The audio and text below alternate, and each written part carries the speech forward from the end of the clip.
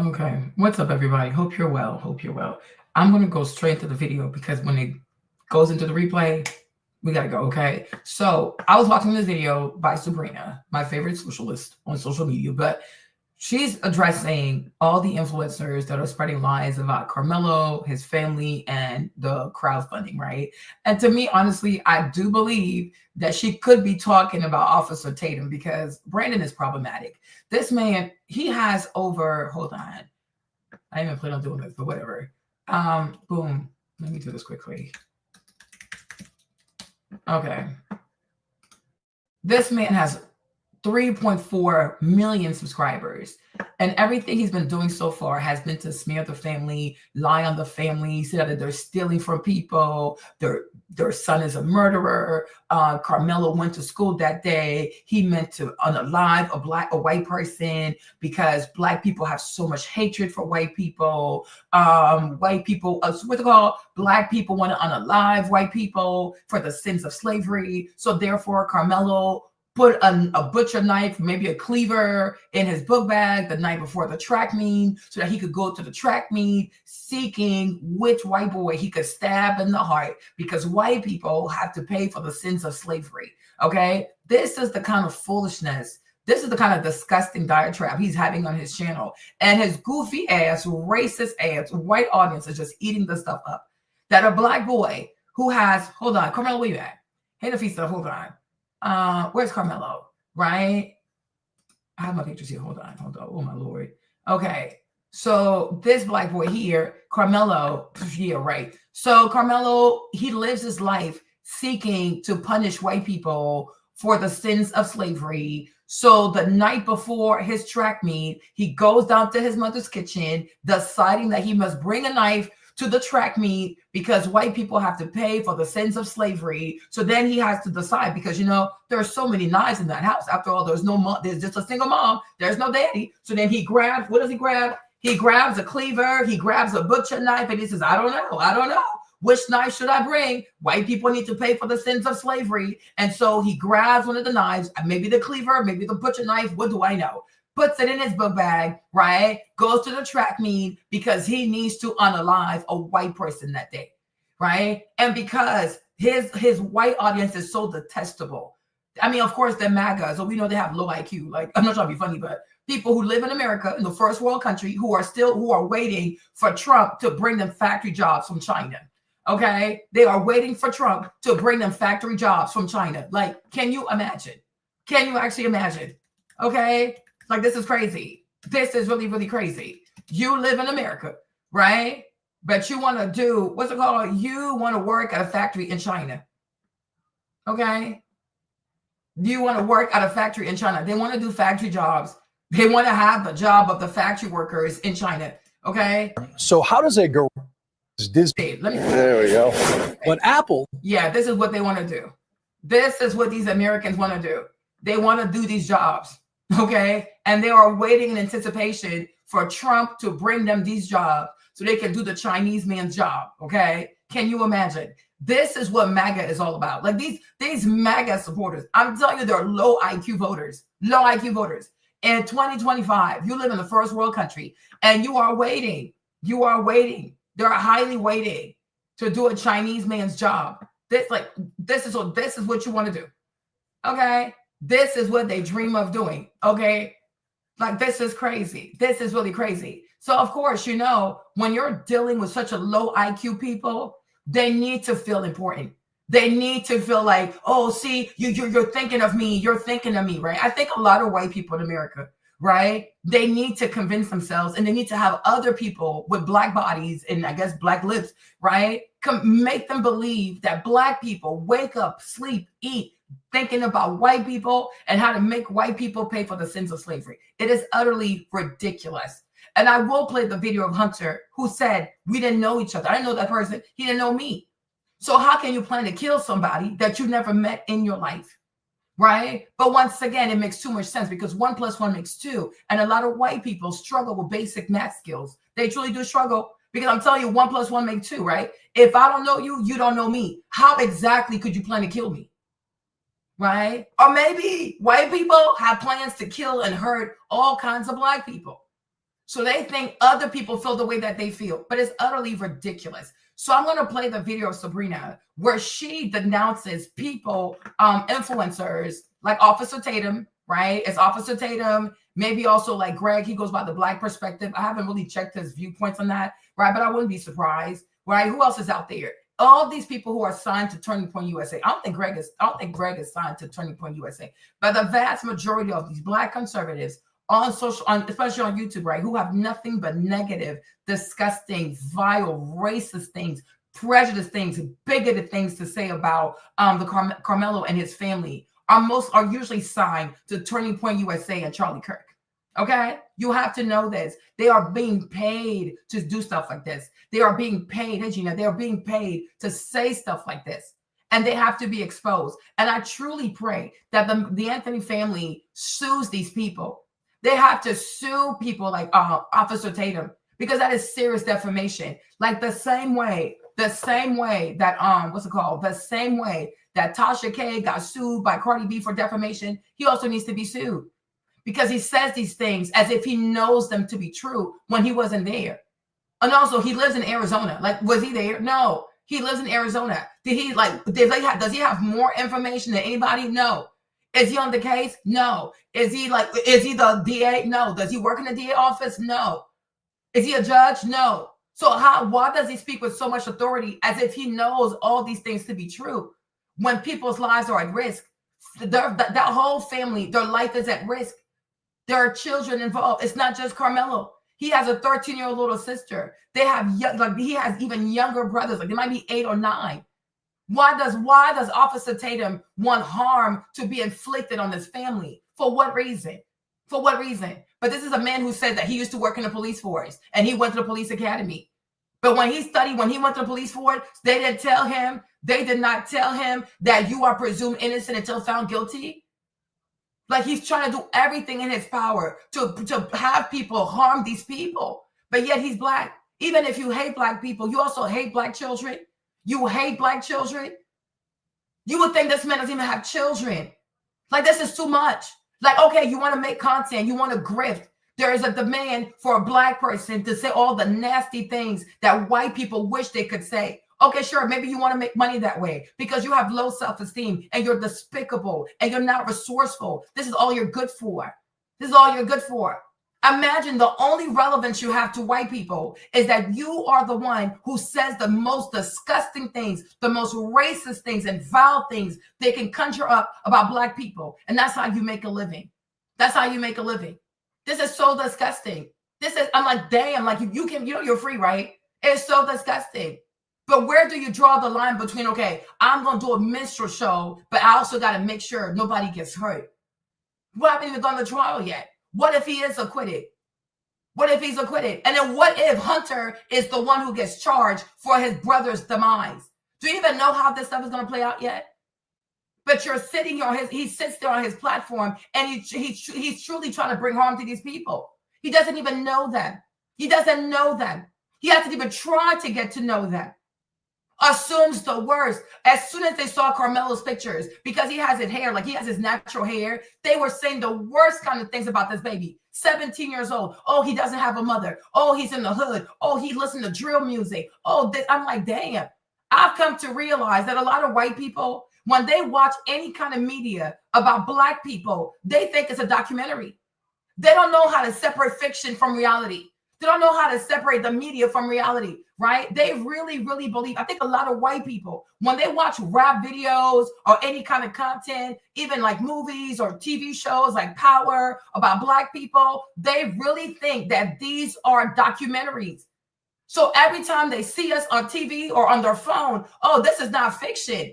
Oh, there's no way, right? This is not fiction. No, every time they see us, oh yeah, this is a documentary. I am watching a documentary on Black people. They are insane. We are in 2025. We are in 2025. Like, this is so disgusting. Okay, it's so disgusting, right? Hold on. It is so disgusting. It is so disgusting. Okay, we are in 2025. And these people want to act like they don't know that people like Michelle Obama and Barack Obama have $1 million homes. They don't know that Beyonce lives in a what's it called? A $200 million home, right? Hold on. Beyonce, 200 million house, right? They really want to sit here and act brand new, right? Like, it's so inconceivable for Black people to live in mega mansion, beautiful mansion. There's so many Black people who live lives that you can't even think of those lives. Are you actually okay? $800,000, $800,000. Okay, we get it. The vast majority of you whites probably live in trailer homes. You probably live in modular homes, some goofy ass trailer project. What do I know? But just because you can't afford it, just because you don't know anybody in your line, in your bloodline, even though you people had 400 years of a head start, how do you manage to be white in America and lose your white privilege? How do you manage to be white in America, right? How do you manage that? I am so confused. Okay? I am so confused. I am so confused, right? I am so confused. Your ancestors went above and beyond to give you a head start. They dehumanized Black people. They did it. They made sure Black people couldn't read or write. They made sure Black people were the most ignorant people. They made sure that they had laws that said that Black people were not even human beings. Okay? Right? Hold on. Right?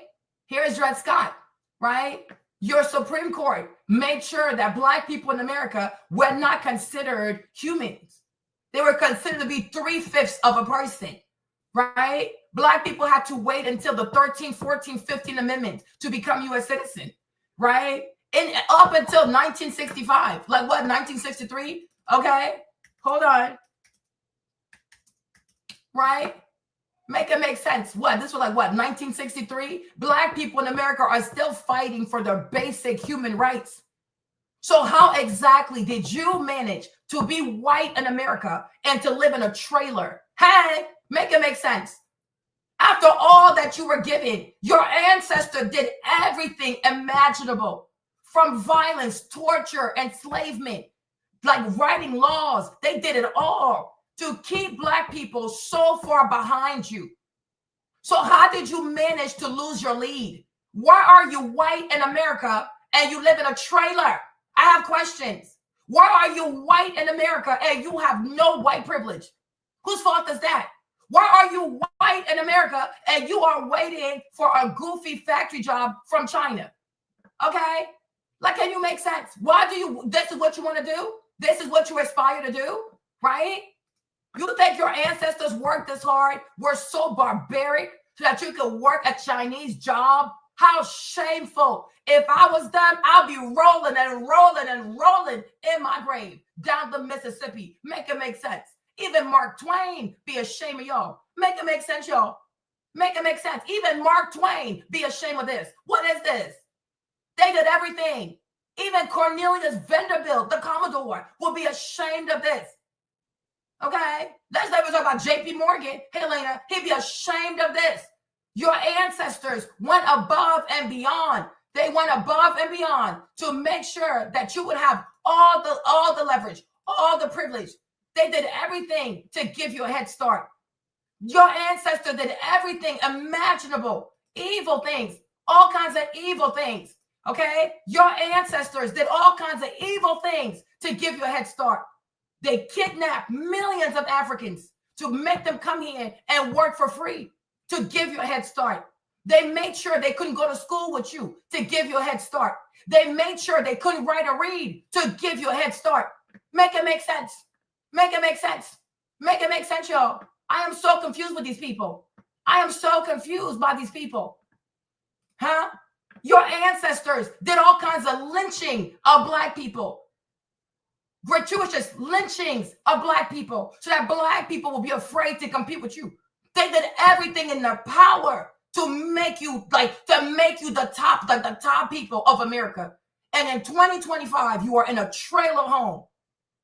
You are in a trailer home. In 2025, you have to vote for Trump.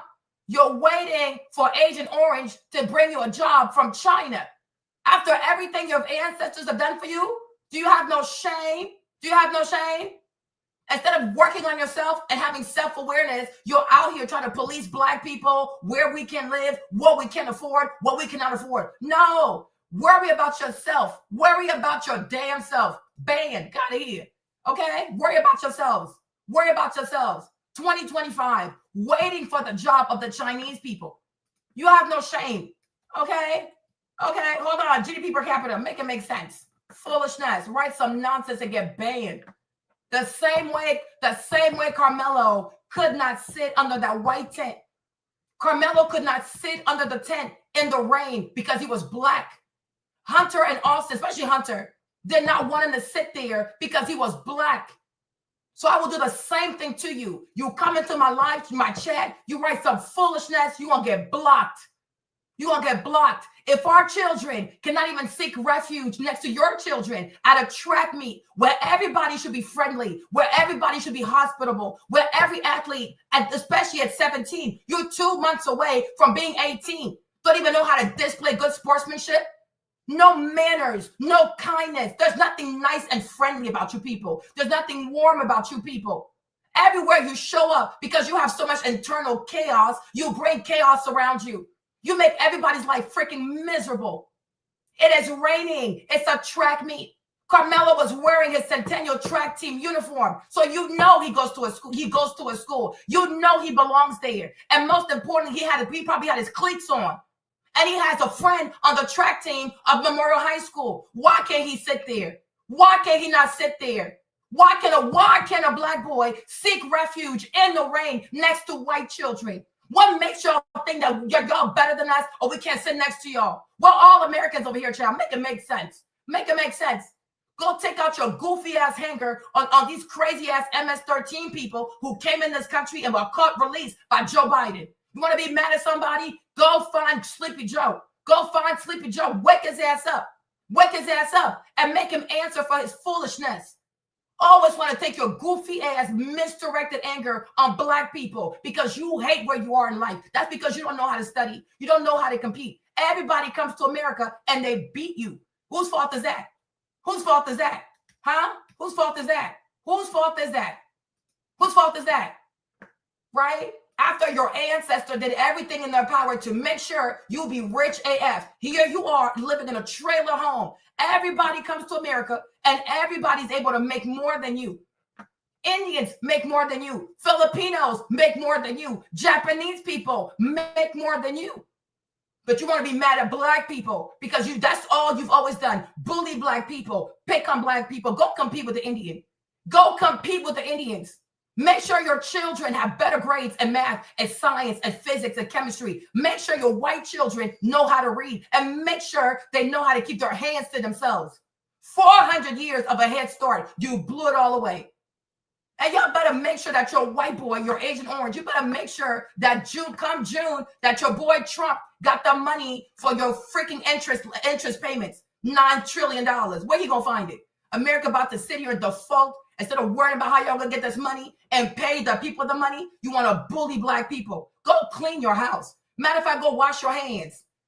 Exactly. So, but the whites are, right?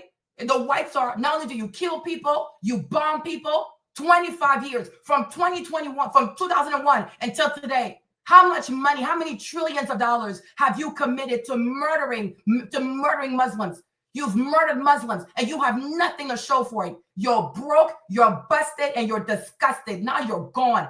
Bang! Gotta go. Not gonna stay here. Like you don't murder people. If anybody was to compare the homicide rate of whites, okay? You people, nobody can compete with you. You are the most violent people in human history. Who have you not killed?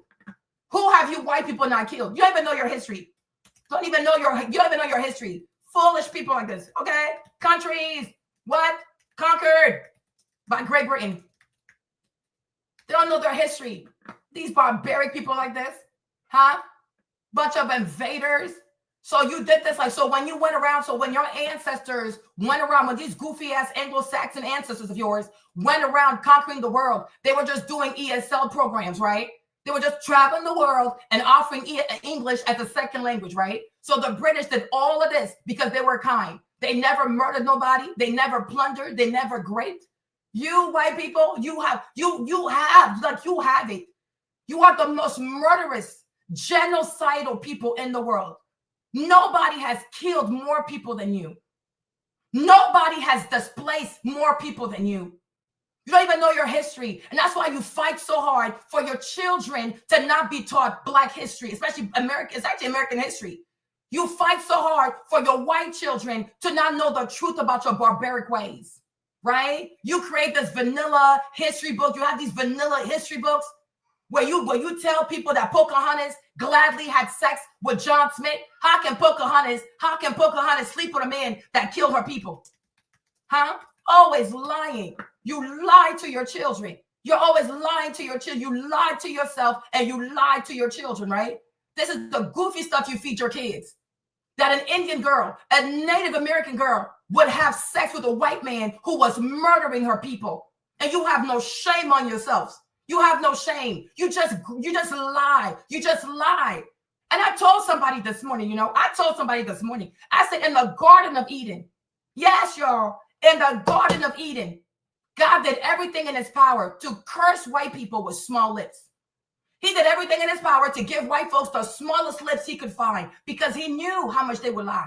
And he knew how much those lies will cause chaos. But every time the Lord wakes up, white people do not fail to impress God. He has given y'all the smallest lips in the world. Huh? White woman lips. Make it make sense. Boom. Come on, hurry up. Foolishness. Right? God did everything in his power to give you people the smallest lips because he knew how much you were going to lie. He just knew. Did everything in his power to give y'all. Okay? I don't care. I don't care about, I do not care. This open, not, I don't give a damn. I don't give a damn.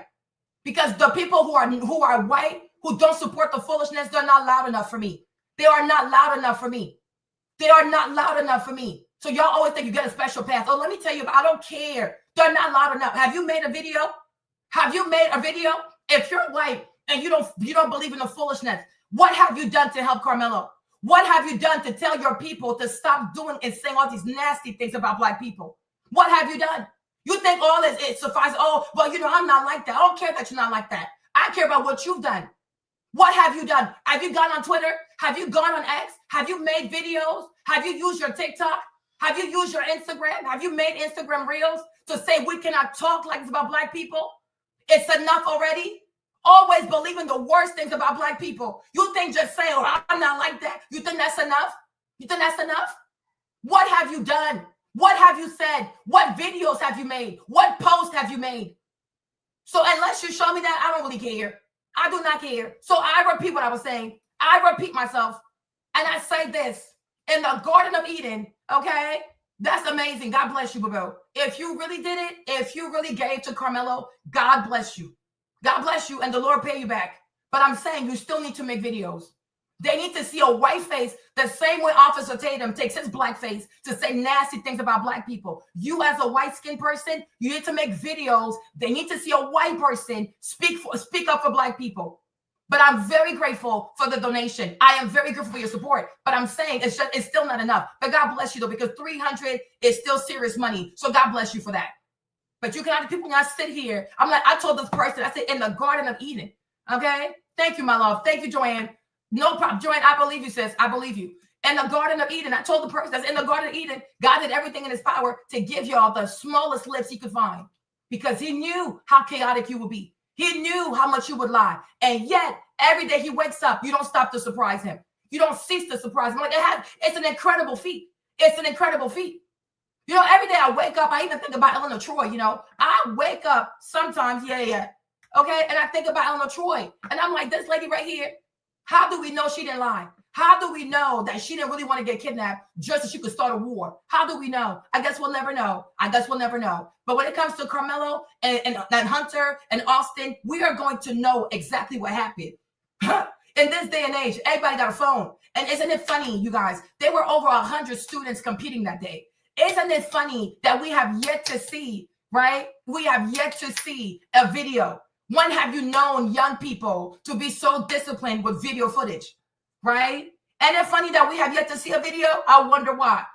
The family probably rushed out here to put this goofy line-ass narrative because they know what's on the video. So they wanted to get ahead of the video to control the narrative. But you know what, though? As Joseph said, what the devil meant for harm, God will turn it around for my good. You hear me? God will turn it around for my good. What the devil meant for harm, God will turn that around for my good. I repeat, what the devil meant to harm me, the Lord will turn that around for my good. So let me start playing, what's the name? Sabrina's video, because let's do this. Let's go. Sabrina, you got the floor. You got the floor, Sabrina. Go. This is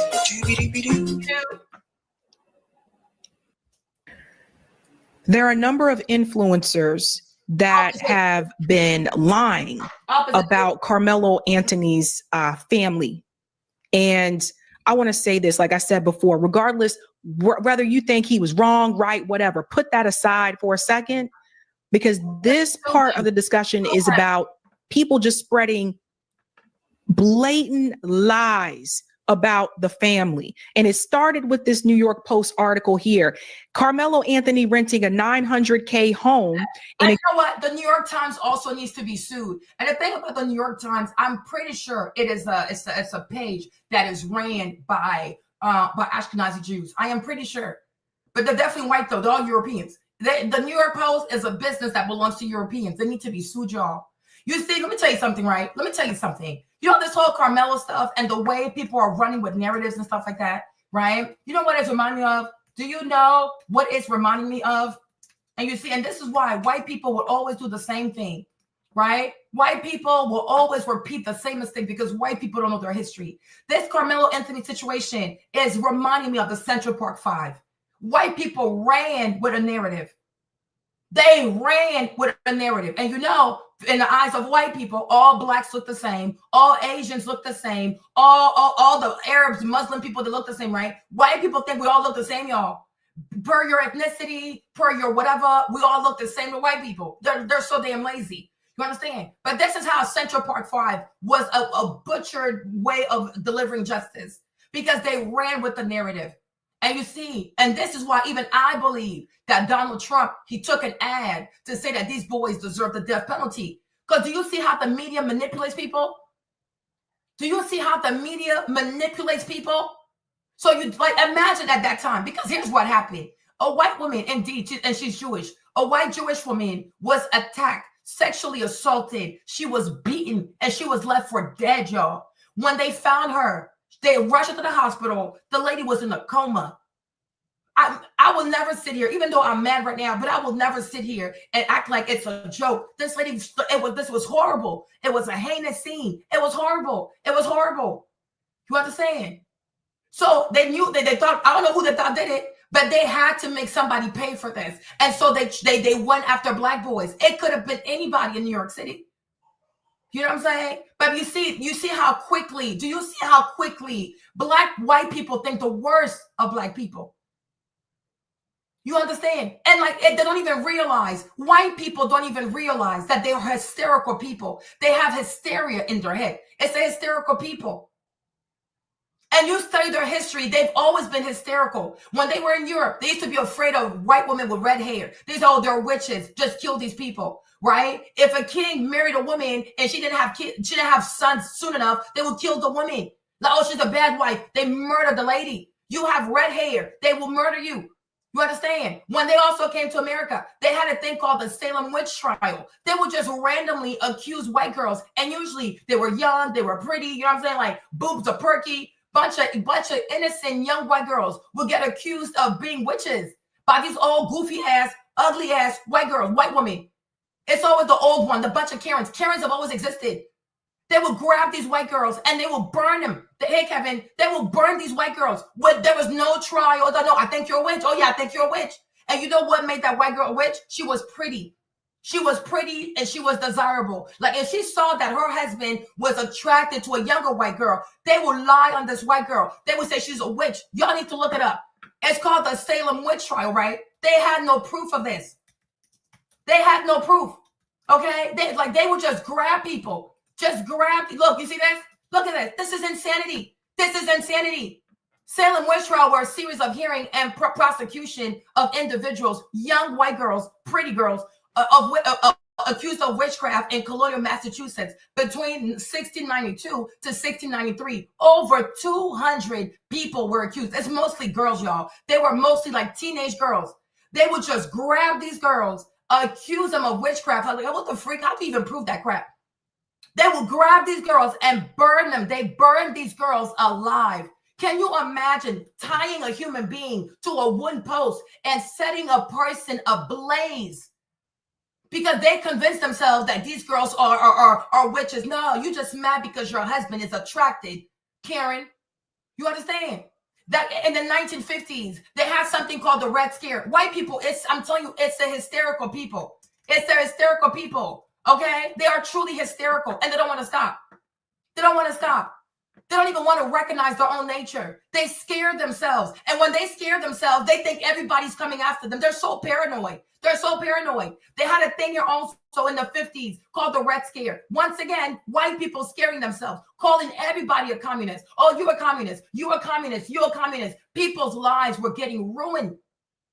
People's lives would just be, the cancel culture has always been one with white people. People's lives getting ruined. It's like if somebody don't like you, they call you a communist. They don't like you, they call you a communist. Oh, you're a commie, you're a commie. No, like you don't go to court, you can't prove nothing. No. If they label you a communist, your life is ruined. You lose your house, you lose your job, you lose everything.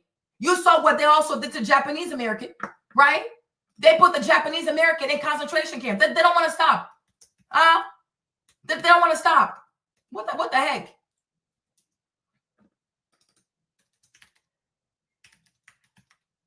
Okay, they don't want to stop.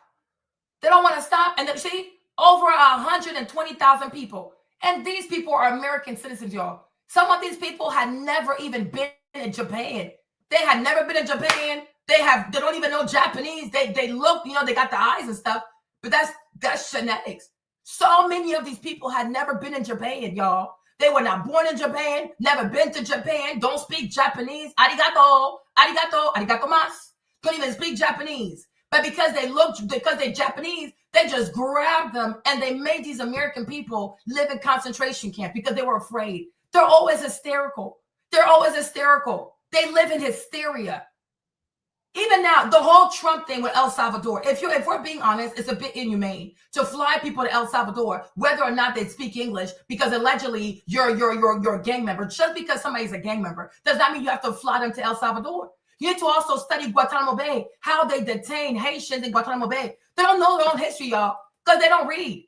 Okay? Haitians. How you say it? Haitians detained by the U.S. in Guantanamo. Okay?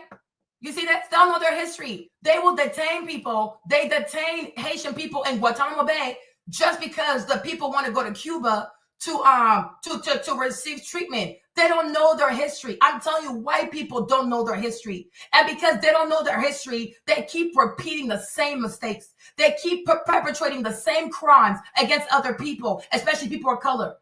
They don't want to know their history. And they fight tooth and nails for their children to not know the history of white people. And therefore, when the children get older, the children make the same mistakes because they don't know, because nobody is teaching them their history. White people do not know their history. So I can see why they always think, oh, why don't you like me? Why are you against me? Blah, blah, blah. Because you're doing the same BS that your ancestors used to do. You need to chill.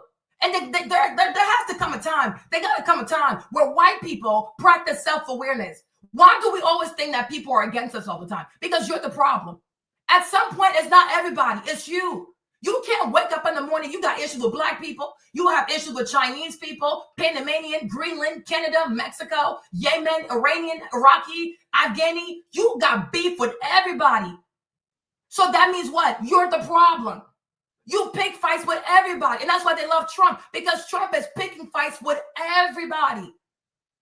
They see themselves in Trump. He really is the epitome of a white person in America. They have beef with everybody. And they can never resolve their beef peacefully. Everything is a problem. Everything got to be beef and this and this and this. At some point, you got to understand that you're the problem. How long are y'all going to keep doing this? It's like they want to be the world's most hated group of people. And you better make sure Trump does not default on that payment by June. Because there's a lot of people who are truly waiting for the lick back. You bullied too many people. You have bullied way too many people to the point that you are even living here today. And you think it's acceptable. Hold on. You guys, make sure you like the live. Make sure you like the live. Y'all got to get used to liking the live. Like the live. You got to get to a point where you understand that in 2025, it is not acceptable for any white child to grab another child to physically remove them. I don't understand this obsession over the knife. What about your obsession with putting your hands on people? You don't put your hands on people, there's no need to go to all of this. Teach your children to keep their hands to themselves. White people, black people are no longer your property. We are no longer your property. I think that's what the issue is here. I think that's the issue here, is that you are refusing to accept. You are truly, right? You are truly refusing the fact that black people no longer are your property, right? Because you really want, you truly want to put your hands on us and handle us any way you see fit. No, those days are gone. Those days are gone. And you have to teach that to your kids. You claim you love your kids, but you don't teach your kids how to remain alive. If you want your children to be alive, then you have to teach your kids what it takes to remain alive. You don't train your children. And it's always been a problem. You let your kids disrespect you. You let your kids yell at you. Oh, I hate you, mom. I hate you, dad. F you, mom. F you, mom. You allow your kids to live in utter chaos. You don't want to discipline your kids. You don't want to impose rules and boundaries on your kids. And most importantly, you fail to understand that just because you put up with your child's abuse, nobody else is, sis. You understand that? You allow your children to run amok. Everybody knows that white women are afraid of their children. Everybody knows that in a white household, children are the parent. Children make the rules. And you think it's cute until your child steps outside. You gotta train your kids, yo. If you love your kids, you have to train your kids. You have to tell your kids about other people. Like, you might do this to me, but other people are not going to put up with this. Other people are not going to put up with this. And that's why white kids have a hard time, blending in and making friends and things like that, because you don't train them to get along with others. And that's why you're part of the problem. Because if you raise your child to be respectful, you raise your child to be kind, you raise your child to have good manner and good temperance, a lot of white kids are not going to get hurt. Nobody hurts nice people. Nobody hurts kind people.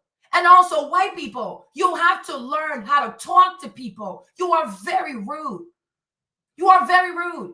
The way you talk to people, it is so disrespectful. But you are accustomed to being disrespectful towards each other. So you think it's a standard that you have to maintain with other people. No, you are disrespectful. Like, even me, I'm so serious. Like, even me, it really hurts me that I even have to make these videos where I'm roasting white people every day. I have white friends. Like, I even hate saying this. I have white friends. I have white subscribers. I have people in my life who are white who love me. It really hurts me to say it. It truly does. But this is what you do. Like, you poke and you poke and you poke. You don't know when to stop because you refuse to have self-awareness and you refuse to take accountability. And all you do is gaslight, lie, and deflect. You treat those three things like it's a freaking Olympic sport with y'all.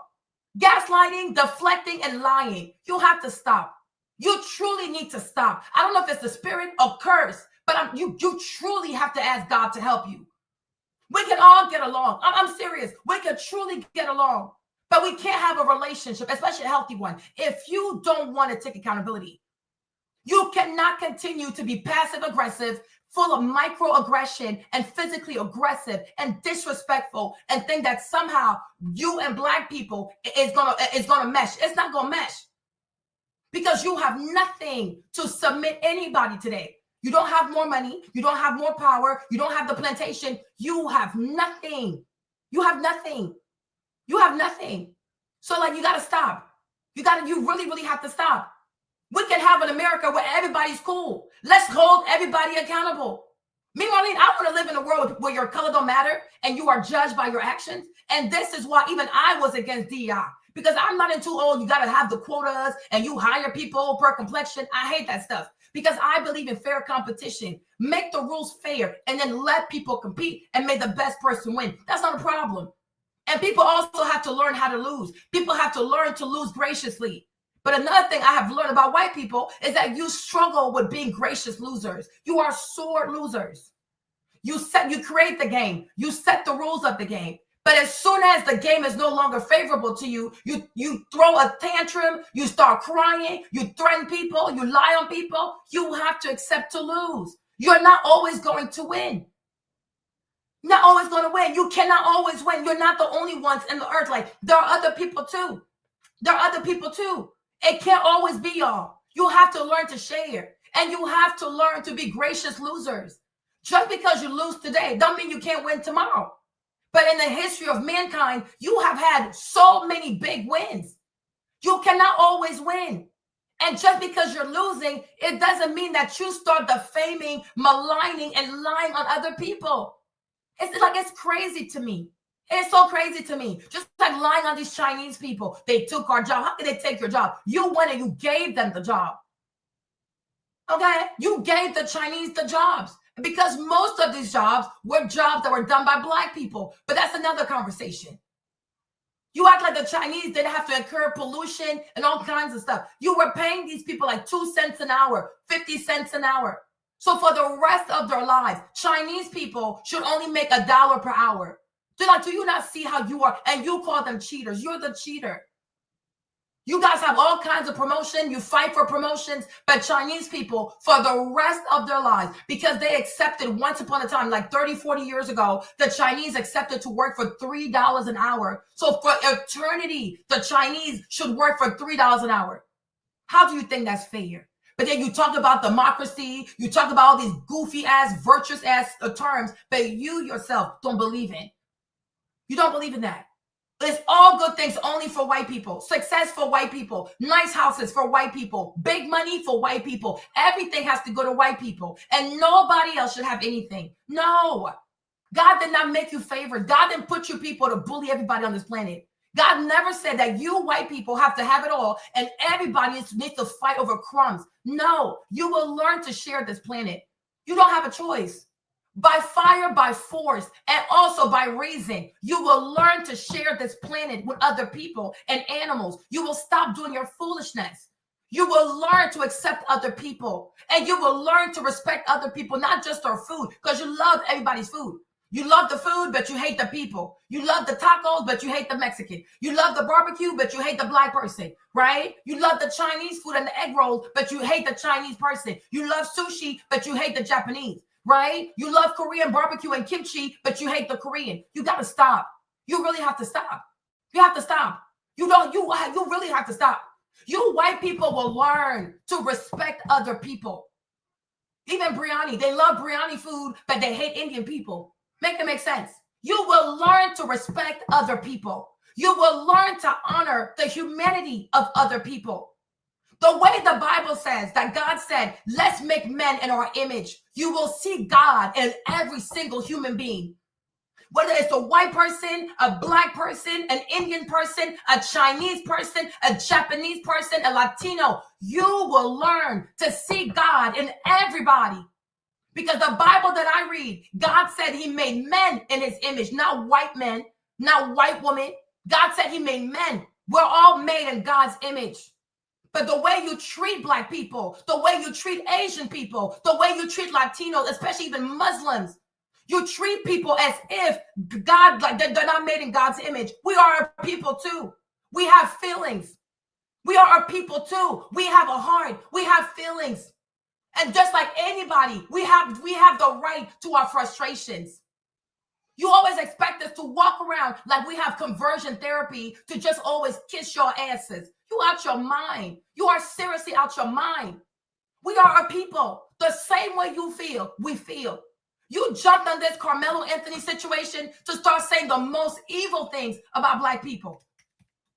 Like, this is crazy. This is crazy. Even if you have an issue with Karmelo, okay, does that give you permission to use Karmelo as a reason to insult, berate, malign, degrade, oppress, and be bigoted and racist towards Black people?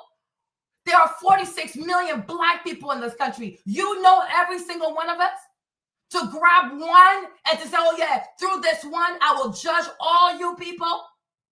But yet you talk about the Constitution. You're ridiculous. And yet you talk about, oh, DEI must die. DEI must die where? When it helps Black people?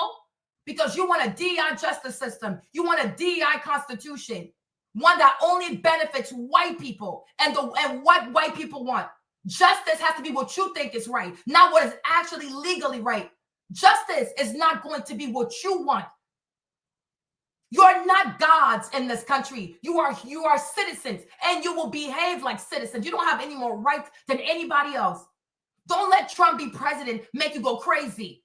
You're not gods. You're not mortals from Athens or Greek or whatever, like Mykonos, whatever. No, you are a people. You have a mother, you have a father. Your mama, she carried you for 9 months like everybody else. Your mom did not have no miraculous pregnancy or some, what's it called again? The immaculate conception. White people, you are conceived just like Black people. You are conceived just like an Indian person. The same way a white woman carries her pregnancy for 9 months, so does a Black woman, so does an Indian woman, so does a Chinese woman, so does a Japanese woman, so does a Palestinian woman, so does a Jordanian, Iraqi, like Mexican, Honduran. Every woman carries her baby for 9 months, at most 41 weeks. Then we got to do a C-section. You don't have more chromosomes than us. You don't have better DNA than us. So stop the foolishness. Stop the foolishness and stop this racism. You need to stop. Because nobody is going to sit here and allow you to hide behind Karmelo and this situation to disrespect all of us as a Black people. It's not going to go down. You want to be disrespectful? We were all going to be disrespectful. You want to be physical? Let's do it. You want to be respectful? We shall be respectful. You set the term of the game. You decide how you want to play this game. But one thing I tell you, I will tell you this. What's good for you is good for me. So if you choose disrespect, I will give it right back to you. You choose to be loving and respectful, I will give it right back to you. You will never exercise anything over me. You are not over me. You are not better than me. You are a human being. I'm a human being. And what happened is unfortunate, but nonetheless, you were not there. And just because, even Austin, I ain't even gonna lie. I'm not even gonna lie. Where's Austin? Austin, come up real quick. Come up quick. Okay? I'm not even gonna lie. I'm not even gonna lie. Okay? I even think that Austin is a cutie. He's a cutie pie. Very handsome boy. He's a cutie. I could see him in a boy band or like on a teen movie thing. I could definitely see him. He's a cutie pie. You understand? He's a cutie. But just because he's cute, just because he was a handsome boy, does not mean that he was not in the wrong. It doesn't mean that he was not in the wrong. Just because you're no longer here did not mean that you yourself did not play a part in your early demise. It is sad. And this is why it is so important for parents to tell their children to keep their hands to themselves. And maybe if Hunter and Austin had not been from a divorced family at the age of 4, and they had more of a father who cared to be present instead of showing up at these press conferences and trying to act like he's an active father. If you were an active father, why did she divorce you? Why did she divorce you? If you care so much about your son, why did she divorce you? And matter of fact, why didn't you fight to have custody of your boys? Because why would a woman want to raise boys? Why don't you raise your sons? Why don't you? Yeah, it goes back to Jeffrey. Okay? Why did he raise his son? Now you want to act like, oh, I care about my sons. I'm gonna go to this event that you're not invited. Doing too much. Doing too much. Doing too much. If you care so much about your boys, y'all wouldn't have gotten divorced. Because you know boys need their dad. But Megan, she won custody. She divorced you. The boys were 4 years old. And now you have the audacity to open a GoFundMe like you are a full-time parent and you got full custody. God gonna deal with you, Jeffrey. God gonna deal with your goofy ass. Matter of fact, I'm gonna deal with you before he does. Because I got a video coming for your ass. You left Megan to raise these boys, and they're big boys. They're not small. These are like, they're teenagers, but they look like men. Had you been there, how would have Austin turned out differently? But no, because he's crying and they're grieving, you white people don't want to hold them accountable. It's fine. Let Megan grieve. But this man, y'all got to hold them accountable. Because if there's one thing you should do as a father, is to teach your sons what they have to do out there to stay alive. And also, if you're a father, you got to teach your sons how to be hospitable. Because I have a hard time believing this. Oh, Austin was a team captain. He was MVP. Then why wasn't Austin a leader that day? If it's raining and people are fighting, oh, you guys chill. It's not a big deal. Let the boys stay. No, you're going to follow right behind Hunter and his foolishness and proceed to physically put your hands on Karmelo. Are you actually okay? You weigh 225. Karmelo weighs 160. What leader would do such a thing?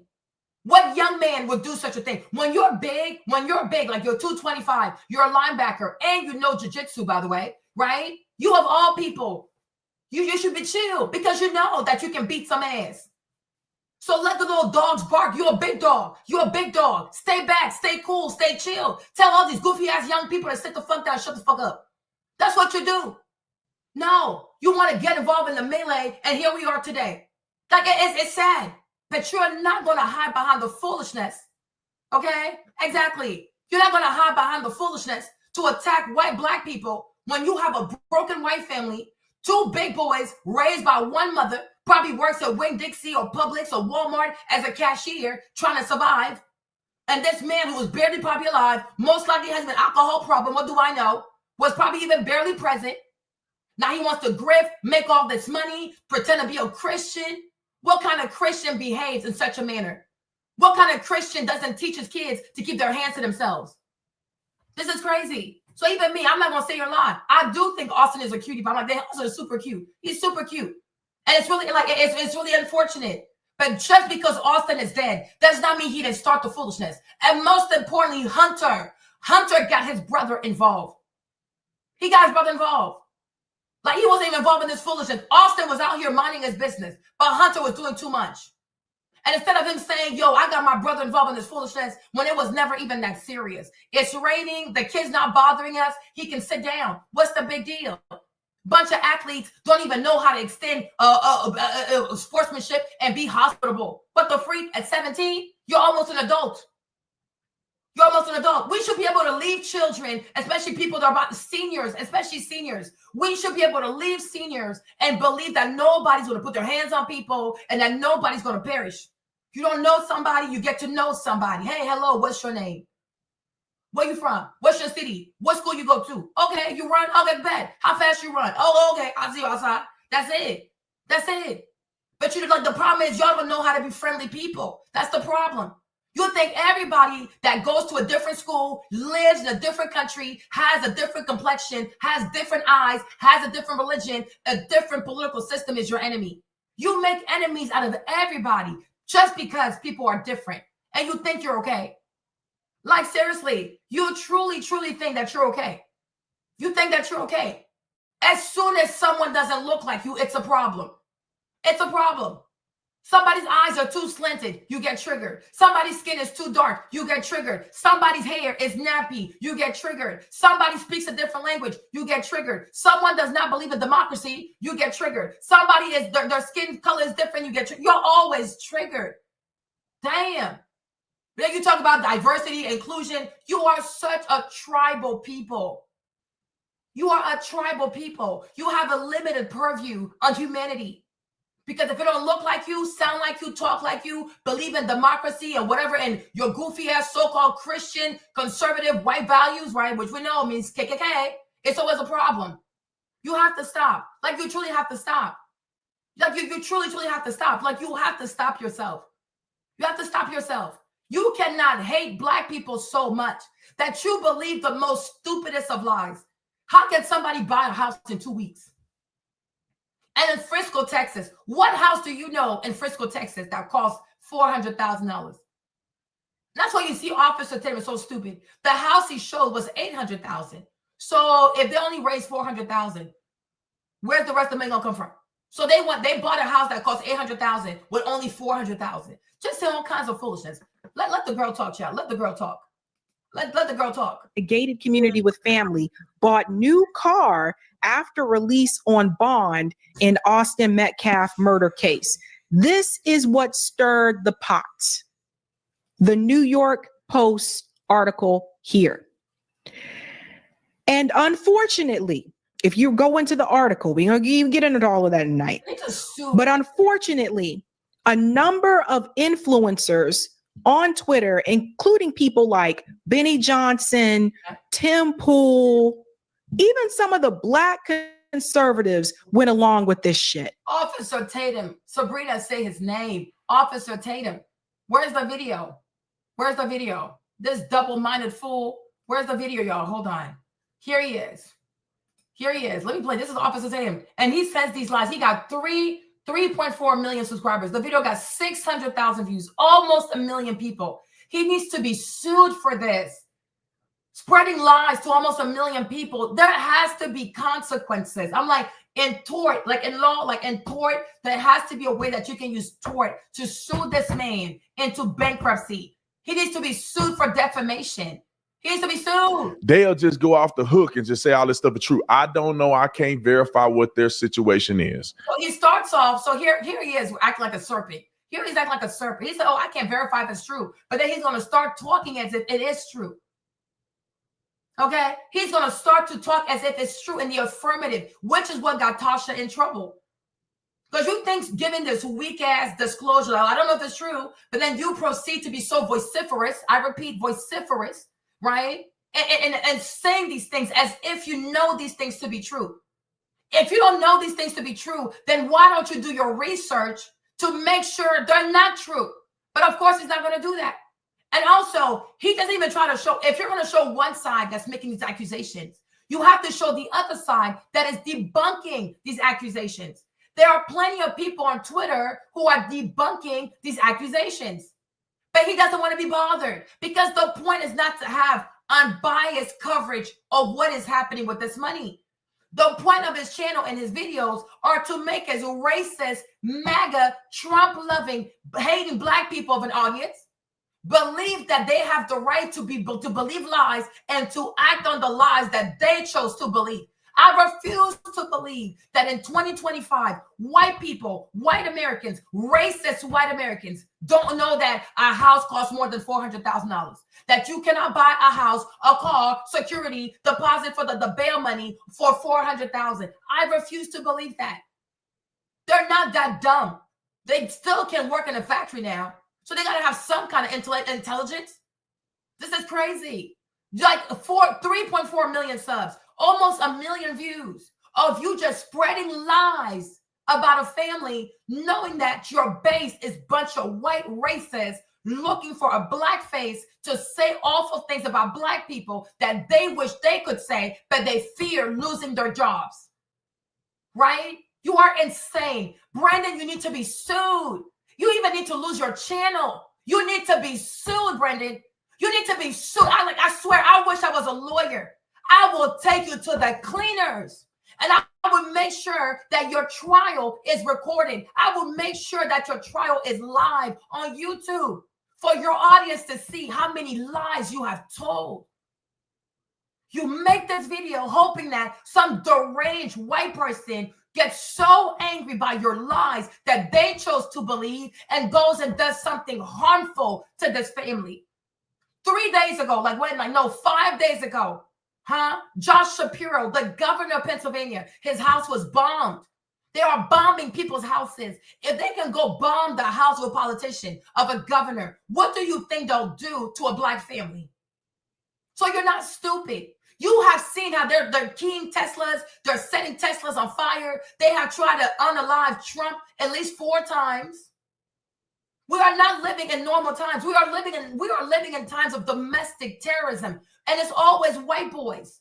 We are seeing CEOs being unalived by ghost guns in New York City by white boys who went to an all-rich school and were valedictorians.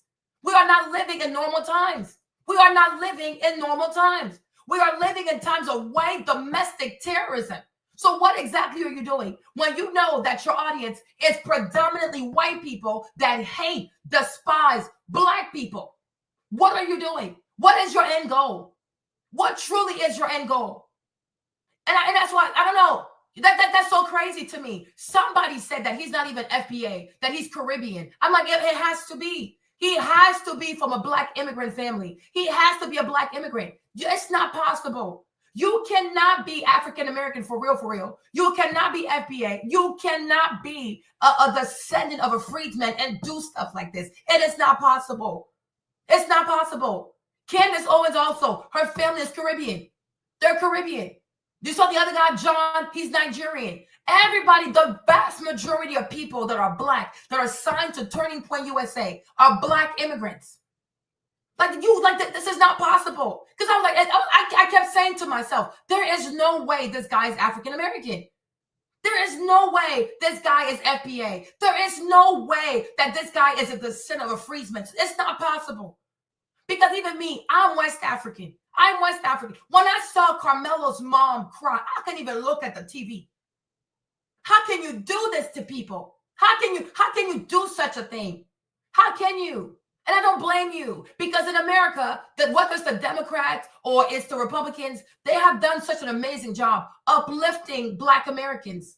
From Barack Obama, who's half Kenyan, to Kamala Harris, who's Indian, half Jamaican, whatever, and you name it, right? Even Colin Powell, Jamaican. Like, they have done, whether it's Republicans or it's Democrats, they have done such a good job uplifting Black immigrants above African Americans. That you guys now, you believe that you can look down on our cousins and you can help these evil white people say the most nastiest things about our cousins. They're our family too. You cannot do stuff like this. You cannot do stuff like this. How would you feel if they came to your country and help white people to spread the most disgusting narrative about your people? You'd be like, what the heck? Are we all Black? It's unbelievable to me. It's truly sickening. Is it jealousy or something? It's just so bizarre. It's just so bizarre to me.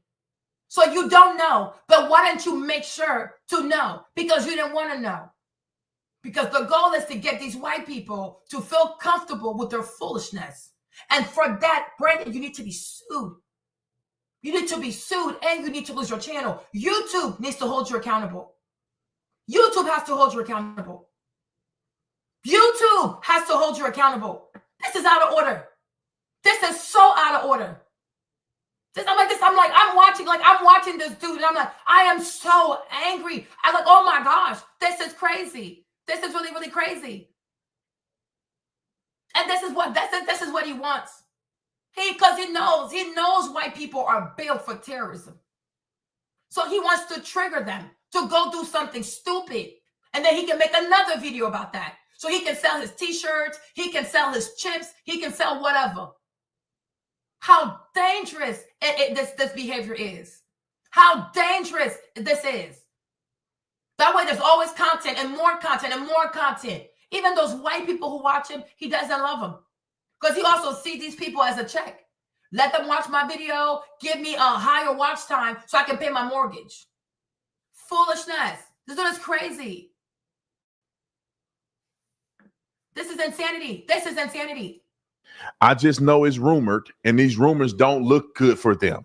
Then why don't you go and double check? At your big age, big head, that head is so too damn big. Big head, no neck, having ass. Huh? With all this adipose tissue you got going on. The rumors. So why would you spread rumors? Why would you spread rumors? At your big ass age. You never taught your kids not to spread rumors? At your big age, with a platform that has 3.4 million people, why would you spread rumors? Even Candace Owens, she made sure she has the facts. She does not spread rumors. When Candace came outside and Candace said that Brigitte Macron could have an eggplant, she had receipts. Because there was a man, Trudeau, Renaud, I forgot his name, Xavier, something like that. He had done his research. There's a French journalist who did so much research. So Candace actually met with him. Candace met with him. And then he presented all that he had to Candace. And that's when Candace felt convinced because she saw it for herself. They met in Europe. She talks about this. Xavier Trudeau, is that his name? Like something like that. So she flew somewhere in Europe to meet Xavier Trudeau, and they had a conversation about Brigitte Macron potentially having an eggplant. But it wasn't just rumor. They had the man has so much research on Brigitte Macron potentially being a man. She didn't come out here to just be salacious and, oh, there's a rumor that she could have a penis. You know, you got to be sure of what you say, especially when you have a big audience. You know, Candace does not spread rumors. She does her research. So even if there are rumors, and when you have 3.4, oh my gosh, y'all, I cannot stop saying this. When you have 3.4 million followers, and you know that the people who follow you are predominantly whites, predominantly white MAGA, predominantly white Christian racists, that's the keyword over here, right? Okay, I know that I have an audience that is predisposed to dislike Black people because all the content you make is about how bad Black people are, how dumb Black people are, how criminal Black people are. You don't say anything good about Black people. So if white people are deciding to follow your content, because obviously they don't like Black people, right? Cool. Now we are looking at a situation where the family's getting doxxed. The judge is getting doxxed. You have 3.4 million subs. If there are rumors out there, Brandon, how do you think that as an adult, you should approach this matter? Is that you show both sides. Okay, I don't know if this is true. So therefore, I'm going to show both sides because some people are saying the family used the money to buy a house, to buy an Escalade, and to pay for security. But there's another side that is also saying that no, the family always had the car, the family always had the house. This is how you practice responsible reporting, especially when you have 3.4 million, you got 3.4 million subs. And look, the video got 600,000 views. Exactly. You got to show both sides. Oh, no, there are rumors. But I'm going to tell you the rumors that paints the Karmelo family like grifters, scammers, thieves, you know, people who are just out here killing white people and getting rich out of it. Are you actually normal? And let's even assume that the white people who follow you are not racist. White people have feelings too.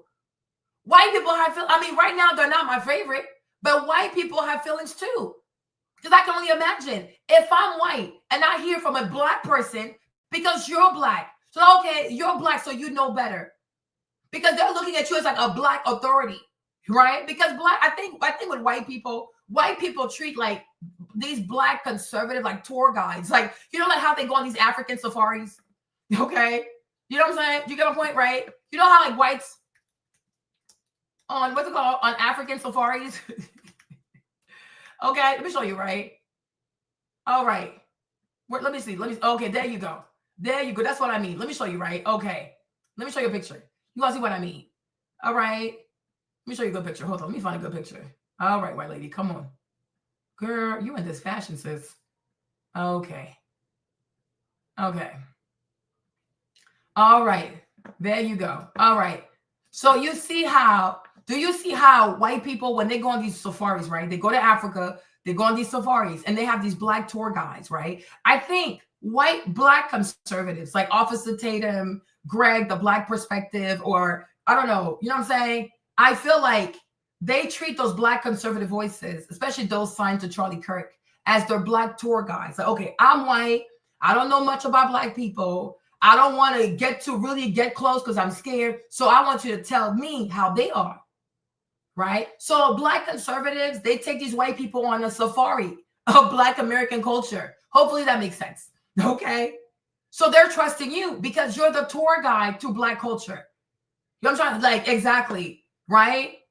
Does that make sense, you guys? You get what I'm trying to say here? Because it's true. The vast majority of white people do not know Black people. Even if they've gone to school with Blacks, they're not friends with Black. You go to the lunchroom, everything is so segregated, right? So you can live near a people and not know a people, right? But white people don't really know Black people. And that's why to this day, they're so susceptible to the foolishness.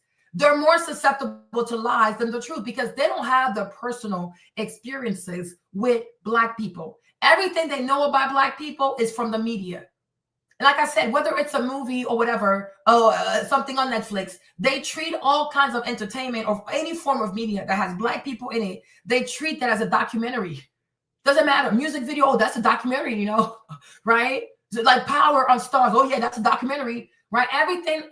A Tyler Perry movie is a documentary, right? A Lee Daniel movie is a documentary. right? Any work that has Black people in it, Color Purple is a documentary, right? They think everything about Black people is a documentary. They don't know how to distinguish between fiction and real life because they don't really know Black people. So you see, when you don't know people for yourself, you are more susceptible to lies, right? You're more susceptible to be bamboozled, right? So I think like these Black conservative voices, their role is to guide these white people through the African-American safari, African-American culture safari. Oh, you see, that's the hood. You see right there, that's a single mama. You see, that's a crackhead. You see, that's Felicia. You see, that's welfare. Does that make sense? Everything's like, so that's what the hood looks like, right? And then, you know, here come white people with their cameras. Oh, let me take a picture. Oh, that's the hood. Let me take a picture. Oh, that's a single mom. Oh, let me take a picture. Oh, that's Planned Parenthood. Oh, let me take, what is she about to do? She's going to have an abortion. Oh, let me take a picture. Oh, you know what I'm saying? Like, this is really how they live. This is how they live. This is really how they look at people. You know, so when Brandon says, you know, I grew up in the hood and I'm telling you this, and in the hood, they used to not like Black white people. And in the hood, they used to say, you know, white people, we got to get it back to white people. Oh, in the hood, you say, show me more. That's right there. Oh, that's the type of Black that hate whites. Oh, let me take a picture. Oh, Susie, look, I took a picture. That's a hateful Black. Brandon said this guy's from the hood. Yes. Oh, let me send this to my friend group. Oh my gosh, Sarah has to see this.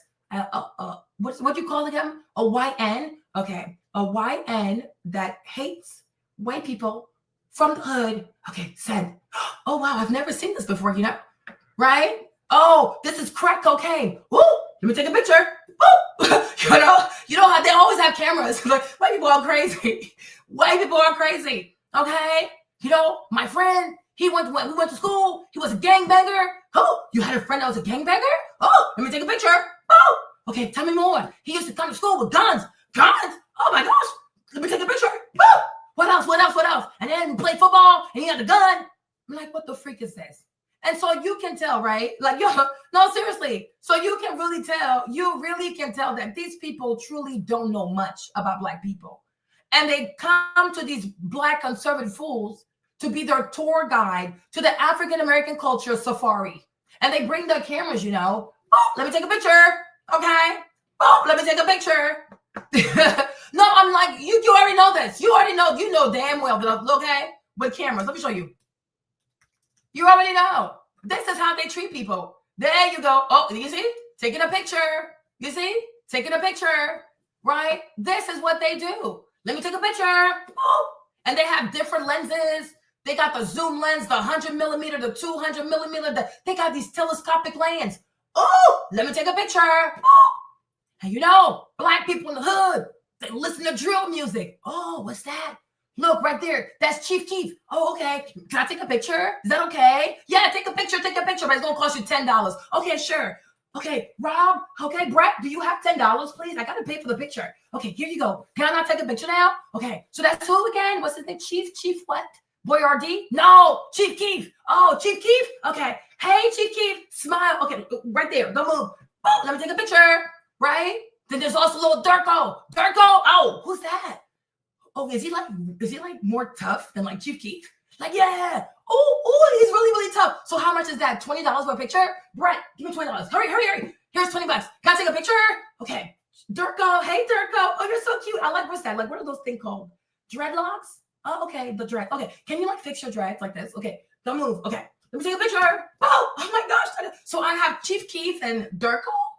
Okay. Wait, like, you know, like with us white people, we have like Chef Boyardee, but I never heard of Chief Keef. That's so cute though. Okay. So So that's like, this is drill, like a drill, like that. Okay, cool. Let me take a picture. Oh, okay. This is yeah.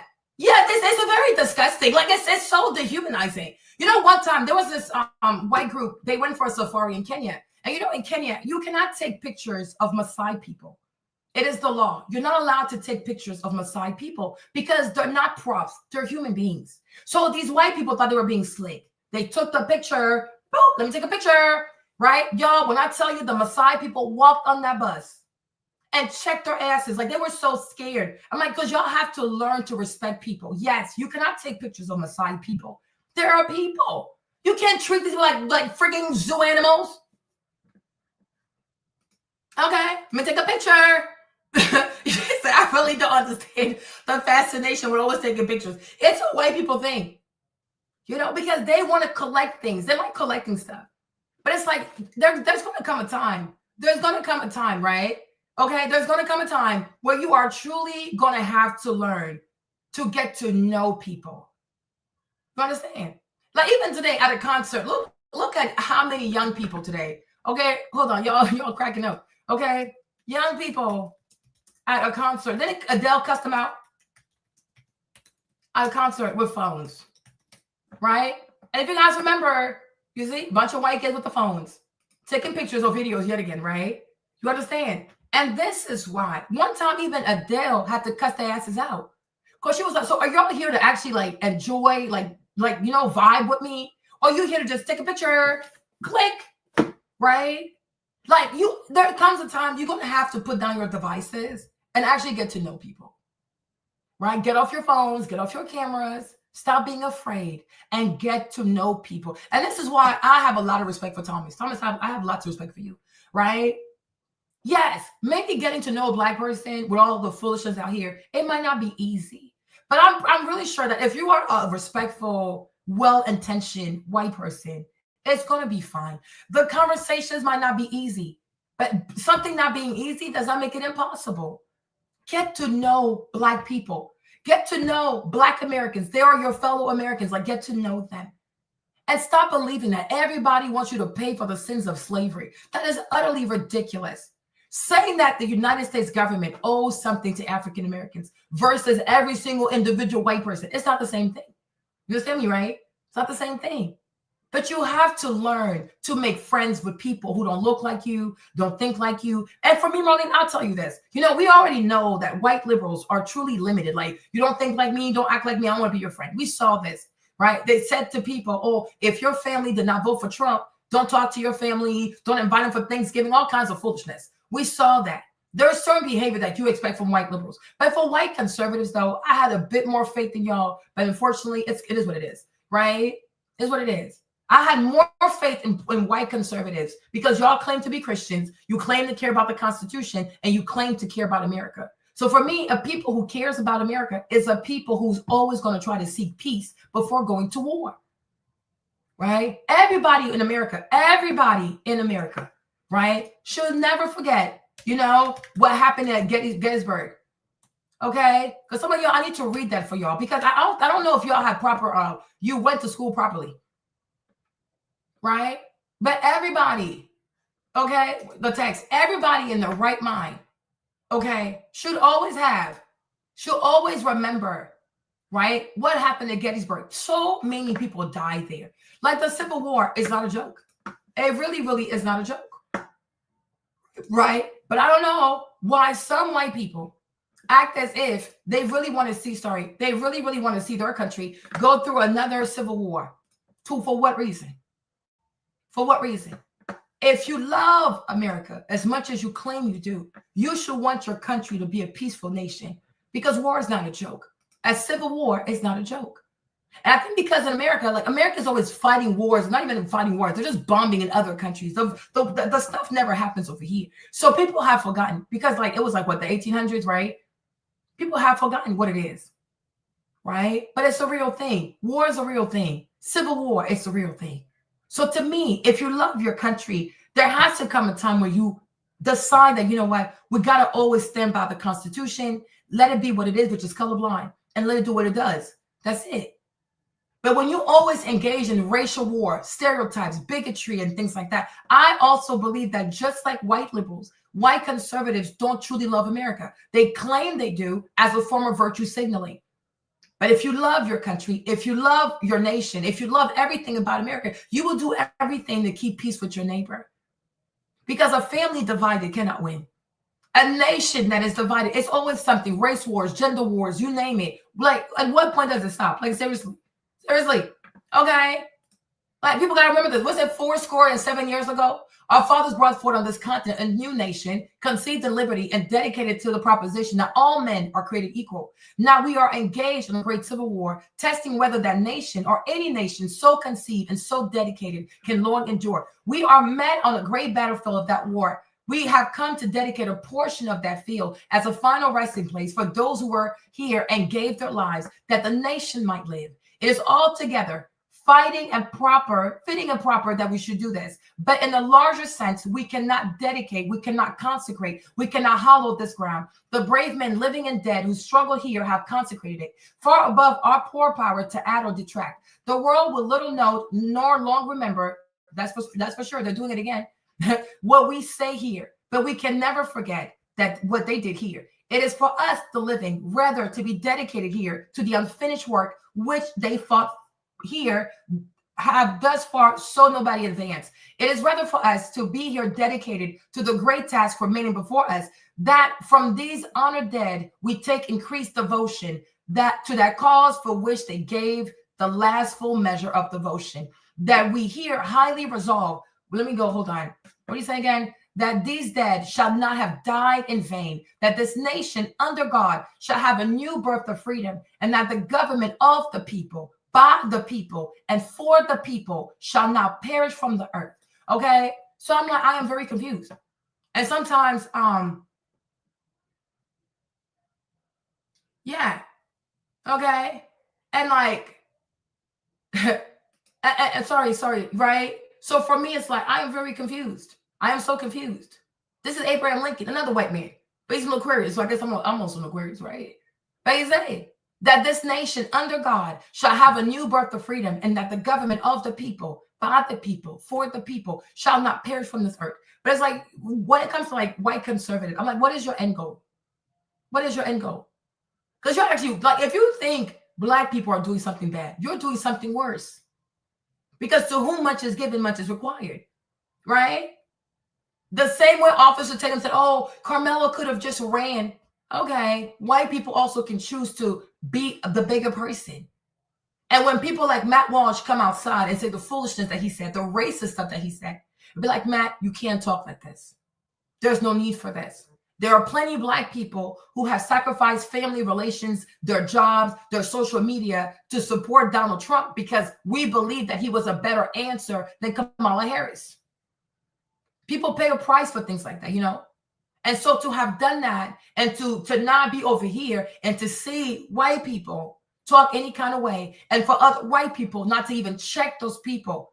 Trump had the most record numbers with Blacks that any white Republican has ever had.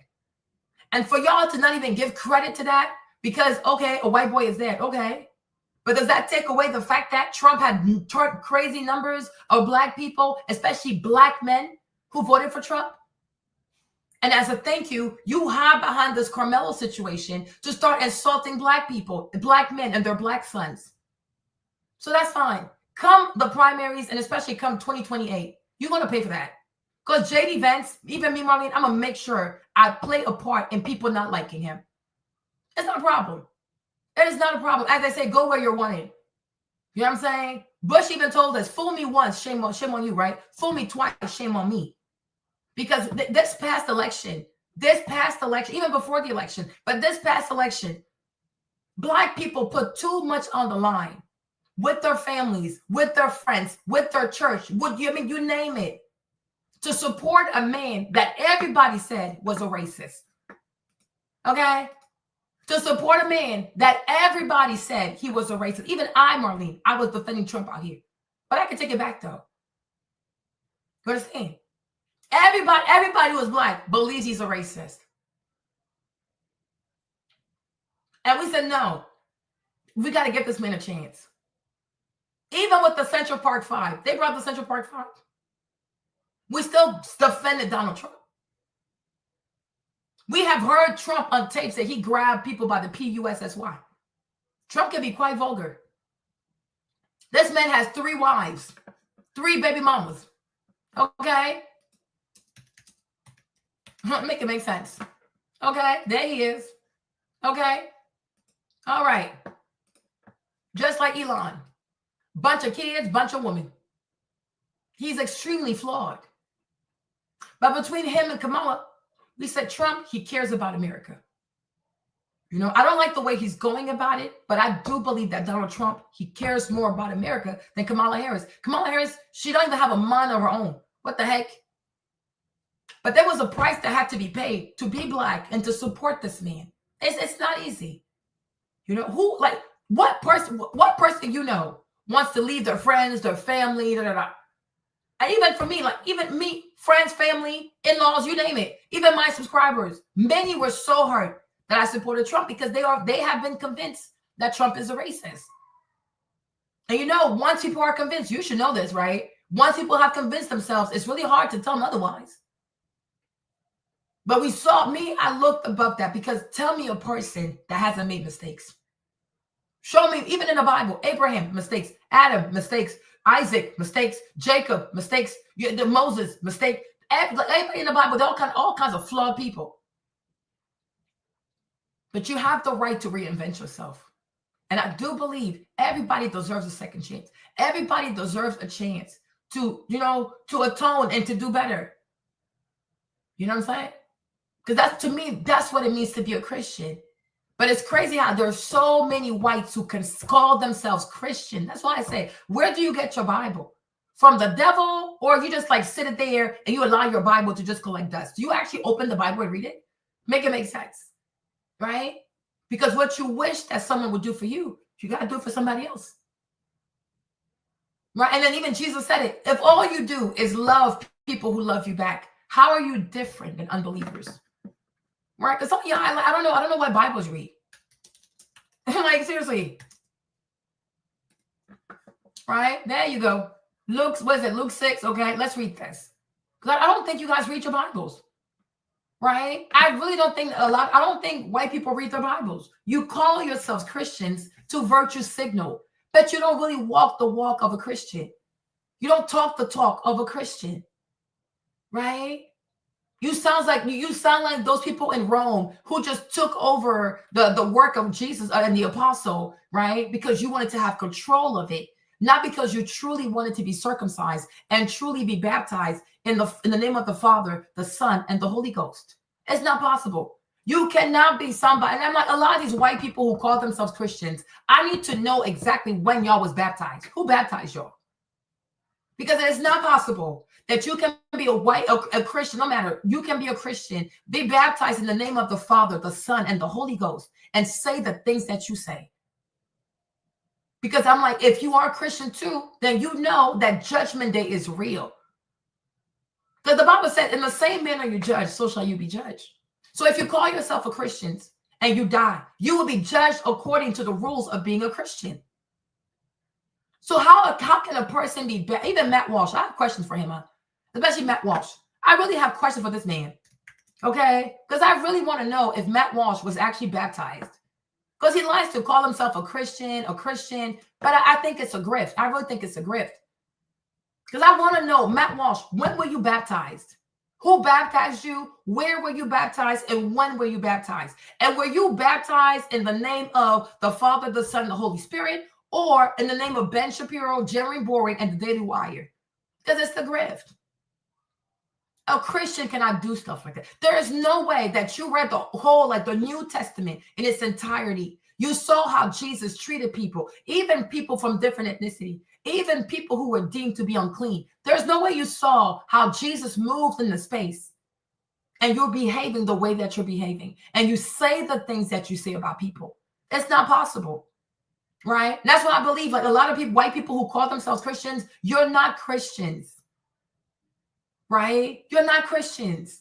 You just say you're Christians because it allows you to feel like if I call myself Christians, everything I feel, my hatred, my unforgiveness, my racism is justified by God. You use God's name to add legitimacy to your hatred for other people.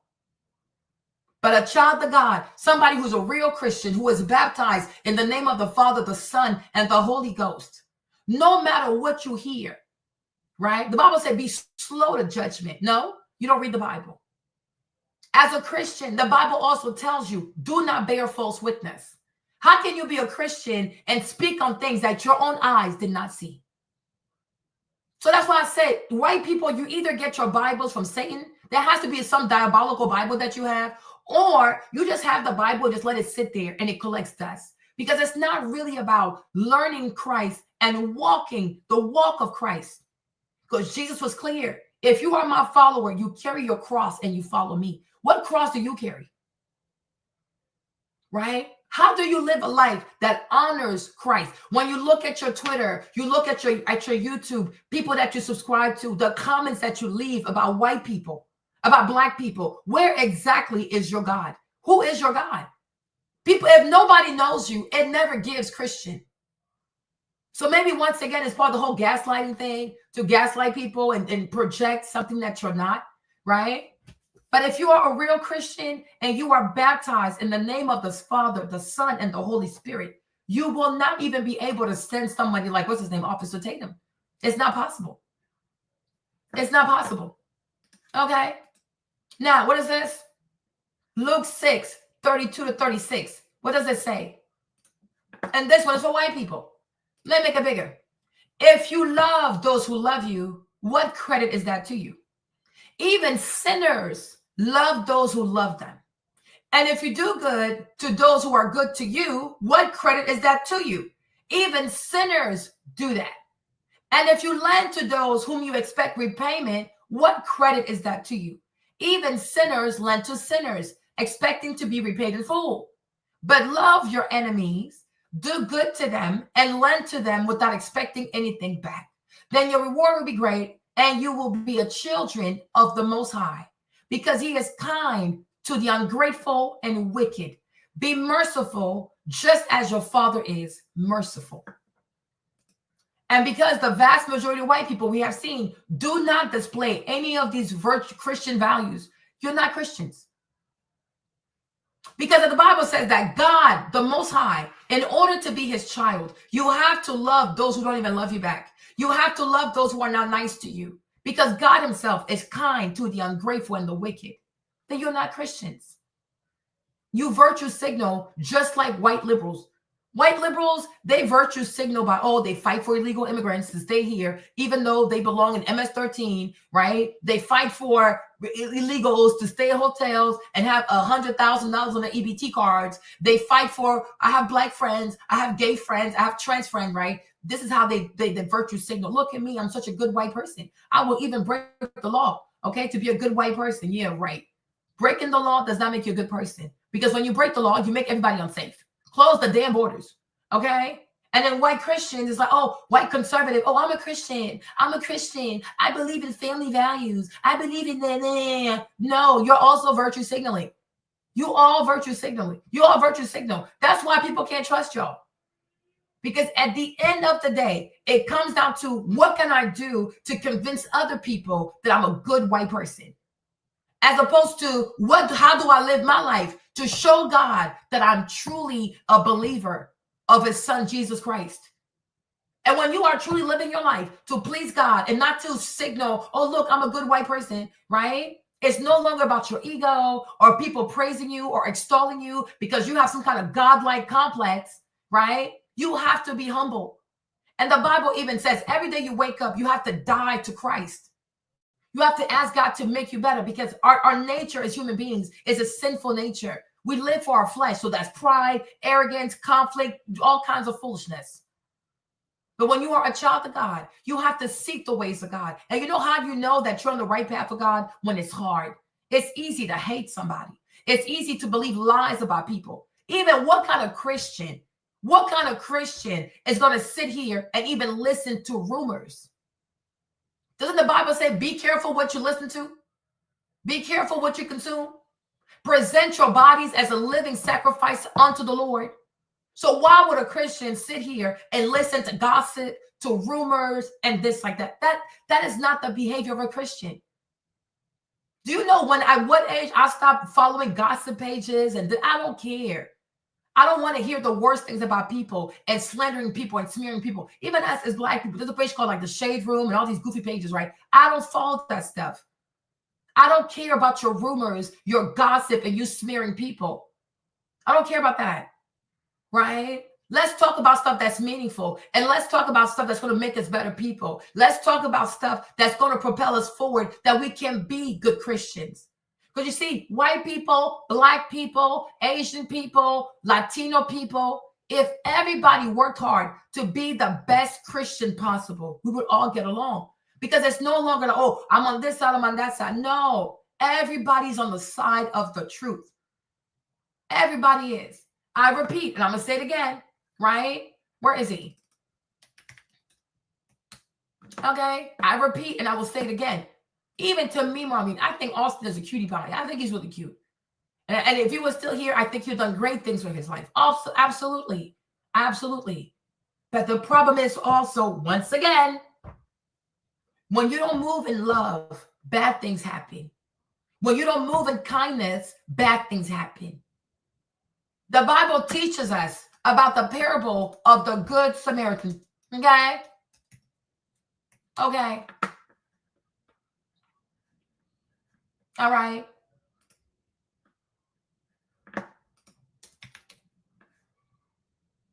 Okay.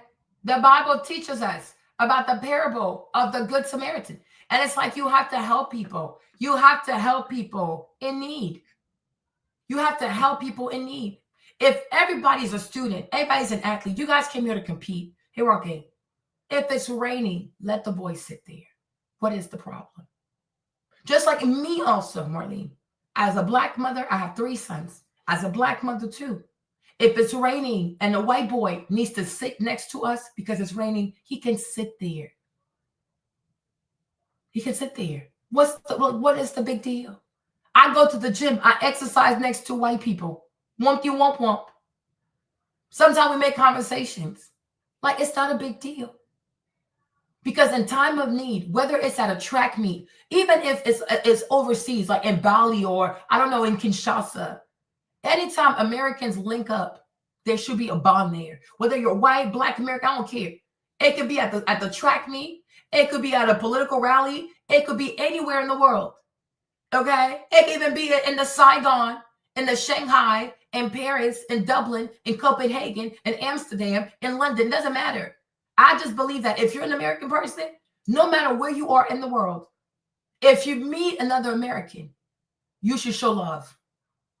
Because it's one nation, under God, indivisible. Like, it just got to be your mindset. If you're an American, when you see your people in need, and then it don't mean color. Any American is in need. You help your people. So on that day, everybody, for the most part, I'm assuming at the track meet, unless we had some illegals in the background, I don't know. But I'm assuming everybody there, not only are you all students, not only do you all belong, like you all live in Texas, so you're all a bunch of Texans, but you are also fellow Americans. You are fellow Americans. If a black kid sits next to you, what's the problem? If you're all black and a white kid also wants to sit next to you, what is the problem? As long as nobody is being disrespectful, committing a crime or whatever, it is raining. Everybody can learn to be a good neighbor. Wow, this is insanity. You don't ask somebody to move in the rain. For what reason? Unless you want to shame the person. Unless you want to embarrass the person. And once you decide to shame and embarrass somebody, how do you think they're supposed to react to that? And if you say, oh, I expect somebody to welcome shame and embarrassment, then I know you're a bully. I truly know you're a bully. Okay? I truly know that you're a bully. You are seriously a bully. Where's this fool? Yo, let me find this fool real quick. Okay? Say all kinds of foolishness.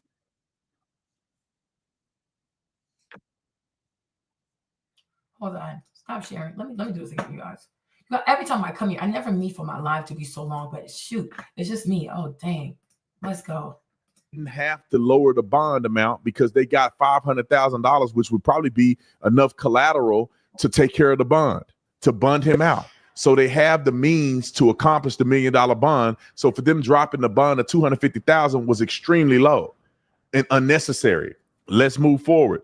We see that they raised $500,000. It's going to go up more and more. We get closer to the trial. And if he takes this to trial, it's probably going to get more and more. There's going to be more and more money coming in because the people of the mailing are silly as a mother. I bet you $1 million. Most of the people that funded this are black. Anthony's family This is BLM. This is what the Black community does. This is what our pastors do. This is what they do, right? And so the family of Karmelo Anthony are still raising money. They got the bond reduced to $200,000, kept the rest of the money, moved into a mansion, right? So if you are so-called threats, why do you have to move in an $800,000 a year house? A house worth $800,000? Because it's Black Lives Matter all over again. Remember how Black Lives Matter stole all the money from the Black community, raised over $50 million, and then disappeared, and they were investigated for fraud and exposed by Candace Owens? Well, that's exactly what his family is doing off the backs of dumb ignorant Black people who are full of racism, hate, and are so blinded by that they're willing to send money to a cause that they shouldn't be sending money to. It's BLM all over again. And I'm telling. Okay. So now here is Daniel Penny. So Daniel Penny, for his legal fund, white people donated $3,375,471. Okay, so if Black people are silly and racist and whatever, and this is why they're giving $400,000 to Karmelo, when white people give $3,375,471 to Daniel Penny, because he killed a Black person. They don't call him murderer, right? How interesting, right? So what does that make white people? What does that make white people? Because Daniel Penny also killed someone, right? Daniel Penny also killed someone. Did he not kill someone? Right? Did he not kill someone? Okay, yes. Daniel Penny killed Jordan Neely on a New York City subway in May 2023. Okay. And even him, was he charged with first-degree murder? No. He was charged with criminal negligence homicide. Okay? Okay. Now, look at this. I guess you can see the chokehold right here. Look at this, right? Look at this. And also, like, look, look at the chokehold, right? So this is Daniel Penny having the guy in the chokehold. And yet, when it comes to his GoFundMe, white people gave $3,375,471. So if Black people are silly, what does that make white people? Because that's fine. You can call Black people silly. That's okay. Black people are silly. Check. Right? Now, a white man is found to have put a Black person in the freaking chokehold, right? And white people give him almost like $3.4 million for his legal defense. So what does that make white people? I'm just saying all kinds of foolishness. And once again, this is why you should be sued. Because if you were a serious person, what you would have done, right? What you would have done, you would have presented both sides. Like, yeah, some people might say that Black people are racist, but let's not forget that white people also gave $3 million, right, to Daniel Penny, even though he did this. Right? Let me see if I can show y'all the picture a lot better. Where's the picture? Okay. So here's the picture, right? Okay, so here's the picture. Here is the picture. Okay, so I'm so sorry, what? So if Black people, I repeat, if Black people are silly for donating money to Karmelo Anthony, because a lot of these white folks say, oh, he's a murderer, virtue signaling yet again, as if they don't murder people every single day. But anyways, so Daniel Penny, the white man, he murdered the Black person, right? He murdered him, okay? Do y'all go around calling Daniel Penny a murderer? No, you call him a hero. So when a white man kills a Black person, because he's saying he was trying to save people, and I believe it too. I really do. Right? Even me, I wasn't out here calling Daniel Penny a murderer. Right? Because I took time to hear what happened. He came in there menacing people. I'm going to kill y'all. I don't care. I'll go to jail today. I was like, what the heck? You see? I'm Black. I didn't jump and say, oh, you see, here's a white man killing Black people. I was like, no, what happened? I made it my business to see what happened. That's also not a racist. And when I heard what happened, and when I listened to testimony of what happened, I said, but thank God he did it. Because who knows? Who knows what would have happened? But he didn't do anything physically to Daniel Penny. In this instance, right? Karmelo, like Austin did something to Karmelo. Right? Austin did something to Karmelo. But for some reason, white people who claim not to be racist refuse to acknowledge that Austin did something to Karmelo. So it's like, whether the white man is in the right or in the wrong, he always has to be in the right. No, doesn't work like that. Right? And here is Hunter. Here's Hunter. Because he needs to talk. Hold on. Before I knew his name now, this kid was sitting under our tent at track. We asked him to move. He started getting aggressive and talking reckless. And my brother stepped in and said, you need to move. He's like, make me move. Austin grabbed his backpack. Okay. So you see, Austin grabbed his backpack. That's the brother, right? That's him, right? That sounds right. So here's a white man, a white boy saying, my brother grabbed him physically to remove him. But for some reason, y'all choose not to hear that part, or you choose to ignore that part because it's convenient, because you have made up your mind that Austin has to be a cherub, right? Austin has to be an angel. Austin can't make no mistake, right? Austin is perfect. Austin is perfect. White people never make mistakes. White people are always in the right. How can you be in the right when you grab someone? Austin made a mistake. He was an aggressor. He doesn't have the right to put his hands on people. He doesn't have the right to physically remove anybody. He's a fellow student. He is 17 years old. He's 17 years old. So who gives him the authority to try to remove anybody? We have questions. Okay. And even here is the his school. Because some of y'all want to act so damn funny. Hold on. Because some people want to act funny. But here is the code of conduct from his school. Let me show you. Hold on. Wait a minute. That's going to be another video, right? So let me show this is page what? Page 10. Okay, cool. Here's page 1. Okay. Frisco Independent School District Student Code of Conduct 2024-2025 school year. Okay. We're in 2025, right? Let's go to page 10. What does it say? Okay. Mistreatment of others. And I do believe they were using profanity. I do believe they were using profanity against Karmelo. So let's even read their code of conduct, right? Threaten a student, employee, or volunteer, including off-school property, right? If the conduct causes a substantial disruption to the educational environment. Engage in bullying, cyberbullying, harassment, and making hit lists, right? What is it? Fight or scuffle. Use profanity or vulgar language, make obscene gestures, right? Like you can't do this. Coerce an individual. There you go. This is what I'm looking for. Coerce an individual through the use of threat of force, right? This is his school. This is their code of conduct. And when the school year starts, the parents have to sign it. The children have to sign it. So Austin, he signed this. His brother also signed this. Right? So, per their own school district, you cannot coerce an individual to act through the use of threat or force. He is these boys are so wrong in this. That's what I'm saying. And this y'all gotta thank Thomas for this. This is not me. I'm not gonna sit here and colonize. Y'all need this. Thomas found this out. Thomas looked for this. It wasn't me. Thomas put me on this, y'all. I gotta give credit to Thomas. Because Thomas looked it up.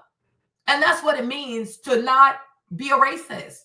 So me, Marlene, I'm not gonna be, oh yeah, Thomas, like I don't Thomas, Thomas is my friend now. But to me, I can't say, oh, Thomas is like, I don't think he's a racist. Now, could he have like biases? Of course. Because maybe he doesn't have that many black friends, right? So that's life. It's a real thing. Nobody is perfect. But it's like me, Marlene, I can work with people who are willing to try. That's not a problem. Nobody's perfect. Nobody's perfect. But Thomas said, he was like, Marlene, what is the school policy towards all this foolishness? I don't know. You look it up. So he went to look it up. So that he found this. So Thomas found this. Then he gave it to me. I don't know what the heck. And it's funny how none of these people want to talk about even the school code of conduct, right? Did Austin and Hunter have the right to even do this? Per their code of conduct, coerce an individual through the act or the use of threat of force. Let's go back to Hunter. You tell me. Let him say it again. Let him say it again. That's why I said, and I said this, all these white folks who are saying, oh, Karmelo's going to go to jail for life. Karmelo's going to go to jail for life. I keep telling them, stop saying this. Because what you're saying is, what the stuff you're saying is going to be for Hunter. Like, to me, Marlene, Hunter needs to come outside and tell the truth and stop all this before he gets charged with Austin's murder. It is not a joke.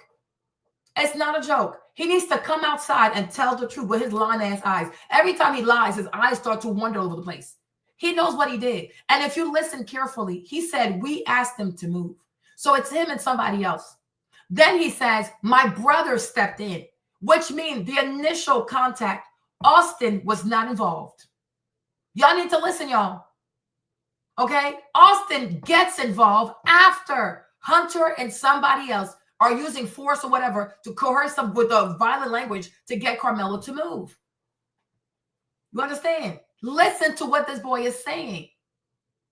We asked him to move. My brother stepped in and said, you got to move. Karmelo said, make me move. Austin grabbed his backpack. It's sequential. So the first people is Hunter and somebody else. Austin is not even involved. But I just felt like because that's his twin brother, he stepped in to look out for his brother.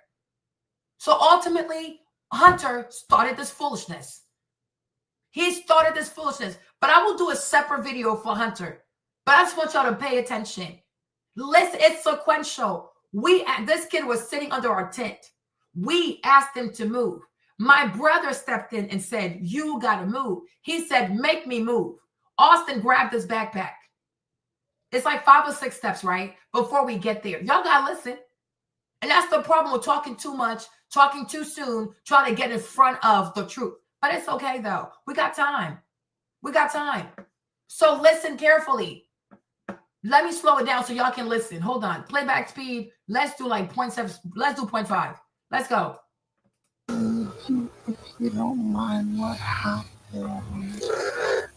There was this kid, before I knew his name now, this kid was sitting under our tent at track. Okay, first step, this kid is sitting under our tent at track. That's number 1, okay?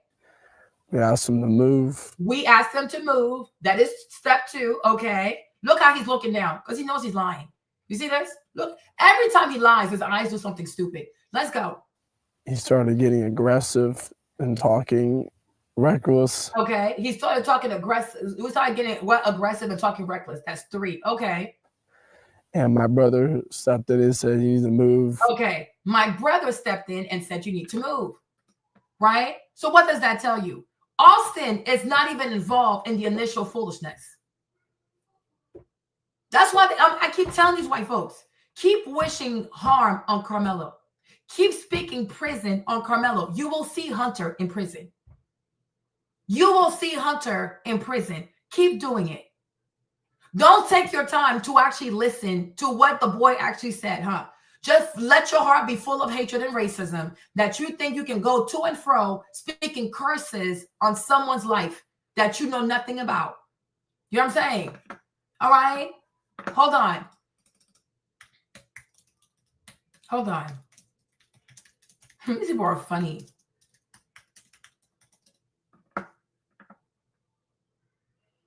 Okay.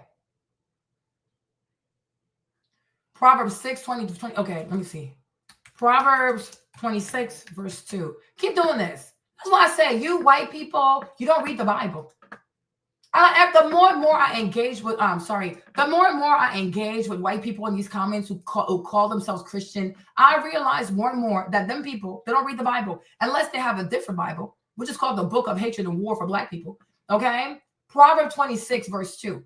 What does it say? What does it say, right? Proverbs 26, verse 2 says, an undeserved curse is as powerless as a bird that wanders, like a sparrow or swallow and never lands.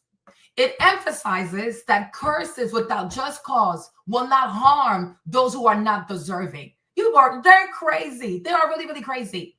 The passage suggests that undeserved curses are fleeting and ineffective, much like the way birds fly around without settling. Okay? This is why I say, the more I encounter these so-called white Christians, I realize that there are two possibilities. Either their so-called Bible is a book that they got straight out of hell, because maybe Satan is their daddy. Or they have the Bible, but they've never read the Bible. It just sits there and it gathers dust. Now, because I'm in a good mood, I'm going to go with option number 2, which is they have the Bible, but they leave the Bible there and they don't read it. See, me, I read the Bible.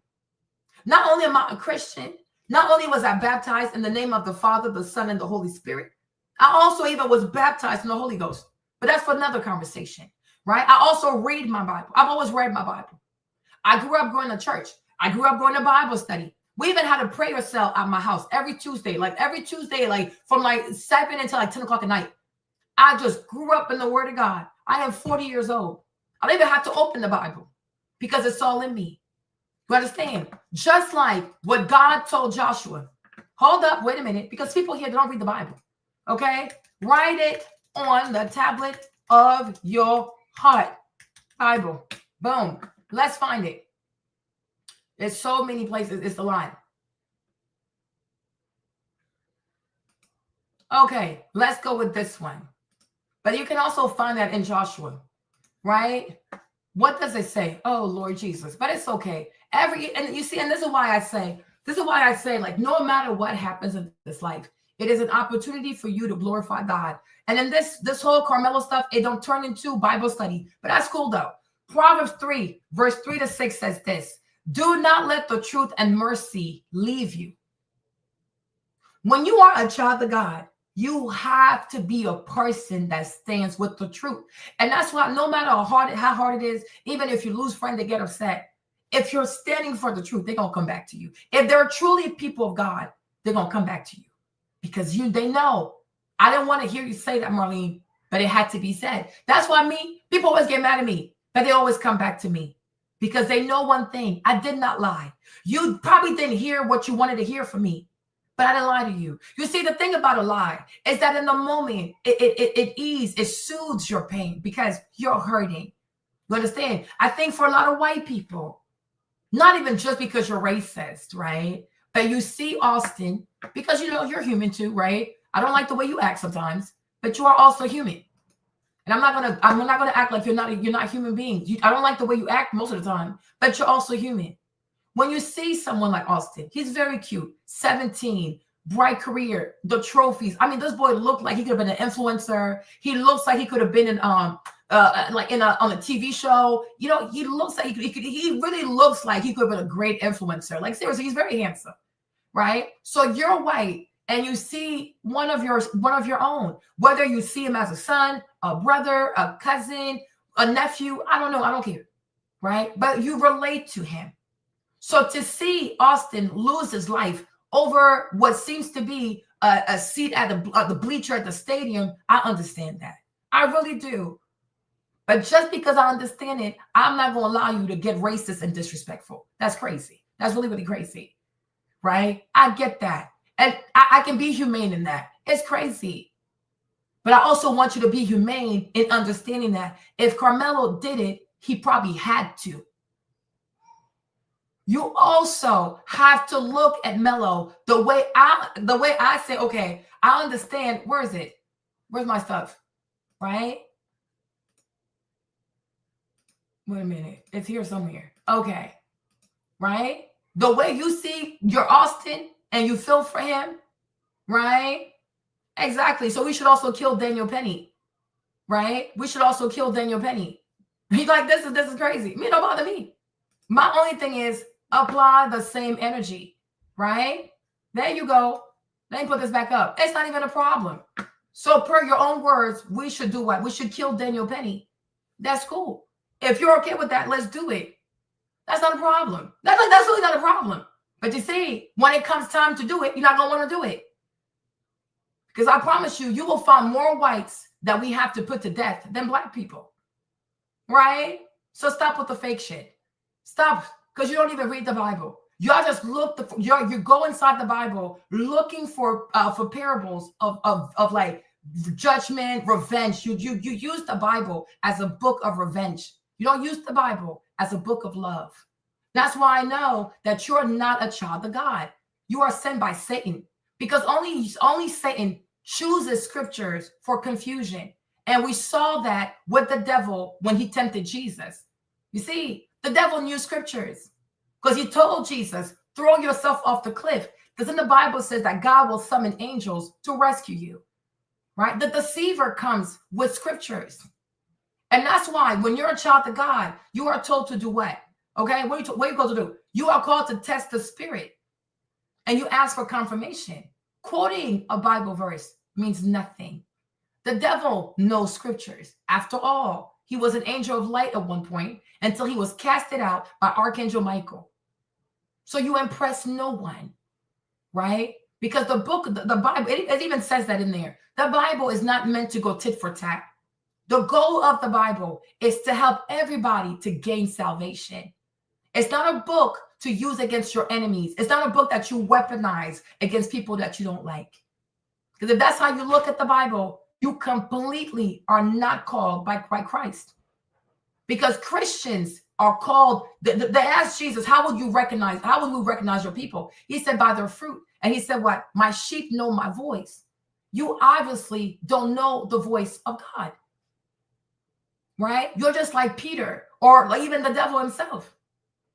But when Peter even took the sword and he cut the ear of the soldier, Jesus took the ear and he put it back.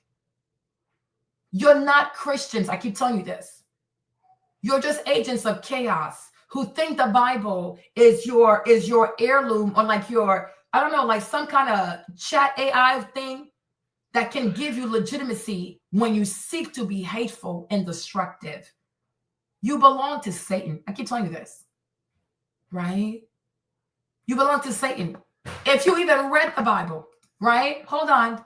What did God tell Solomon?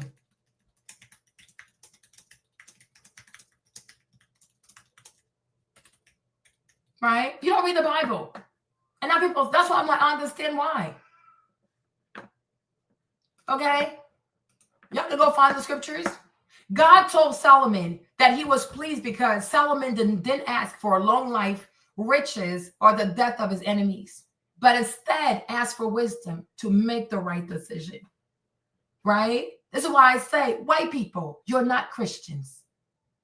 You are not Christians. And that's why people sometimes, like, we laugh at y'all because you really believe that Jesus is white. How can he be white?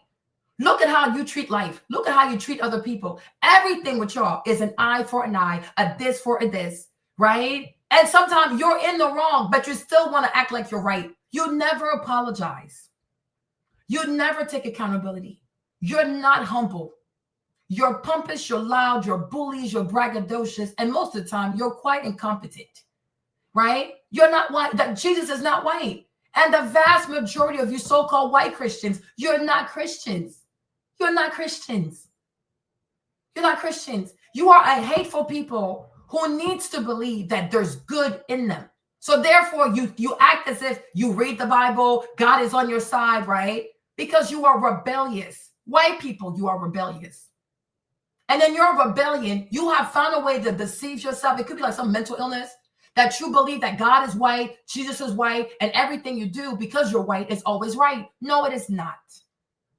When God visited Solomon, he said to Solomon, I will give you what you want because you didn't ask, you were not asking for yourself. All you people do is ask for yourself. When do white people say to themselves, what does somebody else need? You see, imagine for a second if Austin had the same mindset. If Hunter had the same mindset, let it not be about what I need, but what does this kid need? If it's raining, why he can't sit there, right? Maybe he has to sit there. Maybe he also had a cramp. Maybe it's raining and he has a cramp, so that's why he's sitting there. When you learn to put others before yourselves, white people, you will understand that some things that people do, it's not even meant to hurt you. because nobody is really added on to you. Nobody cares like that. He could have had a cramp and it could have been raining, so he sat there. See, had Austin had the mind of King Solomon, he would have asked, how can I help this man? And that's why King Solomon is known as the wisest man in the world, because he asked God for wisdom. White people ask for revenge, even though they're not even entitled, which is the crazy part. White people are always asking for revenge, chaos, confusion, war, murder, you name it. But the things of God, when do you ask for that? When do you ask? You never do. Do you even wake up and ask yourself, what would God want me to do? How would God want me to look at this? No, you don't. Because you don't respect God. You don't honor God. You want the world to believe that God is on your side because it gives you legitimacy to be barbarians. Nobody has ever looked at white people and said, wow, that's how Jesus moved. Absolutely not. And that's why most people around the world always equate white people with evil, devil, anything diabolical, because you're so damn mean. People who have thrown nuclear bombs at Asian people twice. Japan is an island. You threw nuclear bombs twice on one country. You're crazy. You went to Vietnam. You drew more bombs and and biological warfare on those people because you were getting frustrated that these small Vietnamese people was whooping your behind. You drop bombs on everybody, drones on everybody, nuclear bombs on everybody. But you have the audacity to talk about murder rate, homicide rate. How dare you? How dare you? As if the lives you take are not human lives. You wouldn't even dare treat your dogs the way you treat everybody else. You will never treat your dog, because I'm pretty sure if a puppy or a cute little dog or whatever, even a big dog was walking and that puppy sat under their tent, everybody would have walked over that dog and they would have petted the dog. You have more compassion for dogs than you have for Black children. And that right there is a problem. Of course they were part of it because you had them under you own the people, duh. You make no sense. Every time there's a war and Black people are involved, are they free? You sound so damn silly. You sound so damn silly. How many generals in this country are Black? You sound so silly. How many 5-star generals are Black? How many even corporals, you name it, how many are Blacks? Every time Black people are involved in the war, it's because they're your property. Make it make sense. You sound so damn silly. You sound so damn silly. How did all these Africans get even involved in the World War II? Because France and England colonized West Africa. Make it make sense. You sound so damn silly. You are a people who refuse to know your history. Always gaslighting, deflecting, and lying. That is the problem. Brother, educate yourself. You seriously have to educate yourself. Stop believing all these goofy ass narratives you white people feed each other. It's getting stale. It's lacking seasoning. The truth is going to taste so much better. Start eating the truth. Consume the truth and own it. Own who you are. Own the people that you come out of. Own how you got all this power. Own how you got all this money. Own it. And then ask God to make you a better person. That's it. But it's like you're always running away from like confronting who you are. And so you put that on other people. Everything you do, you put on other people. You have to stop. You have to stop. You want everybody to be image bearers of your foolishness. No, you have to own your stuff. You steal the most, but then you want to focus on the small Black people who steal, right? You kill the most, but then you want to focus on the few Black kids with the pew-pew, right? You do the most corruption. You steal the most. You lie the most. You do so much chaos, and you never see consequence. Even Dick Cheney. Dick Cheney was out here gunning people down on his private property, never went to prison, stole all kinds of money, right? You barely even get charged, but you want to play these silly games, and you think people believe you. No, you're lying to yourself. You're lying to yourself. Everybody is starting to see the foolishness. The conversion therapy is no longer working. People are seeing life in full-blown colors. It's giving 4K. We see life in full color, and we hear well now. We understand your lies. We decipher through your lies. We know when you're gaslighting. We know when you're deflecting. After living next to a people for 400 years, you start to get hip to their foolishness. You really do. It's no longer working. And we're looking right at you. And we're saying, you're a liar. Stop lying. Stop gaslighting and stop deflecting. Own your foolishness. And for as much as you're in pain, you still have to own this. And you got to learn from this and tell your kids to keep their hands to themselves. That's it.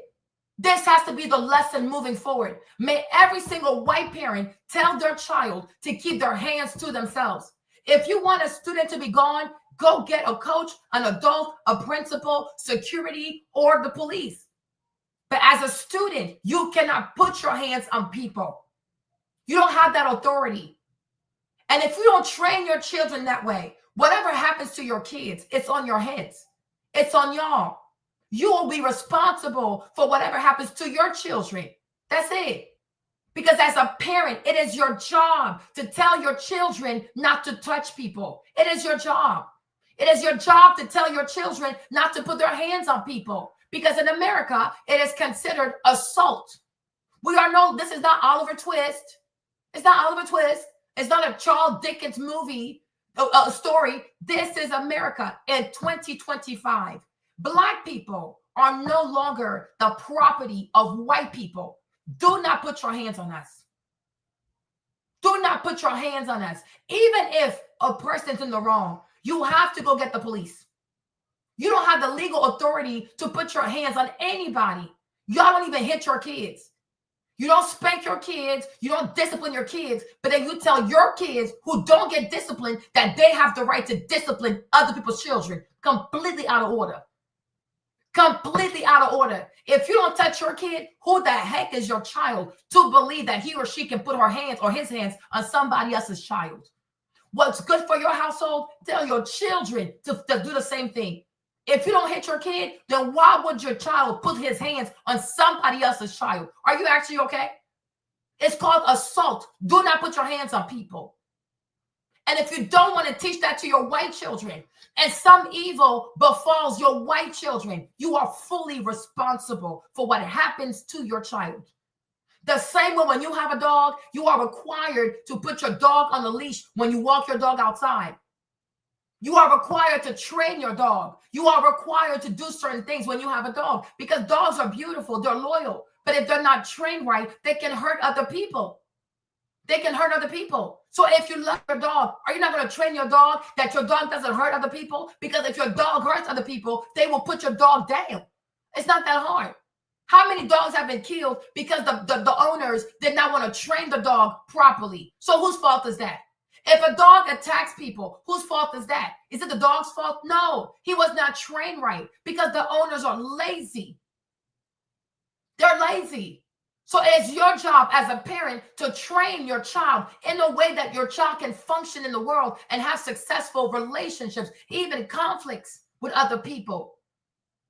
You got to train your kids to keep their hands to themselves. Austin had no business putting his hands on Karmelo. He's 17. Karmelo is 17. He has no authority over Karmelo. He has no legal authority over Karmelo. Who gives him the right to put his hands on Karmelo? Exactly. She raised her son to defend herself. Exactly. So just like Megan is also responsible for her son being dead. It goes both ways, right? Because guess what? Karmelo mom, not only she raised him right, she made sure he's alive. Megan, her son is dead. Play these stupid games and start crying. Play these dumb games with me and start crying, right? Megan's son is dead.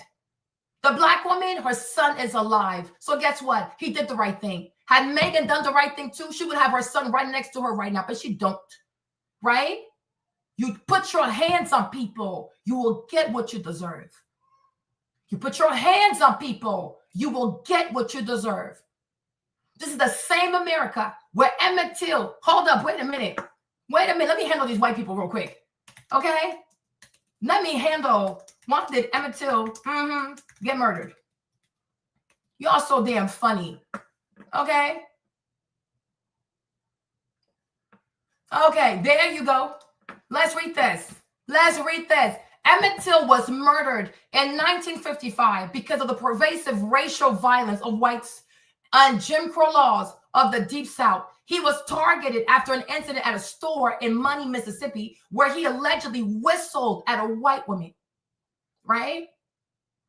Allegedly, Emmett Till whistled at a white woman. And what were the consequences? What did he look like? What did he look like? What did he look like? Hold on. You are funny. Okay? You white people are funny. But I'm going to deal with y'all. I'm going to deal with y'all in your hatred. That's his face. Okay?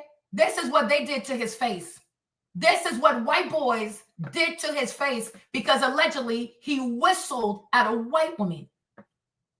Right? So now, okay, yes, he stabbed him. And I would have done the same thing. You want to hear that? If Hunter had put his hands on me, I would have broken his hands. I would have pushed him down. Let me show you something. Let me show you something real quick. I can tell y'all, you see all these concrete stairs, right? You see all these concrete steps? I would have pushed that boy down. I would have pushed him down. You understand me? My ancestors went through way too much. I would have done the same thing. I probably would have done worse. Don't put your hands on me. And if you crazy ass white people choose not to understand the history of this country, if you choose not to understand what your ancestors have done to black people in this country in 2025, and you want to act stupid, you're asking for it. Don't put your hands on me. And I warn every white person who watches me, everybody, any white person who watches me in your life, don't you ever put your hands on me. Don't ever put your hands on my children. Even my dog, don't you do. I don't care. I do not care. The audacity of you. The audacity of you. You think you can walk up to me and put your hands on me. Why? Because you're white? Because you're white? Because I'm a Christian, I don't bother you. Because I'm a Christian, I don't pick on you. Because I'm a Christian, I will never put my hands on you. Because I know how to use my mouth, you know? I know how to use my words. I know how to get things done with my mouth. But if you ever in your life disrespect me, I don't put my hands on you, don't put your hands on me. You have no right to touch me. You have no right. Show me where in the Constitution do white people have the right to touch black people. Do not touch me. And you put your hands on me, you're going to see what happens. You put your hands on me, you're going to see what happens. You think you have authority, like Brandon said, you can touch somebody and grab him. Do it. Do it. But me, Marlene, I would have done worse. I would have done worse because somebody needs to teach you people a lesson. You're too comfortable. And I think Trump being back to being president, it has y'all thinking that y'all can do whatever you want. It's like it put you in a time traveling machine and y'all chose to go back to 1925. I think Trump being president has y'all, you time travel to the wrong century. You're in the wrong century, fam. We are in 2025. We are not in 1925. You will not put your hands on me. Y'all need to hear this and you need to hear well. Do not put your hands on me. And I will tell my sons the same things. You never in your life. What is this? What's this? People love calling people. Who's calling me? What the heck? You never in your life put your hands on me. My son, even my dog. No. If my sons do something wrong, you call me. Hey, Marlene, Trey did this. Marlene Stefan did this. I'll take care of it. You're going to keep your hands to yourself. Trump is president to fix the economy. Trump is not president for y'all to feel like it's Klansman era, okay? It's Klansman core. Absolutely the F not. So I think they're like, a lot of y'all want to time travel, but you chose the wrong century. You need to travel to 2125. 2125? Don't put your hands on me. So that's why Megan, she didn't raise her son right. And unfortunately, he gone. The black woman, she raised her baby right, and he's alive. Don't you ever allow people to put their hands on you. Big people, bigger people, 2 versus 1. Okay, cool. When I tell you to push that boy down the stairs, think it's a game. You think it's a game. Y'all think it's a game. Y'all think y'all can put your hands on people and nobody gonna touch you back. Foolishness. Matter of fact, where am I gonna put you? Hold on. Let me show you how it feels. Time out. I have the power over here. Anyways, people are crazy. Exactly. They think, it's, and you know the problem is, you know what the problem is with these white people? They believe, you know how the verse in the Bible where Jesus said, if somebody smacks you, give the other cheek. I think that's in their head. They think, oh, if you're a Christian, you should allow me to violate you. Because you know how Jesus said, if somebody smacks you, give them the other cheek so they can smack it. So they feel like, well, if you're a Christian, if I hit you, let me hit you some more. They're insane. They are, because they think being a Christian means be a doormat and submit yourself to bodily injury for what? No, I'm not a martyr. Being a Christian does not mean I'm a martyr. Do not put your hands on me. Don't put your hands on my children. Don't put your hands on my dog. Now, my husband, he can take care of himself. He's big. Exactly. They can do whatever they want, right? No, we're going to tell these people about history. We're going to take our time and teach these white people about history. For whistling, allegedly, he whistled at a white woman. This is what he had to endure. He was beaten. He was sodomized. He was beaten. He was lynched. He was dragged through the bayous.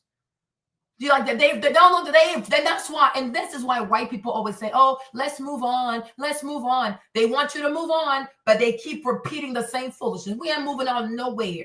We're not moving on until you acknowledge what you have done. You are insane.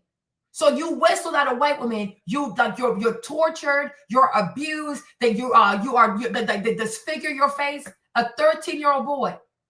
A 13-year-old boy. This is what they did to him. Huh? I can't even show y'all because it says mature content. Because it's so egregious. They took his face from this and they turned his face like this. White boys. White boys. And we're supposed to believe that these people walk around being pacifists. Pacifists where? Pacifists where? Huh? They walk around like with the Nobel Peace Prize because they're such pacifists. Go sit down somewhere. Go sit down somewhere. For allegedly whistled at a white woman. What proof does she have? None. She's just white. She's just white. And look at her face. Look at her face. Let me pull her face up. Here she is. Here she is. This grown-ass white woman lied. You see their tiny-ass lips. I told you. They have these tiny-ass lips, and they lie so damn much. They have the smallest lips known to mankind, but the ginormous lies. Their lips are this small. Their lips are this small. The lies are like ginormous. How do you do stuff like this? This grown-ass woman chose to lie on a 13-year-old boy for ish and giggles. For ish and giggles. Because she knew she could. And because she knew she would be believed. And that's why they're rushing to believe Hunter, even though he tells them exactly what happens. But they're rushing to believe Hunter because he's also white with his mama's lips. He got the lips of Megan. Them small-ass white woman lips.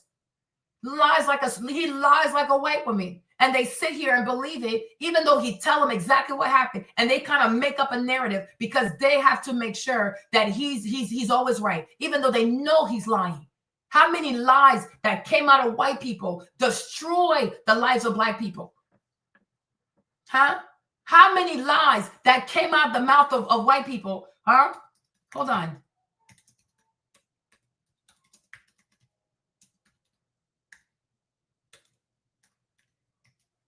Child. I can't even type. I'm so damn tired. Okay? Right? We also have like Black Wall Street.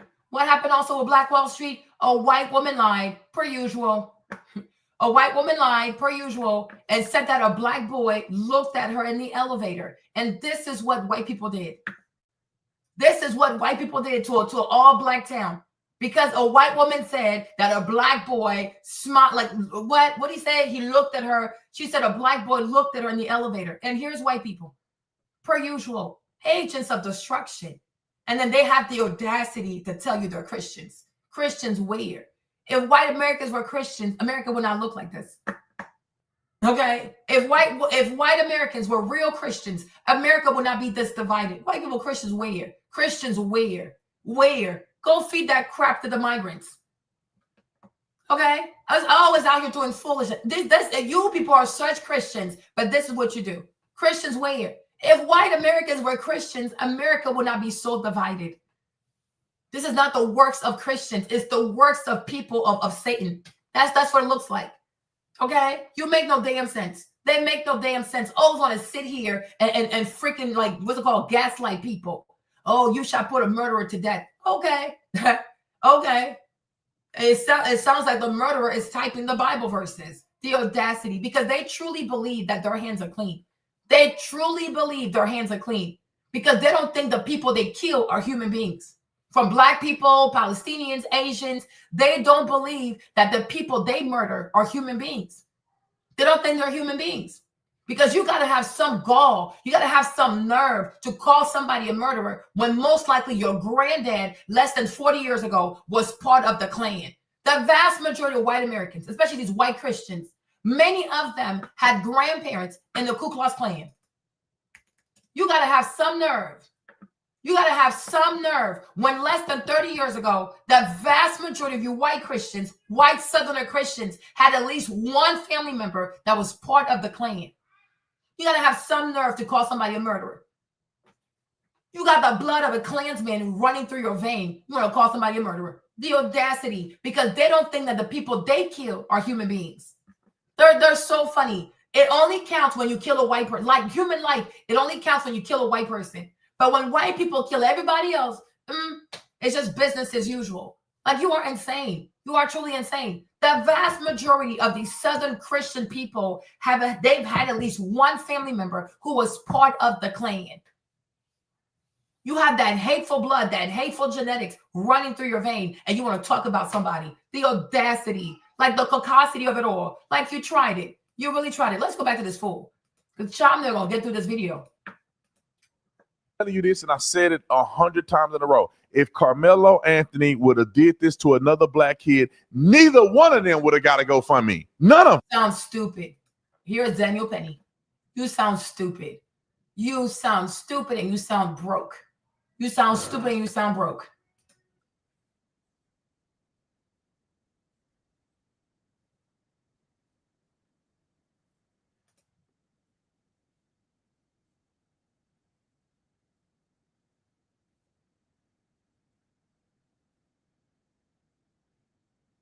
Oh, white people don't kill other white people?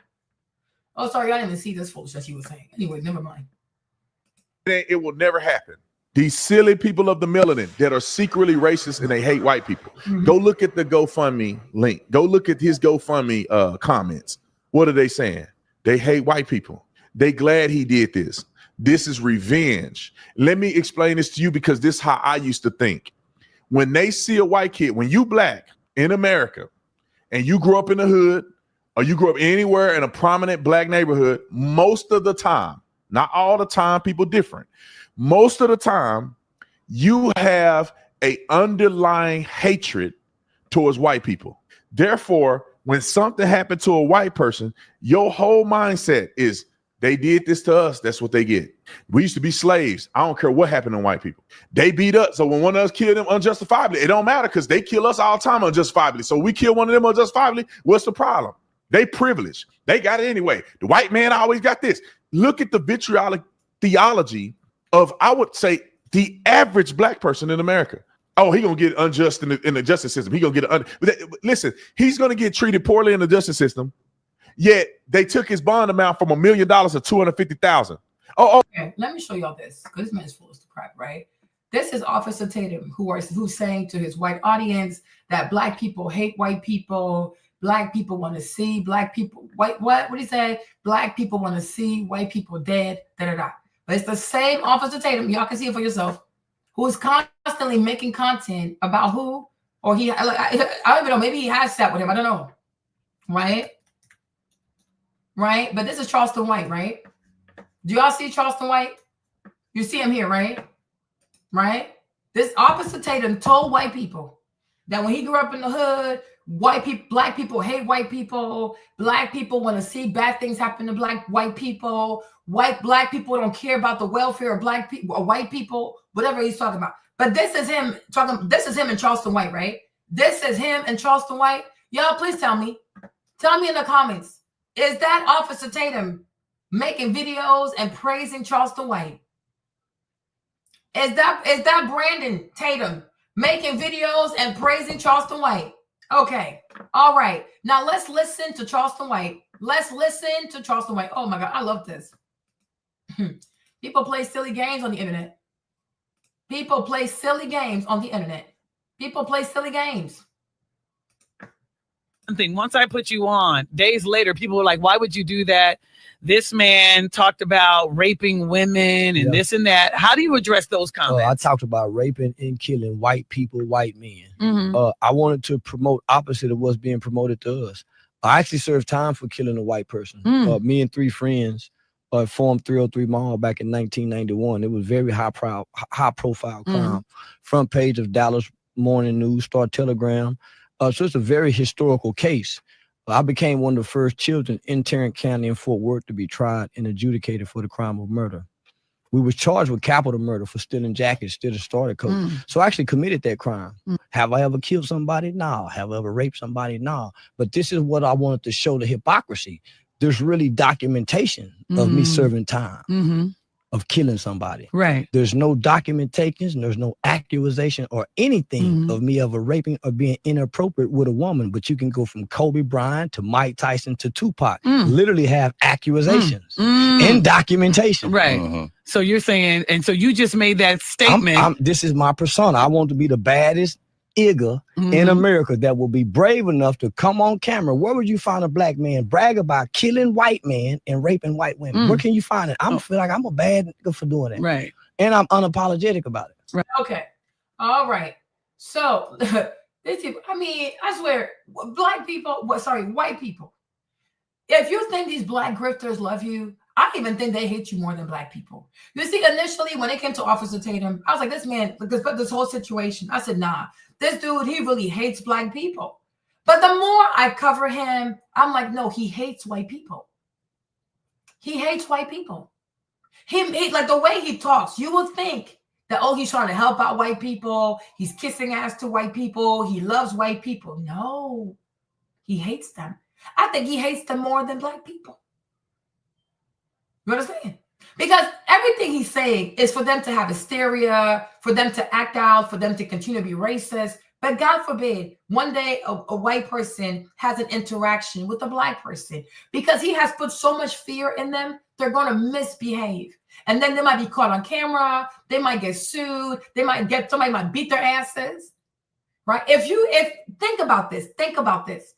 If Brandon truly loved white people, he will help them not to be afraid. Like, yeah, there can be some black people who don't like you, but when you encounter those black people, this is how I want you to deal with them.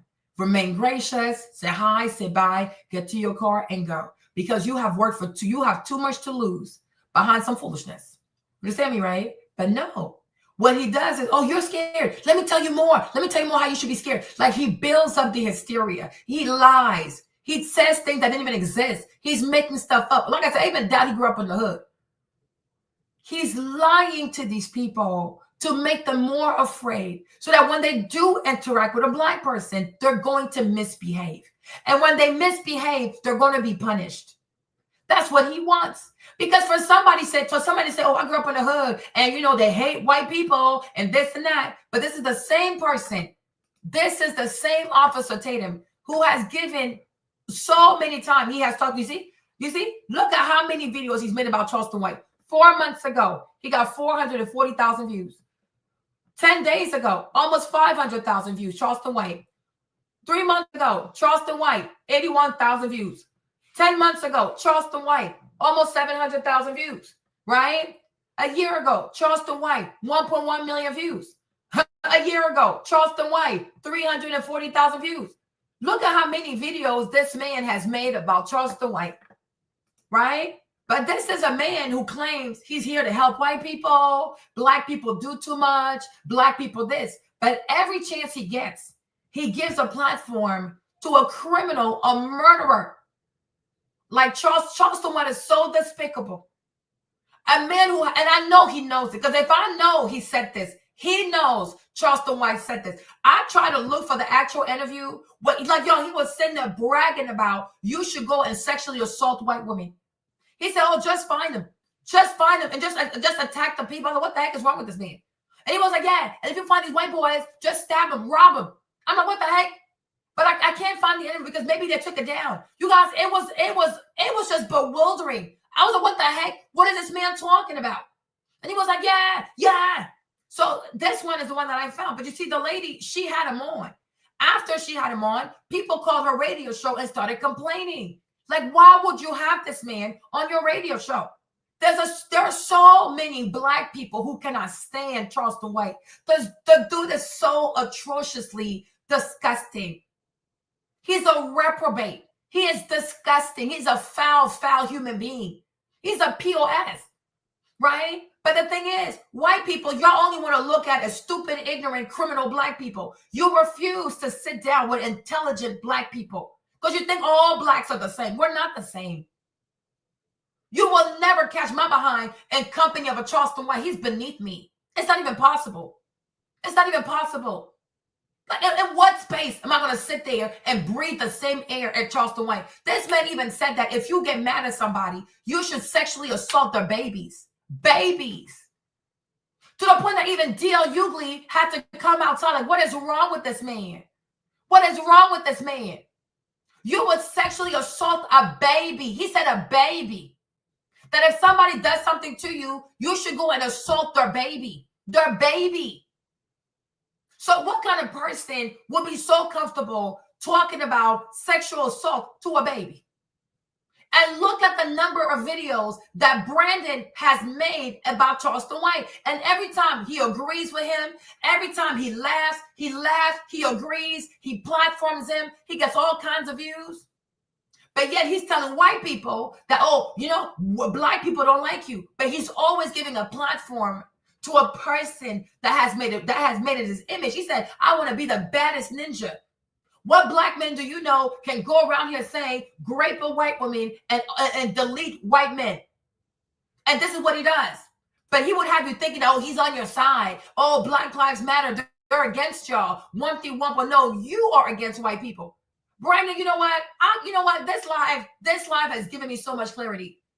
It's not Black people you hate. It's white people that you hate. Ain't no way.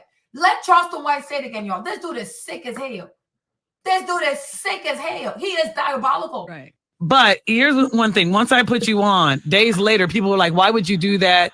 This man talked about raping women and this and that. How do you address those comments? I talked about raping and killing white people, white men. Mm-hmm. I wanted to promote opposite of what's being promoted to us.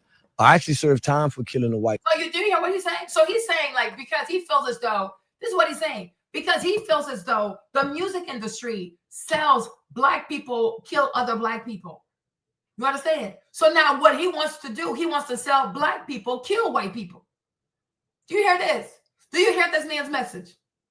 And this is a man that what's his name? Tatum has done so many. Hold on. What am I? Okay. This is a man that Tatum has done so many videos about. And every time he agrees.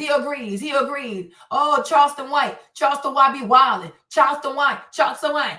Because he feels the same way. That's why I tell you, he don't even love white people. You don't love white people? He feels the same way as Charleston White does. If he loves white people, ain't no way, boy. But he has given so many videos to Charleston White because deep down inside, he agrees with that boy. He agrees with him. Foolishness.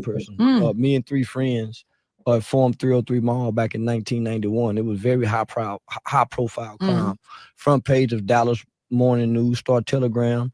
So it's a very historical case. I became one of the first children in Tarrant County in Fort Worth to be tried and adjudicated for the crime of murder. We was charged with capital murder for stealing jackets, stealing starter coats. So I actually committed that crime. Have I ever killed somebody? No. Have I ever raped somebody? No. But this is what I wanted to show the hypocrisy. There's really documentation of me serving time, of killing somebody. Right. There's no documentation, there's no accusation or anything of me ever raping or being inappropriate with a woman. But you can go from Kobe Bryant to Mike Tyson to Tupac. Literally have accusations and documentation. Right. So you're saying, and so you just made that statement. This is my persona. I want to be the baddest nigga in America that will be brave enough to come on camera. Where would you find a Black man brag about killing white men and raping white women? Where can you find it? I feel like I'm a bad nigga for doing it. Right. Okay. Okay. Now let's go back here. Let him say it again. What he said to these white people? What he said? When something happened to a white person, your whole mindset is they did this to us. That's what they get. Okay. We used to be slaves. I don't care what happened to white people. They beat us. So when one of us killed them unjustifiably, it don't matter because they kill us all the time unjustifiably. So we kill one of them unjustifiably. What's the problem? They privileged. Okay. So isn't that Charleston White's message? Y'all tell me. Isn't that what Charleston White message is about? Let Charleston White say it again. Hold up, wait a minute. And I'm unapologetic about it. Right. But here's one thing. Once I put you on, days later, people were like, why would you do that? This man talked about raping women and this and that. How do you address those comments? I talked about raping and killing white people, white men. I wanted to promote opposite of what's being promoted to us. I actually served time for killing a white person. Me and 3 friends formed 303 Mall back in 1991. It was very high profile crime. Front page of Dallas Morning News, Star Telegram. So it's a very historical case. I became one of the first children in Tarrant County and Fort Worth to be tried and adjudicated for the crime of murder. We was charged with capital murder for stealing jackets, stealing starter coats. So I actually committed that crime. Have I ever killed somebody? No. Have I ever raped somebody? No. But this is what I wanted to show the hypocrisy. There's really documentation of me serving time, of killing somebody. Right. There's no documentation, there's no accusation or anything of me ever raping or being inappropriate with a woman. But you can go from Kobe Bryant to Mike Tyson to Tupac, literally have accusations and documentation. Right. So you're saying, and so you just made that statement. This is my persona. I want to be the baddest nigga in America that will be brave enough to come on camera. Where would you find a black man brag about killing white men and raping white women? Okay. All right. And here, sorry, where we are again? Okay. And here we are. Here are all the videos that Brandon has made about Charleston White. And like I said, every time he sees him, he's always happy. He's happy. He's excited. Like because he enjoys Charleston White. This is why I say he is familiar. He knows what Charleston White has said. He knows what he has said. Because there was a time he used to say it all the time. And then him, Anton, and some of these idiots used to just give Charleston all kinds of platform to say his foolishness. So I'm like, okay, so if you feel that way, then why do you always give a platform to Charleston White? Why do you always praise Charleston White? Why do you always promote Charleston White? Because he agrees with Charleston White. And I'm telling you, because I've done how many videos now? The more videos I do about Brandon, I'm starting to understand what this is. He really hates white people. He probably dislikes black people, but he hates white people. Even for his wife. Is that his wife white? He's married to a white woman. Charleston White, as y'all heard it many times, I'm not going to replay it. It's too diabolical. You heard Charleston White say, you need to sexually assault white women. This man is married to a white woman. And you can see how much admiration he has for Charleston White. So now start thinking, like, how does he even feel about his wife? And maybe when they have sex, that's what goes through his head. Right? Maybe he married her because he's looking for a way to punish a white woman for the sins of slavery. You know what I've come to realize? When people talk about other people, they're truly talking about themselves. They're really talking about themselves. Y'all listen to me. Because how can you claim to care about white people, but you platform Charleston White? You are married to a white woman. Your children are half white. And this man is saying, kill the white man and then go sexually assault the white woman. And then you like this man. You keep making videos. You keep grinning. So my thing is, okay, when you have sex with your wife, in your subconscious, is it like you sexually assaulting her? Because me, if my wife is a white woman and you say things like that, oh, hell no. My kids are half white. So what would you do to my kids? If you saw my daughter, what would you do? If you saw my sons, what would you do? Because he means it. You know how people tell you, like, when people are laughing, they're actually really serious. People hide behind humor and alcohol to tell you how they really feel. Charleston White meant what he said. He's not playing. Oh, I want that to be my persona. Why would you want that to be your persona? Of all the things you could be, you can't even be Santa Claus. No. There's so many personas you could adopt. But you want your persona to be the persona of a black criminal who believes in unaliving black man and white man, unaliving white man, and sexually assaulting white women. That's what you want to be known for. And then you have Tatum here, who has a white wife and he has biracial children, who thinks it's funny. And he thinks a man like that is worthy of a platform. Y'all, I swear he hates white people. And you see, and it even brings me back to yesterday. Remember how yesterday he said in the video, no, he's sick. He's really sick. Remember what did he say yesterday? Where does it start? Remember this yesterday? Because I have on my timestamp. Remember how he said this yesterday? Where was it? 134. Right there.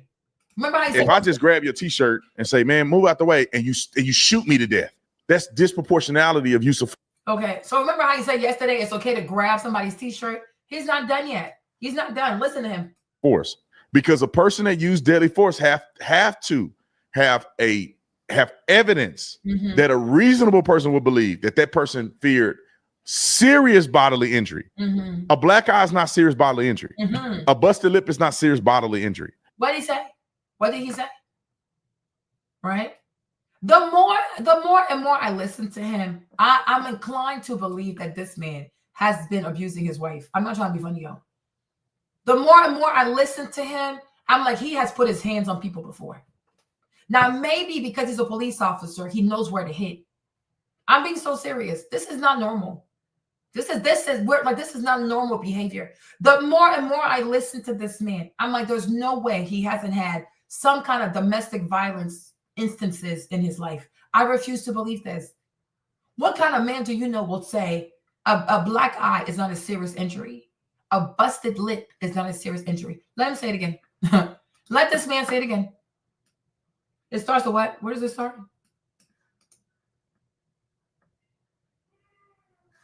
Let him say it. Hold on.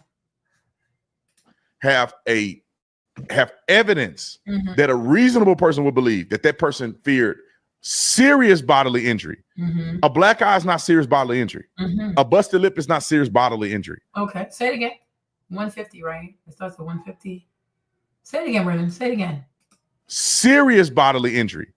A black eye is not serious bodily injury. A busted lip is not serious bodily injury. Okay, say it again. You need to keep repeating it. Serious bodily injury. A black eye is not serious bodily injury. A busted lip is not serious bodily injury. Okay. Now listen again to Charleston White. Listen again to Charleston White. Can you find it? I feel like I'm a bad nigga for doing it. Right. And I'm unapologetic about it. Right. But here's one thing. Once I put you on, days later, people were like, why would you do that? This man talked about raping women and this and that. How do you address those comments? I talked about raping and killing white people, white men. I wanted to promote opposite of what's being promoted to us. I actually served time for killing a white person. Me and three friends formed 303 Mall back in 1991. It was very high profile crime. Front page of Dallas Morning News, Star Telegram. So it's a very historical case. I became one of the first children in Tarrant County and Fort Worth to be tried and adjudicated for the crime of murder. We was charged with capital murder for stealing jackets, stealing starter coat. So I actually committed that crime. Have I ever killed somebody? No. Have I ever raped somebody? No. But this is what I wanted to show the hypocrisy. There's really documentation of me serving time. Of killing somebody. Right. There's no documentation, there's no accusation or anything of me ever raping or being inappropriate with a woman. But you can go from Kobe Bryant to Mike Tyson to Tupac. Literally have accusations and documentation. Right. So you're saying, and so you just made that statement. This is my persona. I want to be the baddest nigga in America that will be brave enough to come on camera. Where would you find a black man brag about killing white men and raping white women? Okay. Right? Y'all heard that, right? You heard that, right? You heard it. Okay. Now let's go back to this fool again one more time. I need to hear this. There's no way he hasn't hit someone. There's no way. Serious bodily injury. A black eye is not serious bodily injury. A busted lip is not serious bodily injury. Okay. So now let's look here. Where is he? Right? And now look here. Look at how many videos he has made praising Charleston White. Look at how many videos he had. And look at the views, huh? Look at the view counts. Look at his face. Look at how excited he is. Look at how he smiles, right? Look at all these videos about Charleston White, right? So if it was you, how would you feel about this man? Me, where I stand, I think him and Charleston White, they're kindred spirit. They are kindred spirit. I really think, I keep saying this, somebody needs to have enough courage and money to go through Brandon's tenure as a police officer. Somebody needs to go through his cases. Somebody needs to go through his cases. For a man that used to be in the police force, that had a badge, that had a knife, a gun. He had a gun and he had a badge and a uniform. For him to come out and say, a busted lip is not a serious bodily injury. A black eye is not a serious bodily injury. As if a black eye can make you go blind. As if a busted lip can't make you can't require stitches. Right? This man believes in violence, like physical violence. He is married to a white woman. And he platforms a man that says he believes in the sexual assault of white women. So then I say, is that why you married this white girl? Because you low-key want to sexually assault her. But if you do, you'll go to prison. So you marry her, and when you have sex with her, you're saying to yourself in your mind that this is sexual assault. This is dangerous, y'all. This is sick. This is really sick. I don't know. To me, it's really sick. He loves Charleston White. So therefore, even yesterday, he made another video, but I'll do that tomorrow. He made another video, and you can see, maybe I'll play it today. You can see how much of a hypocrite he is. And in the video he did yesterday, you can hear his hatred for white people. He dislikes black people, but he hates white people more. I'm telling you. This dude is crazy. He is very, very crazy. Hold on, where is he at? They got it anyway. The white man always got this. Look at the vitriolic theology of, I would say, the average black person in America. And that's Charleston White. And you have platformed that dude plenty of time. You're such a hypocrite. Oh, he's going to get unjust in the justice system. He's going to get listen, he's going to get treated poorly in the justice system. Yet they took his bond amount from $1 million to $250,000. The photo. Breaking news. A merch site. Then he showed the house. Sorry, no, there's even a part where he showed the house before. No, hold on. Right here. There you go. This party $1,000 house in a gated community because they're claiming that they're getting death threats. Okay, so he showed the house. He showed this house. He also showed the price of the house. He did not block out the city, the state, and the zip code. We know it's on Zillow. He didn't hide the price. He also showed them the monthly mortgage payment. Also, on this picture here, you can see the house number. He didn't block it. Property management. He didn't block it, right? Like, this is a form of doxing. This is doxing. Just because you hid the actual address, people can see everything. And not just that, I also do believe that where they live in Frisco, because we know developers, every developer has models, right? Because they all have their own signature. Whether somebody's in real estate, selling, buying, or builders, people can look at the design of the house, the exterior of the house, and know which builder made that house, right? But if you look carefully, you can see the number of the house. You can see the house number here because he didn't block it. Because he wants you to know where this house is. Property management, that is not blocked. The price, the Zillow, Frisco, Texas. So, and even with Google, you can reverse the image and you can find it. He doesn't block it. Because he wants to trigger these white people to go do something crazy. And the fact that his video reached like 700,000 people, right? What does that tell you? It's a way of doxing and pretending like you're not doxing people, right? He needs to be sued. Listen, I didn't move my house because people say crazy stuff to me on the internet. No one cares what you did. No one cares what you chose to do.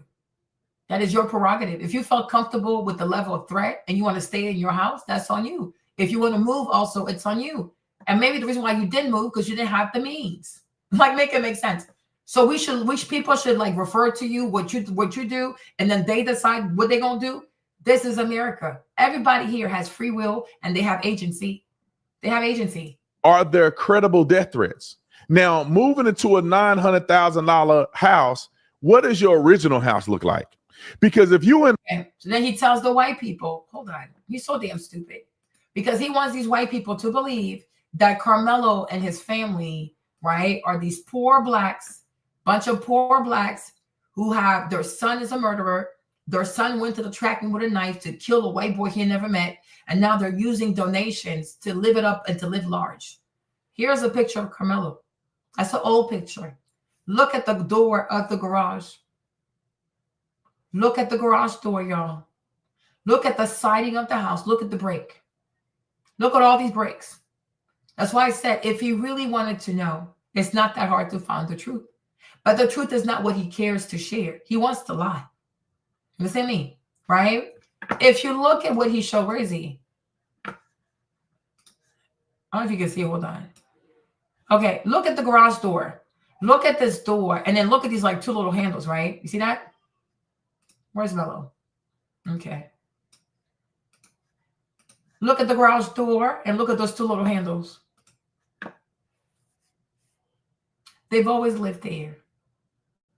If I have those pictures, he also could have had those pictures. It's not that hard. He just didn't want to. He didn't want to. If I have those pictures, he also could have had those pictures, right? Look at the door. Look at the garage door behind Karmelo. Let me make it bigger. People need to be sued. People seriously need to be sued. Okay, let me get out of here, right? Look at the garage doors. And then look at those two, like these little handles right there. Do you see this? And then also look at all the breaks. Look at all the break wall and stuff. All right. Let's get back over here. What do you notice on the garage door right here? Look at the brakes. And then look the little light. Look at the little light fixture. The two headlight thingy, right? Do you see that? Let's go back to Karmelo. Here are the two light things. Little lamps right there. Here's the garage door. Here are the two handles. So if this is before all of this happened, doesn't that mean that they lived there before all this happened? Right? Let me show you the one that has the, is this the one that has the thing? Hold on. This is also him, right? And he has a Lexus. They gave him a Lexus for his birthday. Here is the white Escalade they keep talking about. The white Escalade is right here, right? Like seriously, really, Uncle Ruckus. The white Escalade is right here. There's a white Escalade. There is a black Lexus, right? And there's the red Jeep right there. The Wrangler, they have that too. But watch, they're gonna say that they took the money to go buy a brand new cherry red Jeep Wrangler, right? That's why I said he needs to be sued. This is doxing. This is their actual house. And you see, he didn't even hide the house number. And all of this is to make Charlie Kirk happy. All of this is for Charlie Kirk, right? So now he said, what does your house look like? Sir, this is the actual house. So you see, they haven't even moved. They haven't even moved. They haven't moved. So they're just lying on people. Hold on, wait a minute. Let him say it again. What are you saying?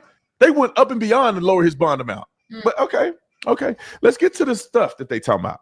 So allegedly, Karmelo Anthony's family is now renting a $900,000 house in a gated community because they're claiming that they're getting death threats.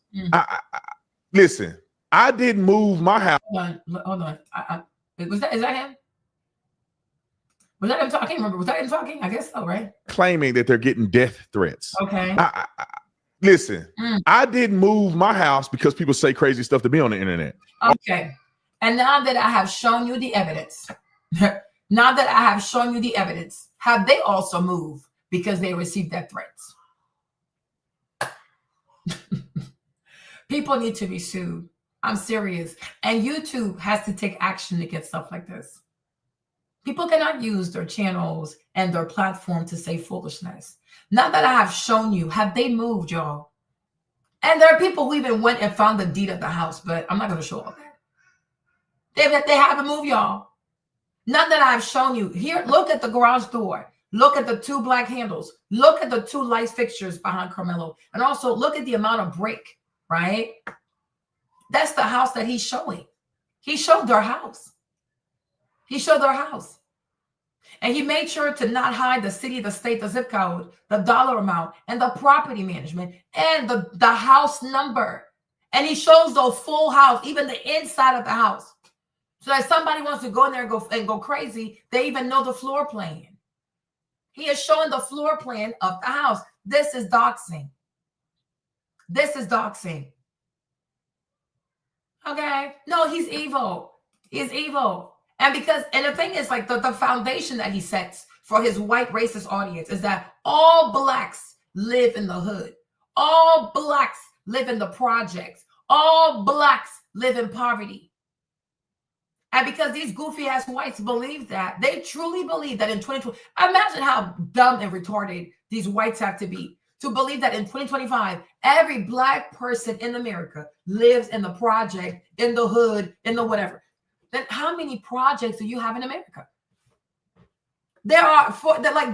You have 46 million black people in America.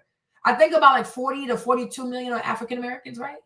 So how can 46 million people all live in some kind of project? Are you actually okay? And you see why when Trump says he's going to give them jobs from the Chinese, they believe it. How do the numbers even make sense? How can 46 million people all live in the project? Do all white people live in Beverly Hills? Do you not have white people who live in the trailer? Some white people live in the suburb and some white people live in a mansion. Is every white person rich? So therefore every black person is poor? Like it's just astounding. Like it's just so crazy. That's their house. They've never moved. And that's why I said, if he wanted to know, he could have known. He didn't want to. Because the point is not to show like an unbiased image of Karmelo Anthony and his family. The point of his videos is to make people hate the family. To the point that someone, especially white folks, is going to do something terroristic to that family. They've never moved. Here's the garage door, y'all. Here are the black handles on the door, y'all. Here is the lights, the light fixtures. Even the red Jeep that's behind him. Watch tomorrow when they're going to say, oh, he took the money to go buy a brand new Jeep. Because for a lot of these white people, black people cannot buy cars unless they do GoFundMes. Unbelievable. So in America, in 2025, the only people that have nice cars are white people. Nobody else could afford a nice car. I mean, do these people actually go outside? Do these white people actually go outside? When they drive down the highway, the roads, whatever, all they see, every time they see a luxury vehicle, the driver is always white. When they go to the grocery store, they go to Walmart, they go to Costco, every single luxury car in the parking lot belongs to a white person. Seriously, though? Do these white people live, like, do they leave their caves? Do they ever leave their caves? They're so uncultured. You believe that in 2025, every single black person in America lives in the project. And the only way a black person in America can afford an Escalade or a Wrangler or a Lexus, they have to do a GoFundMe. They got to beg for money. Then they can go buy that car. Are you actually okay? And somehow they're not racist. These are their thoughts, but they think these are the thoughts of a person that's not racist. Oh, I'm not racist, but I believe every black person is in poverty. I'm not racist, but I believe 46 million black people in America live in the project. Oh, I'm not racist, but I believe every black person needs a GoFundMe or some kind of begging scheme on the internet to afford an Escalade. Are you serious? You sound insane. Like you sound insane. And that's how you know that's how you know he's being managed by a white nationalist. With his security background, he knows exactly what he's doing, giving the floor plan. He is giving everything for you to go find their house. It is not hard to find their house. Brandon is sitting here showing the entire house, the rooms, where the windows are, the foyer. Like you see it all. That's their house. It's their house. This is their house. This is where they live. He's showing even the aerial view. This one is the aerial view. Like, look, all the way up there. You can see it all. Right? Like the rooms, the foyer. Like he's giving everything to people. He doesn't hide it. Frisco, Texas, there's the zip code. Here's the price of the house.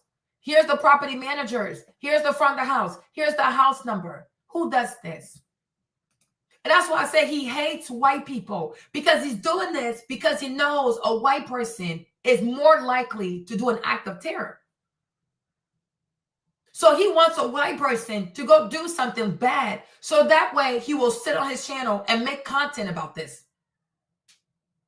You get this? So either way, he gets to make content and make money off of this foolishness. This dude is diabolical.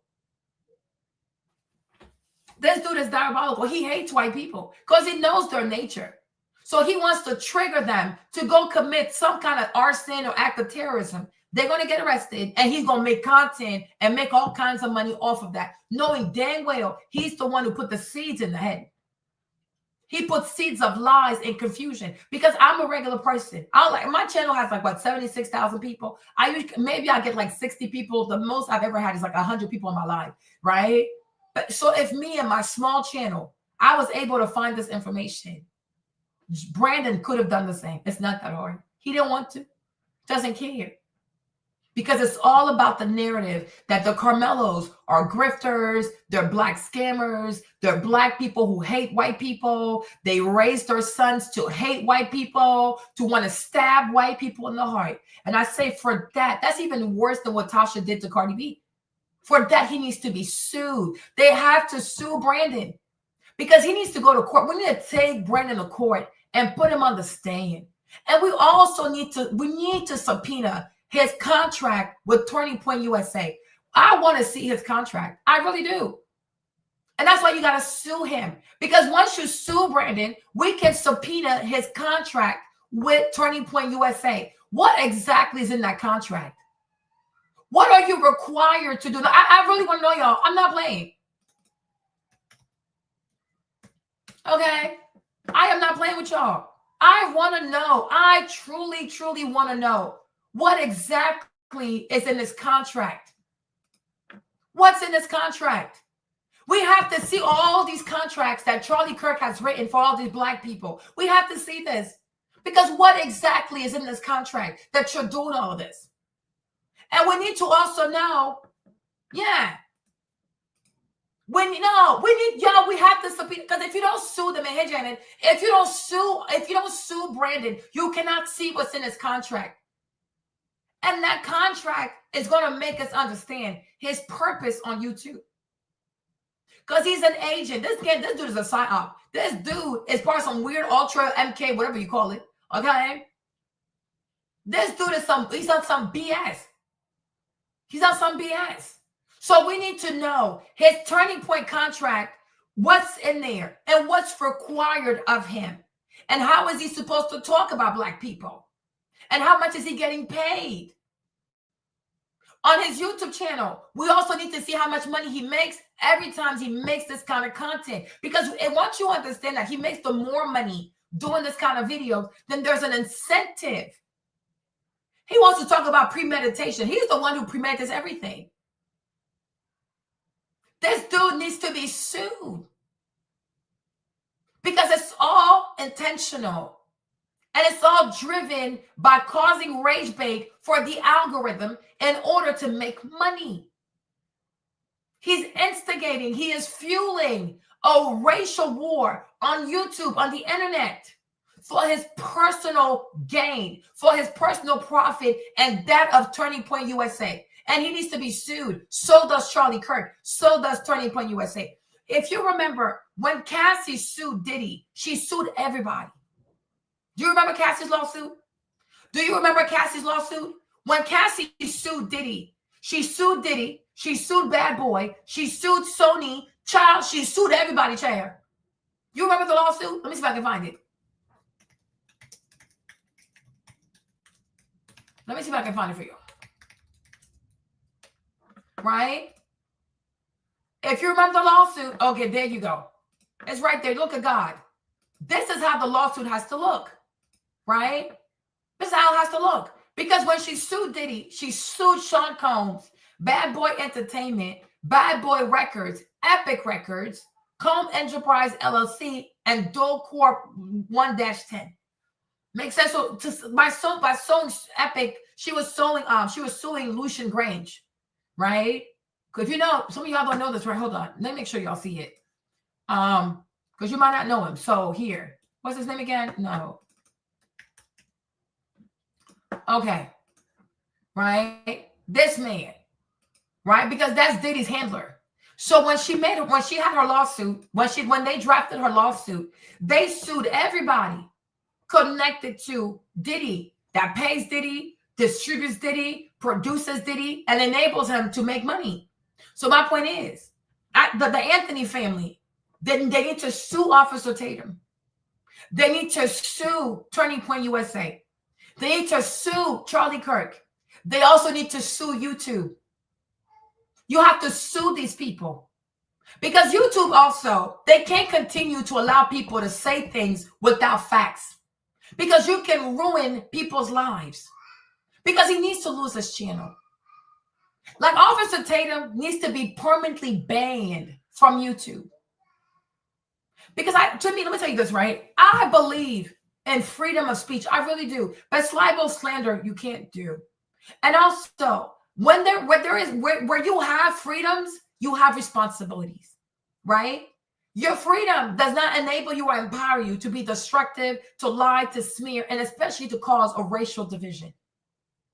You understand me? Right?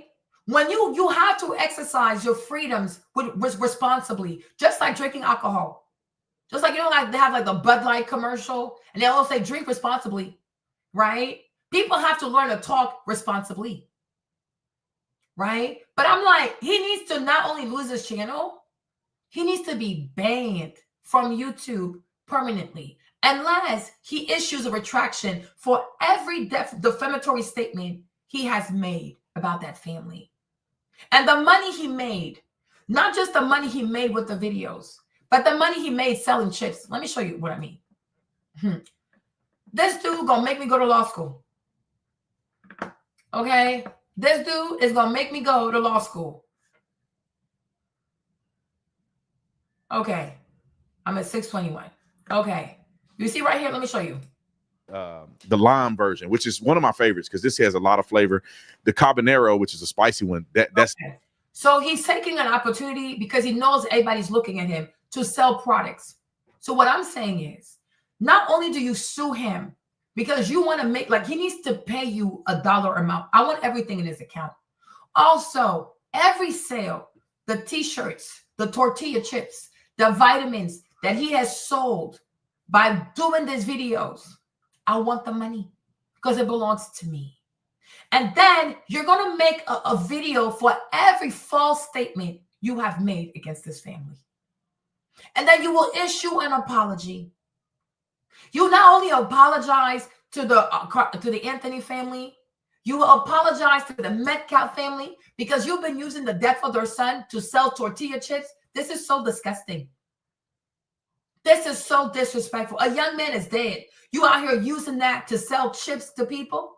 You are despicable. And he made a video last night about the shooting in Orlando. There's a shooting in Florida at a campus. This white boy, yet again, went to school to shoot his friends. Not when he starts the video, he does not promote anything. He doesn't promote anything because maybe he knew he was not going to get that many views. But this one, because it has turned racial, because of people like him and Matt Walsh, he knows that he's using it to sell product. So the sale of every merch he has sold, the chips, the supplements, the whatever, the t-shirts, the hats, I want all that money. I want all the AdSense money from all these videos. I want all the merch money. And I want a big dollar amount, like millions of dollars, as a symbolic gesture to the family that nobody should ever be allowed to do this. You don't get to dox a family. Even if you don't like them, you don't get to dox people. Show their house, show the floor plan, show the inside of the house, the windows, where the windows are located, where the house is, where the front door is, where the garage is. You are crazy. As a police officer, you know exactly what you're doing, showing the floor plan of the house. Because once somebody knows the layout of your house, they know how to get to you. Because see, now I know if I get in there, there's the foyer, the steps, the rooms are here, here, here. The windows are here, here, here. Yes, sir. Yes, sir. He needs to pay a symbolic amount. You guys, I don't play with people like this. You have to teach people not to play with you. George Stephanopoulos, he lied on Trump, and he said that Trump raped the lady. Even the lady said she was not raped. And he kept repeating it and repeating it because he wanted people to believe that Trump was a rapist. Trump sued that man. Yes, sir. Trump sued him. Okay? Trump sued him. And how much did he get? Right? He got a $15 million judgment. Trump got a $15 million judgment against ABC and George Stephanopoulos because he never raped anyone. The lady even said she was not raped. She said, I wasn't raped. What the heck? And then she said, oh, grape is actually sexy. I said, grape is sexy. But George Stephanopoulos, he kept repeating it and repeating it and repeating it. The lady said, I was not raped. Like, what the heck is this?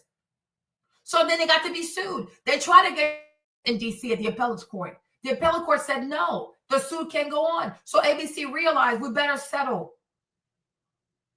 Do not be afraid to sue people who are making videos after videos after videos after videos. They have almost 4 million subs. They're getting almost 1 million views every time they talk about you.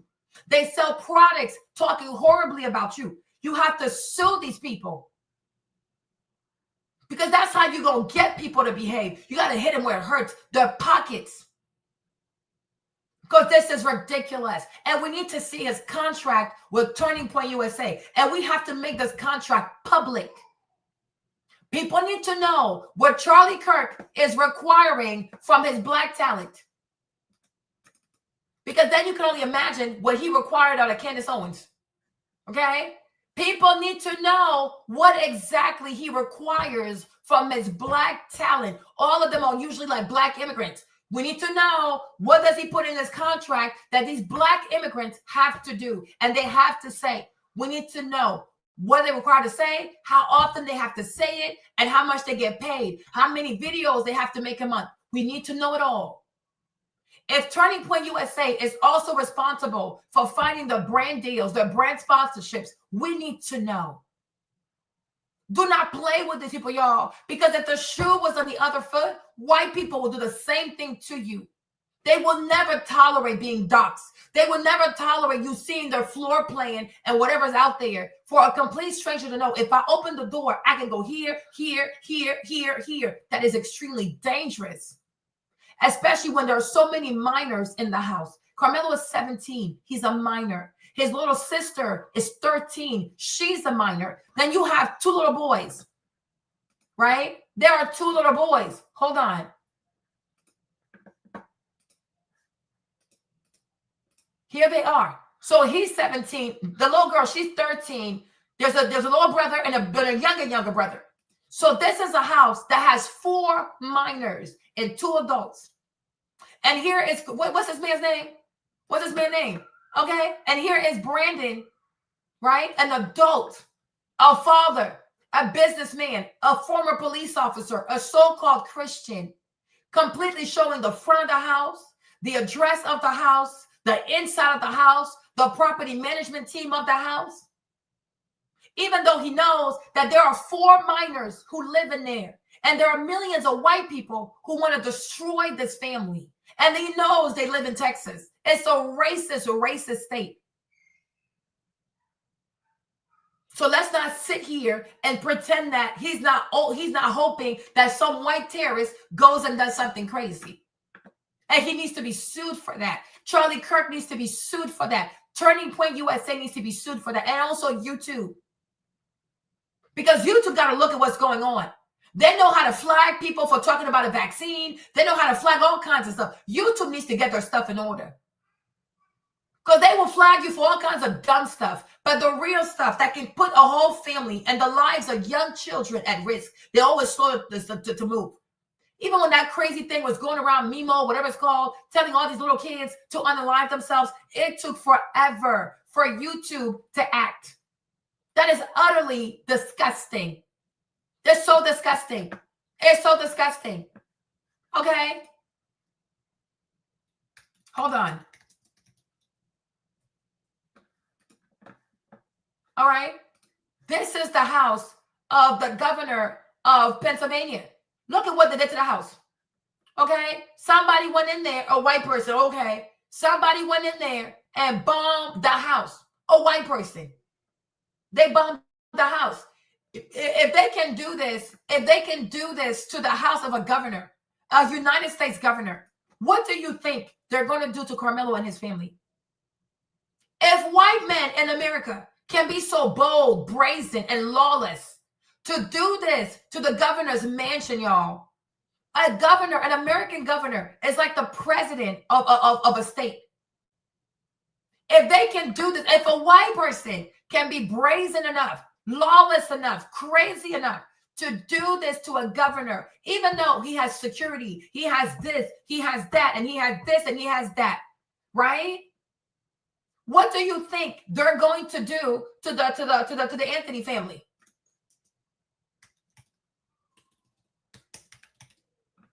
And he can't tell me he don't know about this.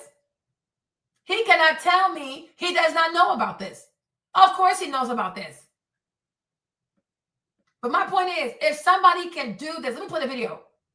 This morning, a man is charged in connection with an arson at the Pennsylvania governor's residence while Governor Shapiro and his family slept inside. Exactly. Pennsylvania State Police said that Shapiro and his family were evacuated around 2 o'clock Sunday after the home was set on fire. No one was injured, but as you can see, the fire caused significant damage to the home. We do know that this attack was targeted. We don't know the person's specific motive yet, but we do know a few truths. Okay, right? So my thing is, if a person can do this, look at the inside, yo. Right now, investigators are facing some big questions. Caught. Cody Ballmer is the man accused of setting fire to Pennsylvania Governor Josh Shapiro's home, and he allegedly told 911 operators that he targeted the governor in part because of his views on the war in Gaza. That information came from a search warrant that was obtained by the news site Penn Live. Authorities are not commenting on that warrant this morning. So if he could do this, if they could do this to a governor, what do you think they can do to regular people? What do you think they can do to regular people? Right? So for me, it's like, for Brandon, where is he at? I'll still need time. So for Brandon to do this, even show like somewhat of an aerial view of the house, what is he doing? He wants somebody to plan an attack against his family. Because the same way he's saying, oh, Karmelo meant to bring a knife. Karmelo meant to stab. Karmelo, he meant to stab. Okay. So then what are your intentions? And your intentions are for someone to know this house, recognize this house, find this house, and commit arson. So to me, what you're doing is way more premeditated than whatever Karmelo could have done at the stadium. You are a grown adult. You're not under duress. You're in your house or your studio. You're safe and you're overweight. And you are choosing to make bad decisions yet again, from food to this. No problem. I got you.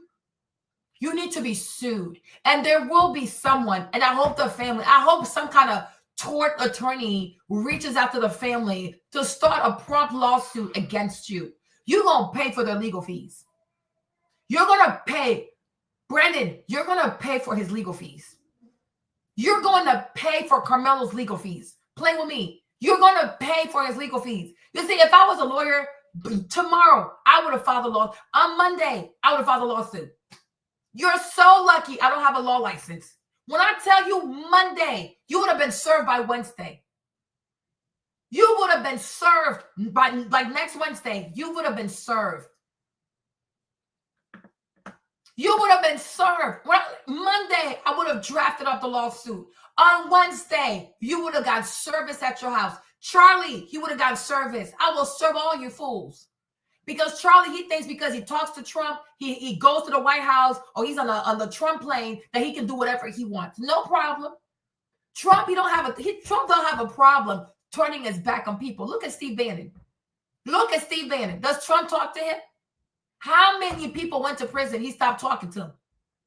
Trump ain't got no loyalty. Trump wants to be president. He's all about making the deal. So just because you talk to Trump or you're friends with Eric or you're friends with Donald Jr., nobody cares, fam. No one cares. Because Trump is not going to ruin the primary behind you, Charlie. Don't lie to yourself. Do not lie to yourself. You are so lucky I am not an attorney. When I tell you by Tuesday, Monday, I have the lawsuit. By Wednesday, Tuesday, I would have paid for service. Wednesday, you would have gotten served. When I tell you in May, you and I will be in court. By like mid-May, I would have had your contract by Turning Point USA, and I would have made it public. So people can see what goes on behind the scenes out there between you and this Charlie boy. Because you up to no good. You are up to no good. You're up to no good. And this is why I say, right, he is no different than Leo in Django. Right? So Leo is Charlie Kirk, and then this is him. He's Samuel L. Jackson, right? This is Brandon, what's it called? The black man is Brandon, and the white boy is Charlie Kirk. Django and Chain in real time and 4K on my damn YouTube. Like, this is crazy. This is seriously crazy. This is seriously crazy. Make sure you like the video. Saying things like that, like when you know you can bring harm to people. And he doesn't want to check. Hold on. To run the 400-meter dash, the last time I checked. When you run the relay, try to grab his gun, took one to the chest or the head. So damn silly. Let's go back to Sabrina. I can't even stand this dude. Let's go back to Sabrina. Already had put out videos and retweets saying Karmelo Anthony's family took money from the Give, Send, Go that you guys sent for the case, and they used it to buy a brand new home. A blatant, bold lie. The owner of Give, Send, Go came forward and said that the Karmelo Anthony family had not withdrawn any funds from the Give, Send, Go account. And none of these influencers corrected the videos or the tweets that they put out. No, it's not okay. Whether you agree with Karmelo Anthony or not, we have to raise our voices about this. I am so tired of people saying they're independent media and they're doing sneaky, grimy crap like this that corporate media does. Exactly, because they sold to Charlie Kirk. Hold on, you guys. Hold on. Look at this. So see, that's what I say. But he doesn't care, and he needs to be sued for this.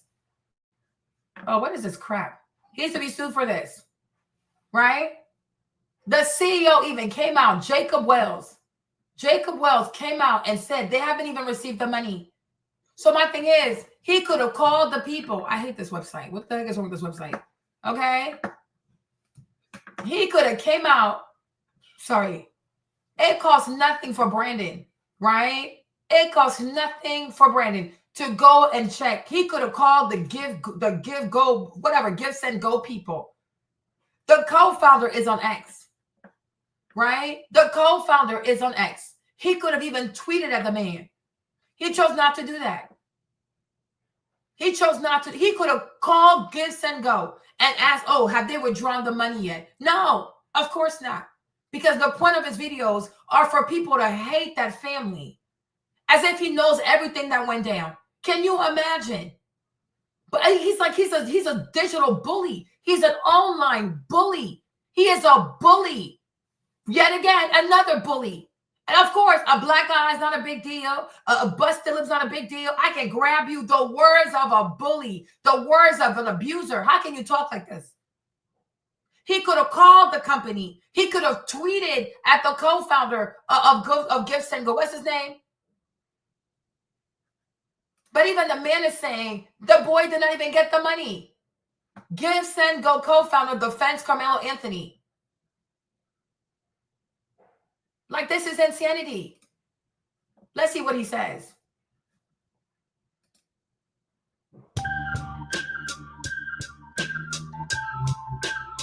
We have this baby on YouTube. He probably did.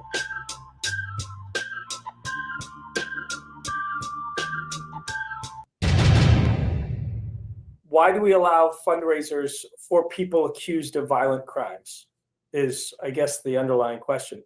One, there are scenarios, and we all know and have seen them in the past, where people have killed somebody and not been found guilty of murder, let off, because there are scenarios where somebody dies because of the actions of somebody, but because of a greater case around it, i.e. self-defense or the defense of others, it's not considered murder. It's actually considered self-defense. So there are scenarios where people die where... Sir, yeah, sure. Because then again, he's talking about thingy, right? It's like he hasn't even received the money. So why are they doing this? Why are they doing this? They haven't received the money. But you know, there's a video Lacey sent me yesterday. Let me play for y'all. There is a video that Lacey sent me yesterday, right? How does it go again? Listen, and it's so true. It's so true. Hold on. Think about a video for y'all. I should have kept this anyways. I don't know why I closed the page, but whatever. Listen to this.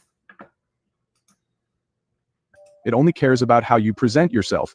If you don't control the frame, someone else will, and you won't like the role they give you. This is day 4 of the path to power. People don't follow the truth. They follow the most convincing version of it. You see? You see what he said? You know what he said? He said people don't follow the truth. They follow the most convincing version. So the goal of Officer Tatum is to sit on his YouTube and help these white people be convinced of the narrative, the racist narrative they want to believe about black people. They don't want the truth. And nor does he intend on serving the truth. Because if his goal was to come over here and give the truth and nothing but the truth, so help you God, especially as a police officer, he knows damn well how it goes. You put your hand in the Bible and you say you're going to tell the truth, nothing but the truth, so help you God. This is why I said this man needs to be investigated. His cases as a police officer needs to be investigated. Tatum is dangerous. And I would not be surprised if he violated so many people's constitutional rights. Even his story about why he became a YouTuber, I think most likely he was going to be placed on discipline leave or like some kind of disciplinary action. So he quit the force rather than to face the consequences. This dude is bizarre. This dude is sketchy. This dude does not have integrity. Because when you're a police officer, you know that when you go to court, you swear on the Bible, you put your hand like this in the Bible, you go like this, and you say, yes, I swear to tell the truth, nothing but the truth, so help me God. So why does he have the same mindset when he approaches how he creates his content?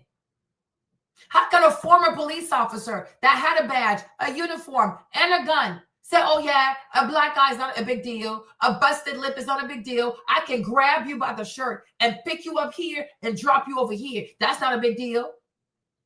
Like he's okay with assault and battery.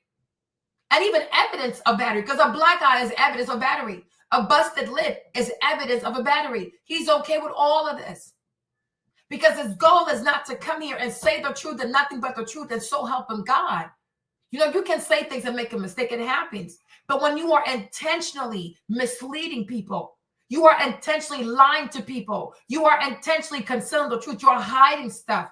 Because you want people to see that black family as some vile ass, scamming ass, corrupt ass, white people hating that raised a black boy, I guess a YN, to go to a track meet with a butcher knife, a cleaver, seeking which white kid to stab in the heart for white people to pay for the sins of slavery. Are you actually okay?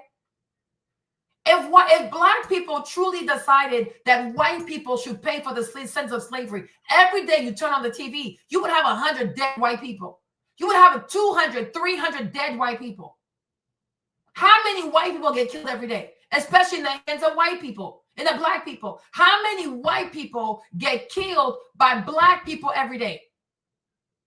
Oh, so you're saying black people have all this hatred for white people. Black people want white people to suffer so much. We want white folks to pay for the sins of slavery. Okay, how many white people are dying every day in the hands of black people? You sound so damn silly. You really think that if black people, you stole over 12 million Africans. You stole over 12 million Africans. If black people wanted you to pay for the sins of slavery, you would wake up every day. Even the Panini, the way Panini was out here decimating people, the way COVID was out here decimating people, you can't even keep up with this. 46 million black people. If every black person killed even like 5 white people, that would give like almost over 200 million white people. It wouldn't be that hard, you know. But black people have so much hatred. Black people want white people to be deleted for the sins of slavery. And yet you have 200 plus million white people to 46 million black people. How does that even make sense? How does that even make sense? Always lying, always gaslighting, and always projecting. You are the one who hates white people, black people. You are the one who wants to see black people get killed. And that's why anytime a white person, even a white Latino, kills a black person, you guys run to give millions of dollars for their legal fees. You are the one who enjoys seeing a white person kill a black person. Okay? Go sit down somewhere. Like, go sit down somewhere. You enjoy that. You're the one who hates black people. You are the ones who get off on seeing white people kill black people, even white Latinos. You're so hateful of black people that you will put your money behind white Latinos when they kill black people. So stop projecting your detestable, disgusting, racist image onto black people. We are not you. You're not us. You ain't like us. And we will never be alike. We will never be alike. Black people hate white folks so much. White people want to see every single white person deleted, but yet black people are more likely to kill each other than to kill a white person. How does the math even make sense? But I don't even know, because why would you even want to work a Chinese person job if all they make is $13,000? I think a lot of you white people, you're just not good with numbers. You're just not good with numbers. You are truly not good with numbers. And that's why your world of tech is so far behind the Chinese. You're not good with numbers. You're truly not. White people, black people have so much hatred for y'all, but yet they kill each other more than they kill white people. What? What the heck? That makes no damn sense. That makes no freaking sense. But you rather believe what makes you feel good about your racist behind than to actually make sense. You don't want to make sense. And you don't even want the truth because the truth makes too much sense. Utter foolishness. Utter foolishness. They're crazy. That's why a confident idiot gets more respect than a hesitant genius. Perception beats reality every time. Your posture, your tone, the way you occupy space, all of it tells people how to treat you before you say a single word. Walk like you belong, and people assume you do. Hesitate, and they'll treat you like an outsider. This is why powerful people never explain, they declare. They don't ask for permission, they assume authority. The world will always put you in a box. Make sure it's one you built yourself. The world doesn't care who you really are. It only cares about how you present yourself. If you don't control the frame, someone else will, and you won't like the role they give you. This is day 4 of the path to power. People don't follow the truth. They follow the most convincing version of it. That's why a confident idiot gets more respect than a hesitant genius. Perception beats reality every time. Your posture, your tone, the way you occupy space, all of it tells people how to treat you before you say a single word. Walk like you belong, and people assume you do. Hesitate, and they'll treat you like an outsider. This is why powerful people never explain, they declare. They don't ask for permission, they assume authority. The world will always put you in a box. Make sure it's one you built yourself. You see? So when it comes to Officer Tatum, we understand that the reason why these white people gravitate towards him, because he's a confident idiot. Okay? Brandon is nothing more than a confident idiot.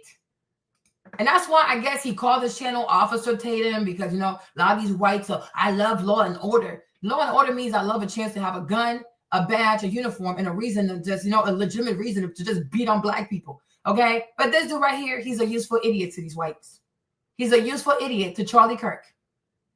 And so his job is to sit there and give the most convenient narrative for these lazy, number algebraically challenged white people to believe all kinds of foolishness. This is ridiculous. He needs to be sued, y'all. He needs to be sued. He needs to be sued.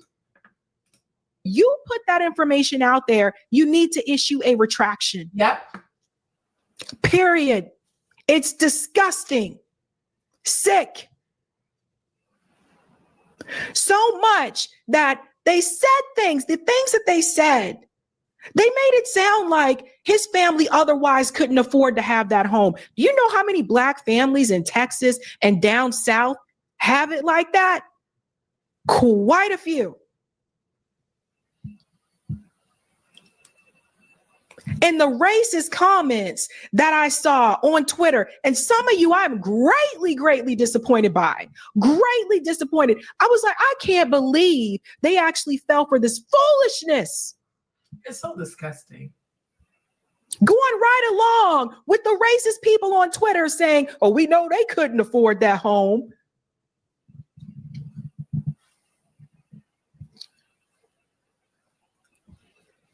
Karmelo Anthony's mother issued a statement about this. This shouldn't have even had to happen. Shouldn't have even had to happen. But here we are.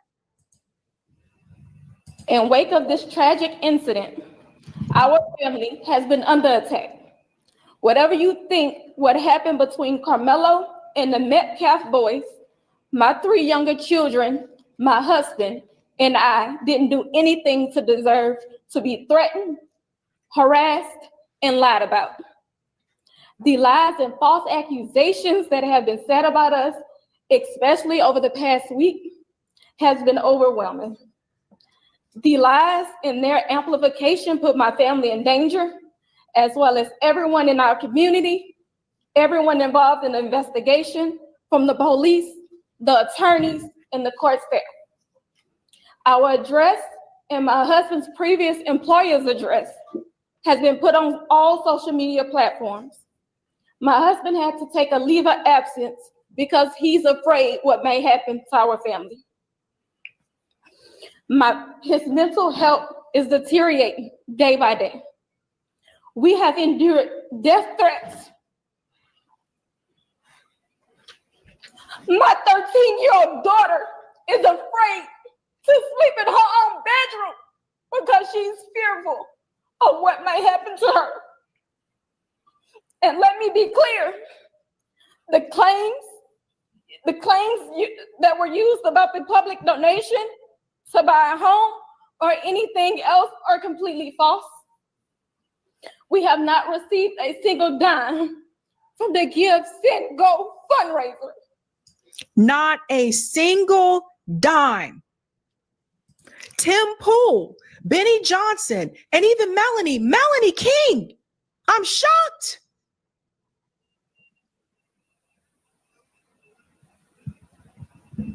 Karmelo Anthony's family should sue the New York Post and make the New York Post issue a retraction. Yeah. They started this bullshit. And the article reads racist as hell, as if they couldn't afford the home because they're Black. How else could they afford that home? And to make it worse, put the white commentators aside for a second. And you know what, though? And this is where I feel like Miss Tina Knowles needs to come outside. Like, she always has so much to say. Miss Tina Knowles will comment on everything, right? She was out there during the campaign. She was out here doing too much. Miss Tina, they're saying Black people ain't got no money, y'all. Miss Tina, you're from Texas. Beyonce, you from Texas. Destiny's Child, Kelly, you from Texas. Matthew Knowles, you from all you Texas. Even Megan Thee Stallion, right? Oh, what's his name? Oh my God, what's his name? LaToya Luckett's ex-boyfriend, the tall one, Slim Thug, right? All you Texas people. The people say y'all broke. The white people are saying that you Texans, you Black Texans, you ain't got no money, y'all. They say y'all broke. Y'all live in the project. You live in the hood. You can't afford the what? You can't afford the Escalade. You cannot afford an $800,000 house. I need all these Texans to come outside. Okay? Where is Miss Tina? She'll comment about everything. This is a time for you to make a, what's it called? A stupid joke, whatever she called. Whatever joke you make, right? Miss Tina, we need you. Beyonce, the Carter album, whatever it's called, right? You out here singing country music. You wanted to make country music so bad. Beyonce, come talk to these people, girl. Come talk to these people, Beyonce. Okay? Kelly Rowland. They say that you Texans, you Black Texans are broke.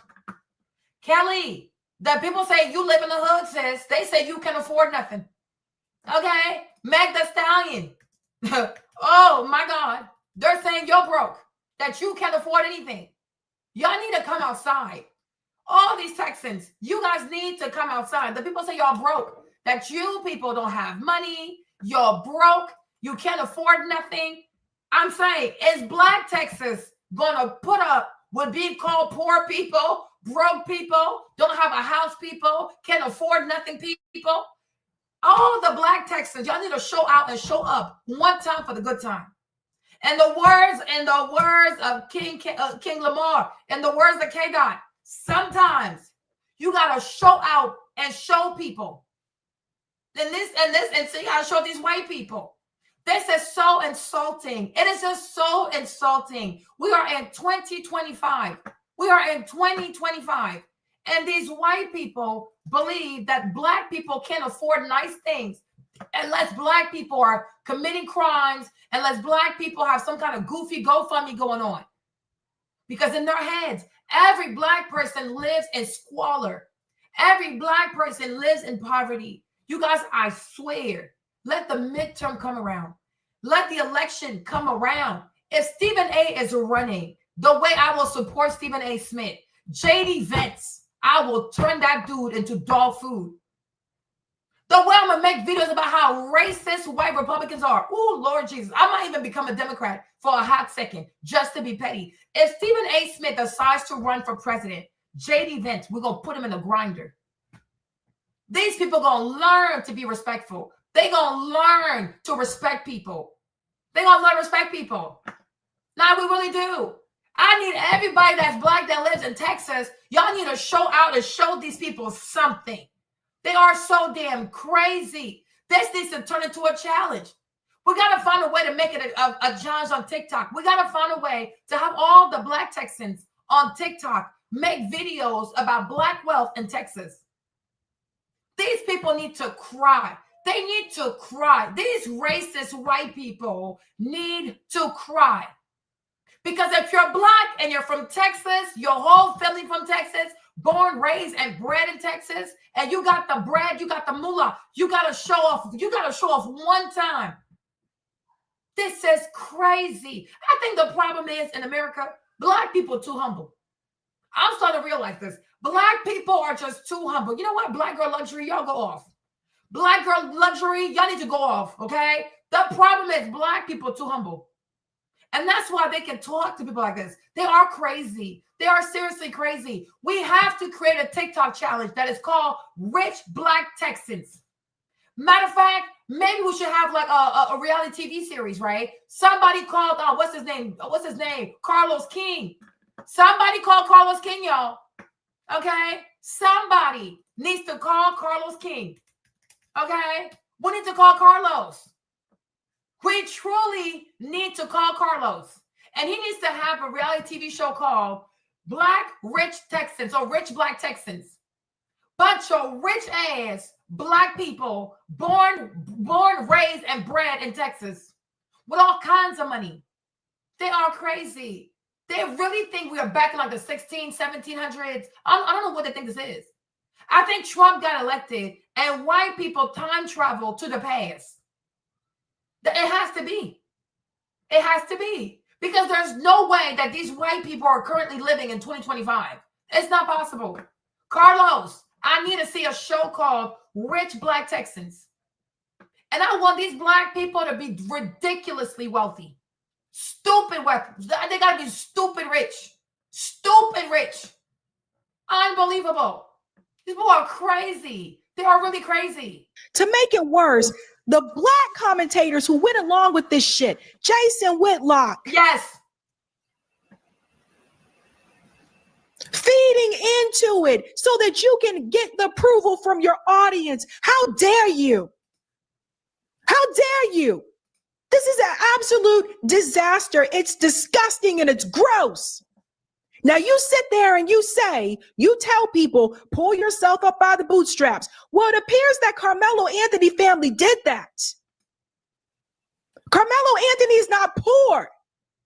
I tried to sound the alarm about this early on. He didn't come from a poor family. They actually have money. Imagine that, a Black family who has money. And for all of you to go around online retweeting this racist, crap. You should be ashamed of yourselves. And to Jason Whitlock, they'll turn on you too. Nick Fuentes basically called you, what did he call him? A token? Yes. Let Nick say, I got you, sis. I got you, sis. Pass the ball over. I got you. Pass the ball over. I got you, sis. I got you. Hold on, Sabrina. I got you. Okay. Here's Nick Fuentes, y'all. Nick, say it one more time. And by the way, you are a token. Hey, Jason, you're a token. You are in conservative media as a black guy that can confer upon white people the dignity of not being called a racist for having their views. That's why you get paid. And that's why I don't, because I didn't have the privilege of being born black. I was born white. So there's a limit on what I can say. There's a limit on what I can say without being penalized in the so-called free marketplace of ideas. And everybody knows it. Everybody knows it. Everybody knows. And everybody's sick of it, especially in the conservative space, that blacks have had it easy. It is, and I don't doubt that he's a sincere person. I'm sure he's a sincere person. I'm sure he's genuine. But you are playing by a different set of rules, pal. You have training wheels on. You think you've earned it? Everything you have. Take a look around at your studio, your contract, your employees. If you said the stuff that you said as a white person, your ass would be fucking gone. And everybody knows that. You're on Blaze hosting E. Michael Jones talking about the Jews. It's a good fucking thing you're black, because if you weren't, you would have been fired like Elijah Schaffer. You would have been fired like every other white person. Everybody knows that. Take a good look at everything around you, because you did not compete to get that. You got it because people feel sorry. People don't want to be called racist. They feel sorry. They need a black person to give them credibility. And if you can't see that, then you're just as ignorant as BLM. If you can't see that, if you can't be honest with yourself about that, you're just as ignorant as the marchers. As a matter of fact, you are as ignorant as the marchers. Just another ignorant crybaby. And you know what? I have no hatred. I really don't. I'm a little bit frustrated with the fact that people are going to challenge my credibility based on what I say, knowing what I've sacrificed. Okay, shut up. Anyways, right? And see, yeah, because here's their lineup. He's the only black guy. Jason Whitlock is the only black guy at Blaze TV. This girl, Allie, she pretends to be a white conservative Christian, but you know that's code word for I'm white, I'm racist. And I believe that God is on my side. You know, girl, the devil's on your side. But a bunch of racists. This dude right here, he looks like Colonel Sanders. He looks like Colonel Sanders, okay? Reincarnated. So here's Mr. KFC. Here's Colonel Sanders right here. I don't know who this evil man is and whatever this white girl is, right? So that's it. He's the only black guy there. And this is why they have him on, to say the things that they don't want to say, because they don't want to be called racist. So they brought this high-calorie pre-diabetic of a fool, right, who needs a year-long supply of probiotics so he can finally release it all and restore his gut health, right, to say all these nasty things about black children. He's out of his damn mind. They're out of their minds. The things people do for money. People are so bad with their finances. People are so bad with their money. They need money so badly. Just lower your cost of living, like downsize, downgrade. Lower your cost of living so you can afford to have integrity, so you can afford to have your own voice. But no. Nick Fuentes basically called you a token recently. Yeah, he sure did. So they'll flip on your ass too. They sure will. And my thing is, like, even between what happened with like Candace and Daily Wire, I don't know why they don't see it. Like you, Brandon, one day Charlie gonna flip on you. Jason, one day Blaze TV's gonna flip on you, right? If it happened to Candace, even though she was like the #1 talent, she had the most views and stuff like that. If it happened to Candace, it's gonna happen to you. It's just a matter of time. It's just a matter of time until they feel bold enough to say it without like being afraid of the consequences. It's a matter of time. No shame, no humility. I could not even believe it. The owner came forward and said he did not withdraw the money. But the racist part about it is the fact that you convinced yourself that they couldn't afford the home unless they did. It's disgusting. That's the problem.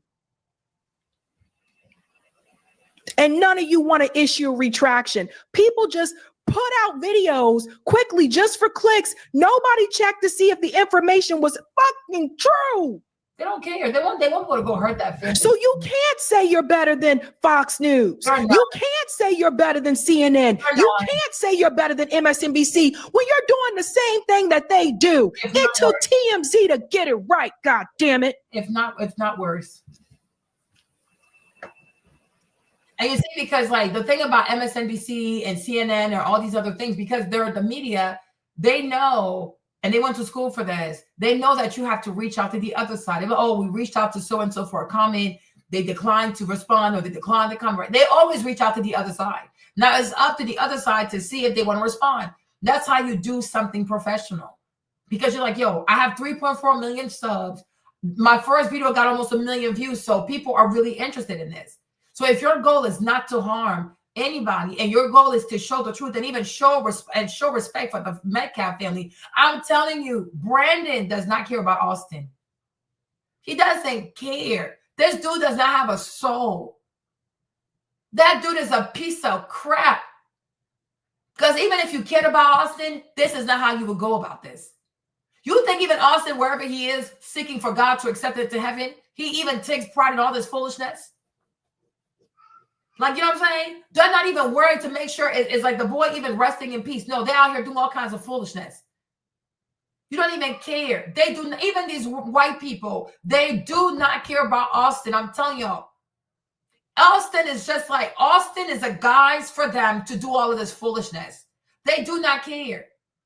Let's see how many of them even like send flowers or roses or things like to the family. Let's see how many of them help the family to find jobs, or let's see how many of them even like give scholarships. They don't care about these people. They needed a vehicle to express their racism.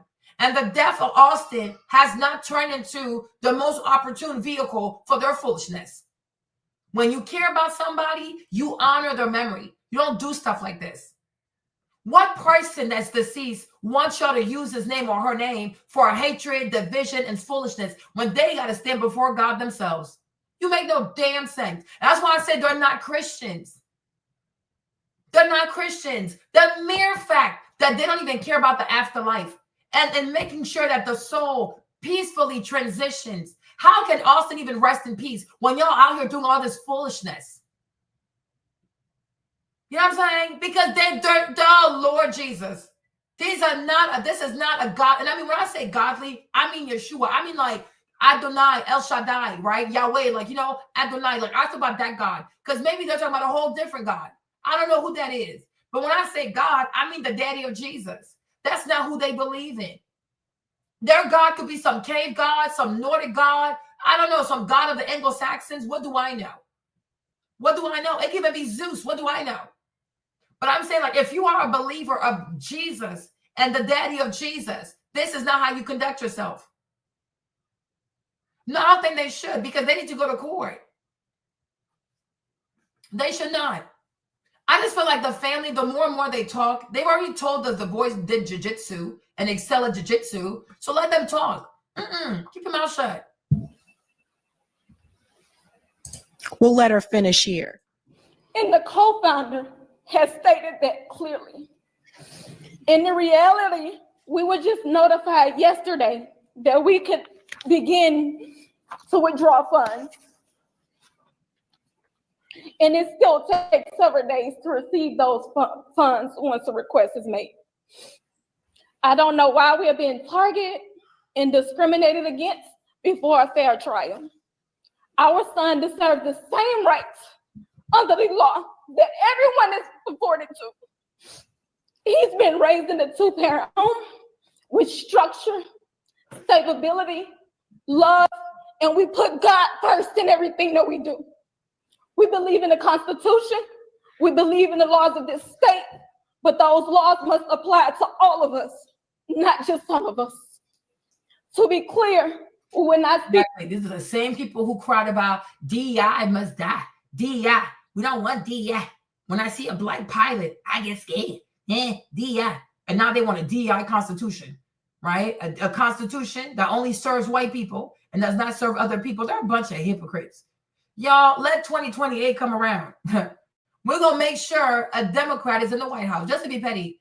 Let 2028 come around. We're going to make sure a Democrat is in the White House. We're going to make sure these factory jobs never come from China. Yes, we're going to make sure all these goofy terrorists disappear. They're going to hurt. 2028, we're going to make sure a Democrat is in the White House. Play with us. Play with people. Keep doing this.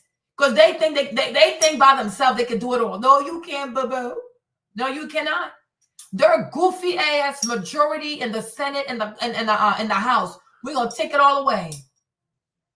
These people are gonna learn how to work with other people. You're gonna learn how to deal with other people and be respectful and be grateful. I'm waiting for JD Vance to say he wants to run. I am waiting for Ron DeSantis to say he wants to run. Let's do it, baby.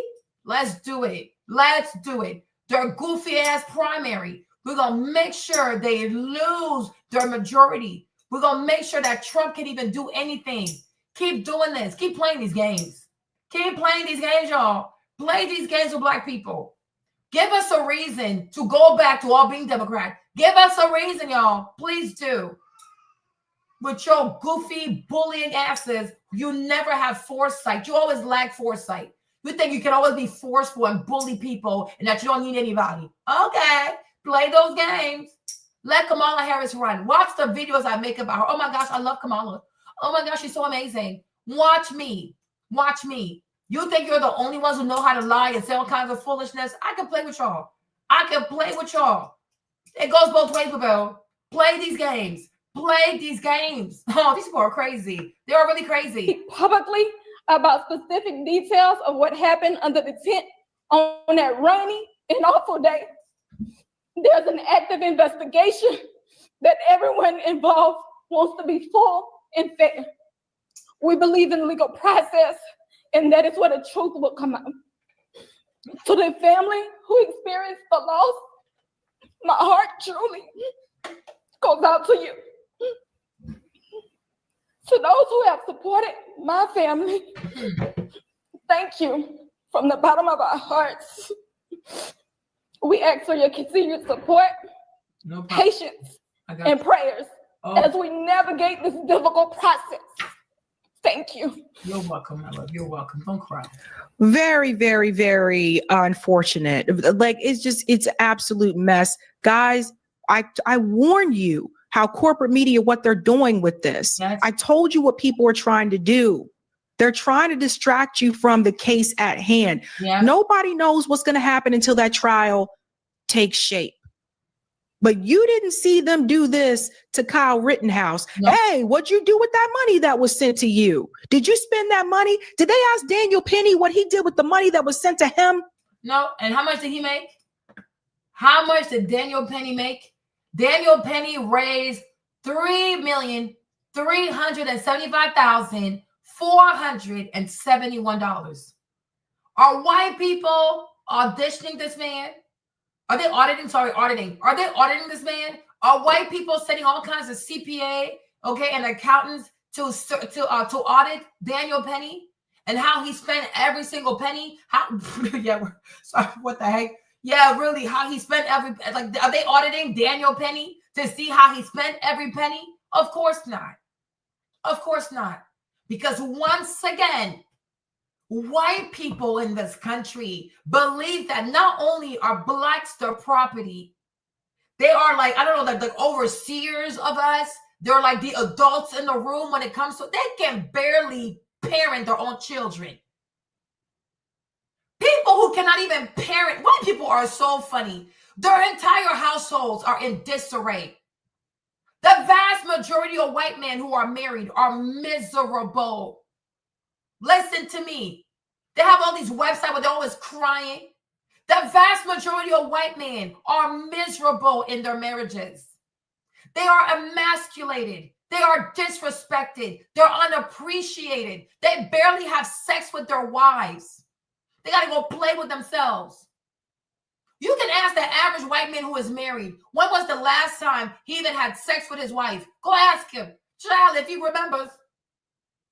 The vast majority of these people have, like, they have a subscription to like OnlyFans and all these goofy ass websites. Okay? The vast majority of white mothers cannot raise their children. They are overwhelmed by their children, their sons, their daughters. They talk to their mamas any kind of way. They don't appreciate their parents. They insult their parents. Oh, I hate you, mom. I hate you. I hate you. They cannot even control their homes. Kids are slamming doors, opening doors. They talk to them any kind of way. So many white kids do not appreciate their parents. They talk to their parents like they crazy. Chaotic homes, dirty homes, unfilthy homes. Let me show y'all. Okay? Because you know, I would never lie to you. Okay? This is how they live. This is how they live. And instead of fixing their homes, instead of making their homes clean and doing what needs to be done to live in a clean house, right? No, let's worry about black people. Let's worry about black people. They don't do dishes. Let me play this in the background. So today I'm going to show you how I transform a room from this to... You see this? They don't clean. They don't know how to cook. They live in like utter filth. The house is a mess. Everything is a mess. Even when they stay at home as mothers, everything is a mess. Everything is a mess. They have so much to do. They have so much to clean. They have so much to organize. Why do you think, what's her name? Kylie, what's my girl's name, child? Kylie, she's on TikTok. She's always yelling at these white women to clean their homes. She's always yelling at her white sisters to clean their homes. Hold on. TikTok, is that what it is? Where's my girl at? What's her name again? Kylie something. What is her name? It's not Kylie Pitts, right? Boom, boom. What's that girl's name? Kylie Perkins. There you go. Right? Every day you go on her page, she is yelling at white women to be clean. Okay? She yells at these people every day that they need to be clean. They have so much to do. They have so much to work on. Let me show you a video. Let me show you a video where she goes off on these heifers. I need to see this. They got too much to do. They got too much to clean. They got too much to do, y'all. To be sitting here worrying about what black people are doing, what black people can afford, what black people cannot afford. They got too much to do. And they're not doing it. Let me find a video, y'all. Let me find a good video. Let me find a good video. Look at this. Are you doing your best, or are you lying because it's easier? Are you lying to yourself that you're doing your best because you know if you tell the truth, you're going to be forced to make changes? So see, she even knows that white women lie to themselves. They lie. She knows. Be honest. Some of you are really working hard and you're really at your best. And I think a lot of you are not. Oh. And I think it's so much easier to be, I'm doing my best. I'm doing my best. But you sit at home all day and you scroll. You don't clean. You don't do anything. You see? You're overstimulated. You see? You're exhausted. You see? You have anxiety. You see? That is not your best. You see? It's not. And I know it's easier to say that and easier to say I'm trying and I'm doing my best. But all you're doing by lying to yourself is delaying your potential. Exactly. And delaying your success. You see? They don't clean. So she comes out there. Okay? She comes out there and yells at these people. Look. Hear me loud and clear when I say this. You can clean your house and have routine and still spend quality time with your kids every single day. Cleaning and having these routines will actually give you more time with your kids. The amount of people that I see their comment, they think it's like, oh, I would rather. I'm like, are you kidding me? It takes me 20 minutes to do my morning routine, and then I spend the rest of the time with my kids.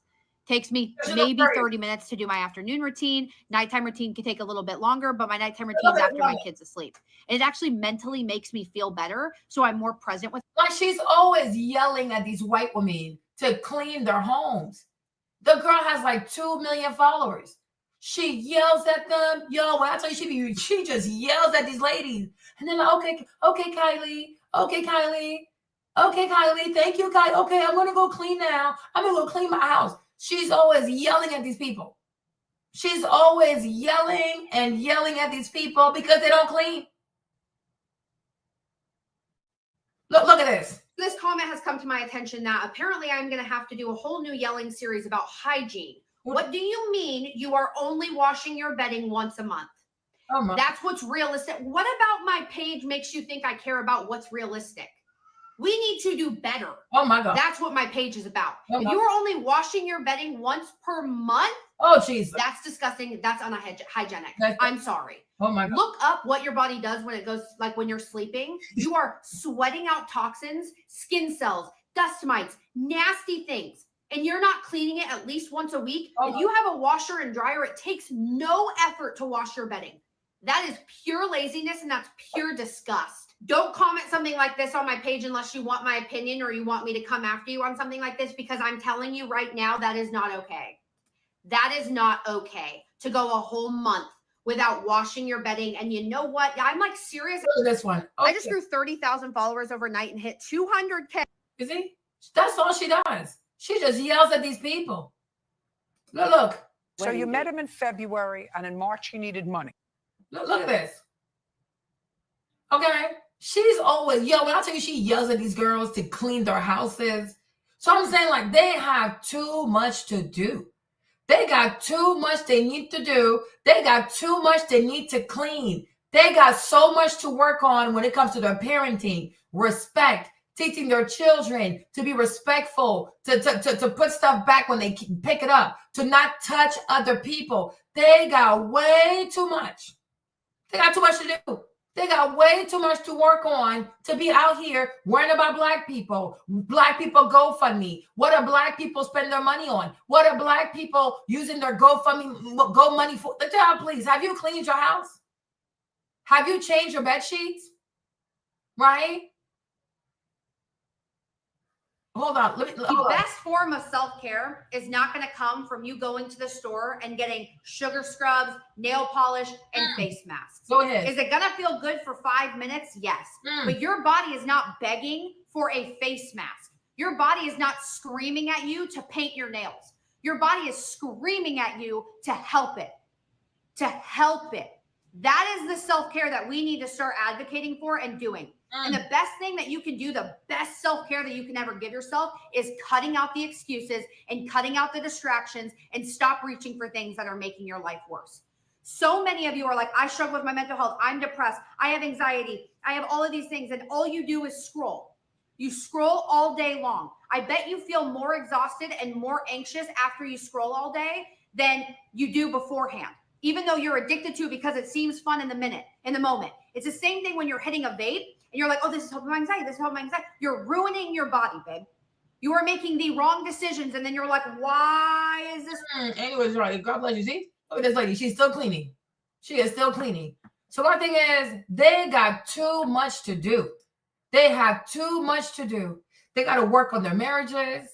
They got to work on respecting each other as husband and wife. Like, the white wife, she got to respect the white husband. A lot of white husbands, they have to work on being the leaders of their family and stop letting these crazy white feminists run their household. So many white husbands are miserable. So many white husbands want to file for divorce. So many white husbands have sexless marriages. They're not appreciated. Nobody says thank you. They're suffering on the inside. Too many white mothers, you also are not appreciated because you raise kids who are so ungrateful, right? House is in disarray. Nobody knows how to cook. Nobody knows how to clean. Barely anybody doing the laundry. Nobody wants to fold the clothes. The kids don't help to clean. The kids don't help with the laundry. The kids don't help to cook. The kids don't put the trash outside. Y'all got too much to work on. You understand? And I think sometimes because y'all don't even like each other, focusing on Black people is what brings y'all together. No, stop running away from the hard work you have to do. Every white family, y'all going through stuff. Many of y'all, your kids are into the opioids, the drugs, the insolence, the disrespect, right? They don't clean their rooms. They don't listen to y'all. They have horrible grades. They do whatever they want. They don't come home at night. They drive the cars, make a hot mess, get into car accidents. Your kids are too much. It's enough. Like, you gotta do better. And that's one thing y'all need to learn from Trump. That is one thing that you white folks need to learn from Trump. All his kids are well behaved. Okay? All his children are well behaved. Okay? You got to learn that from Trump. So if your kids are not even well behaved, what do you look like worrying about somebody else's kids? Okay? Do you see his kids? They're all well behaved. Are your kids well behaved? Are your kids out here making you proud? Do they have the best grades possible? Are they polite, respectful? What did Trump always say to his kids? Don't drink, don't do drugs, get good grades. Is that what you have? That's one thing. Whether it's Donald Jr., Eric, Tiffany, Ivanka, and Barron, they're very respectful people. They're very respectful. You see Barron, he's almost like 7 feet tall. Doesn't put his hands on people. Does not put his hands on people. Every time you see Barron, the boy is so well behaved. Class act. Such a classy young man. Such a classy young man. Barron is so classy. He is so classy. He's so elegant. He's just so freaking elegant. I'm like, this boy is so cute. He is so tall. He is so elegant. He is so tall. But he knows how to stay in a child's place. Are your sons behaving like Barron? Huh? Make it make sense. This is time for this. Okay? No time for this. Right? Are your kids behaving like Barron? Do your sons behave like Barron? Everybody remembers, even at the inauguration, Barron walked over to Kamala Harris and Joe Biden, and he shook their hands. Joe Biden, Kamala Harris, they sent the FBI. Oh, Kevin. Joe Biden, Kamala Harris, they sent the, hold on.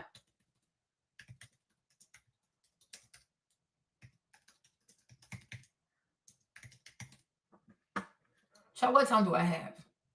Okay. Here are the videos. This is Joe Biden who weaponized the Justice Department. They sent the FBI to raid Mar-a-Lago. They went through his mom's underwear. Like, what's her name? Melania. The feds, they went through her underwear. They went through all their stuff. They were raided in the middle of the night. Barron, he had to see his dad be sued over here, sued over here. People calling his dad all kinds of Hitler. Like the stuff that the Democratic Party, especially Joe Biden, Kamala Harris, and what's the guy, Garland, even the FBI, the stuff that they did to Donald Trump. This young man had every reason to hate these people. He had every reason to hate these people. Okay? You know, he had every reason to hate the people.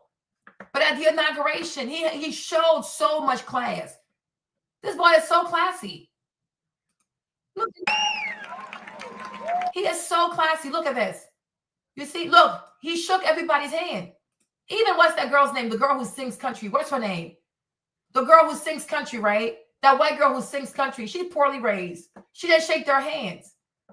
But look at Barron. After everything these people did to his dad and his mom, after everything they said about his family, look at Barron. Look at Barron. When I tell you I love this boy, oh my gosh. This is the kind of white boys we need in America. These are the kinds of white boys we need in America. We are tired of poor white trash. We're really tired.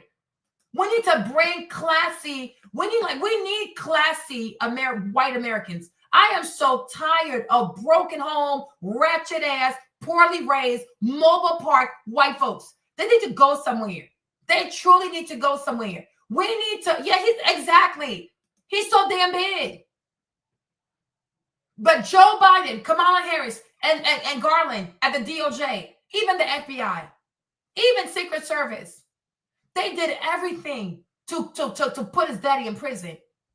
They were out here saying that the daddy's a rapist, your daddy is Hitler, your daddy. I mean, this was so crazy.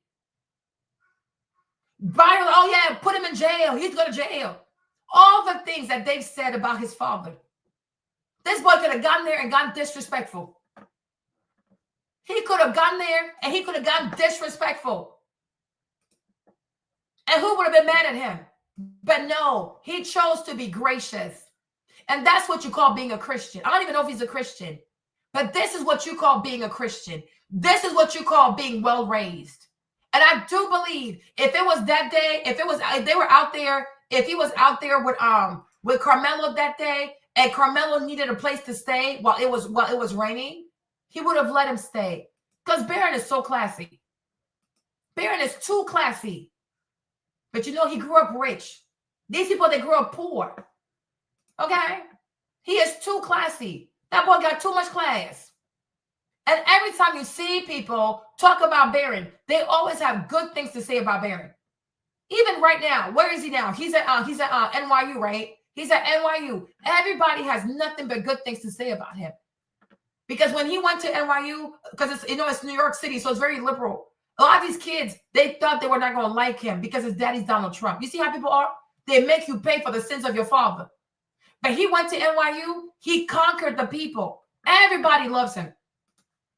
Everybody loves him. Everybody loves Barron. Because he's a well-raised young man. He's a well-raised young man. He's very polite. You see? Very classy, very polite. Have you ever heard that, oh, my daddy is Trump? Do you know who my daddy is? You can't sit here. Do you know who my daddy is? You will never get this behavior from Barron.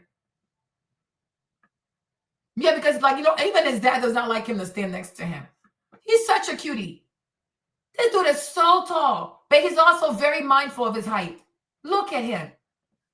And these are the kind of white people we want in America.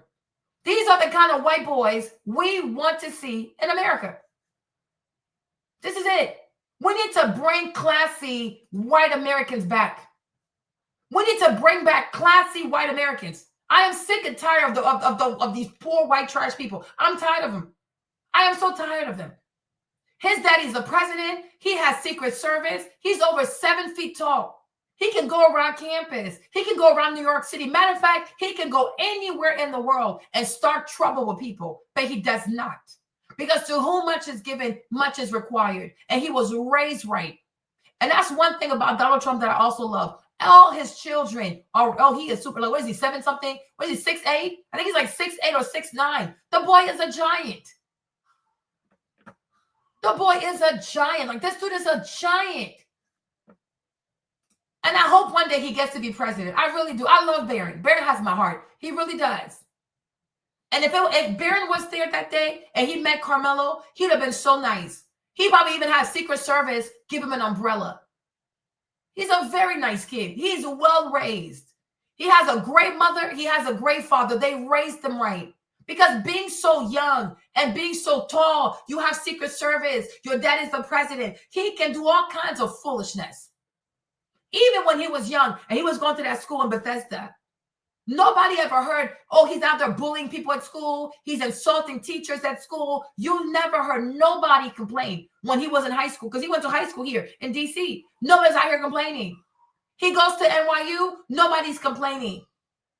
He doesn't use who my daddy is, his height. I got Secret Service to be out here abusing people. Yes, because white American women don't know how to raise children. And maybe that's why he only married Eastern European women, from Ivanka to Melania, because they know how to raise children. White American women do not know how to raise children. White American women do not know how to raise kids. They don't know how to raise kids. They're out of order. They don't know how to raise children. It's like they birth them and they just let the people like run amok like Mowgli in the Book of the Jungle. Like, what is this? Right? And maybe that's why. And yeah, he's not done growing. But think about this, 18 years old, almost like 7 feet tall. He has Secret Service. His dad is the president. This boy could be a menace, and he looks good, and I'm sure he smells good. I love Barron. Oh, that's my baby. And I feel so sad because he might see this video and he might think I don't like him because he's white. Of course not, Barron. I love you. But some of these people, I need to read these people, Barron. They're triggering me. Barron, I'm like, if Karmelo, if Barron was under that tent, and that's some goofy ass white boy raised by a white, overweight American woman, they don't know how to raise children.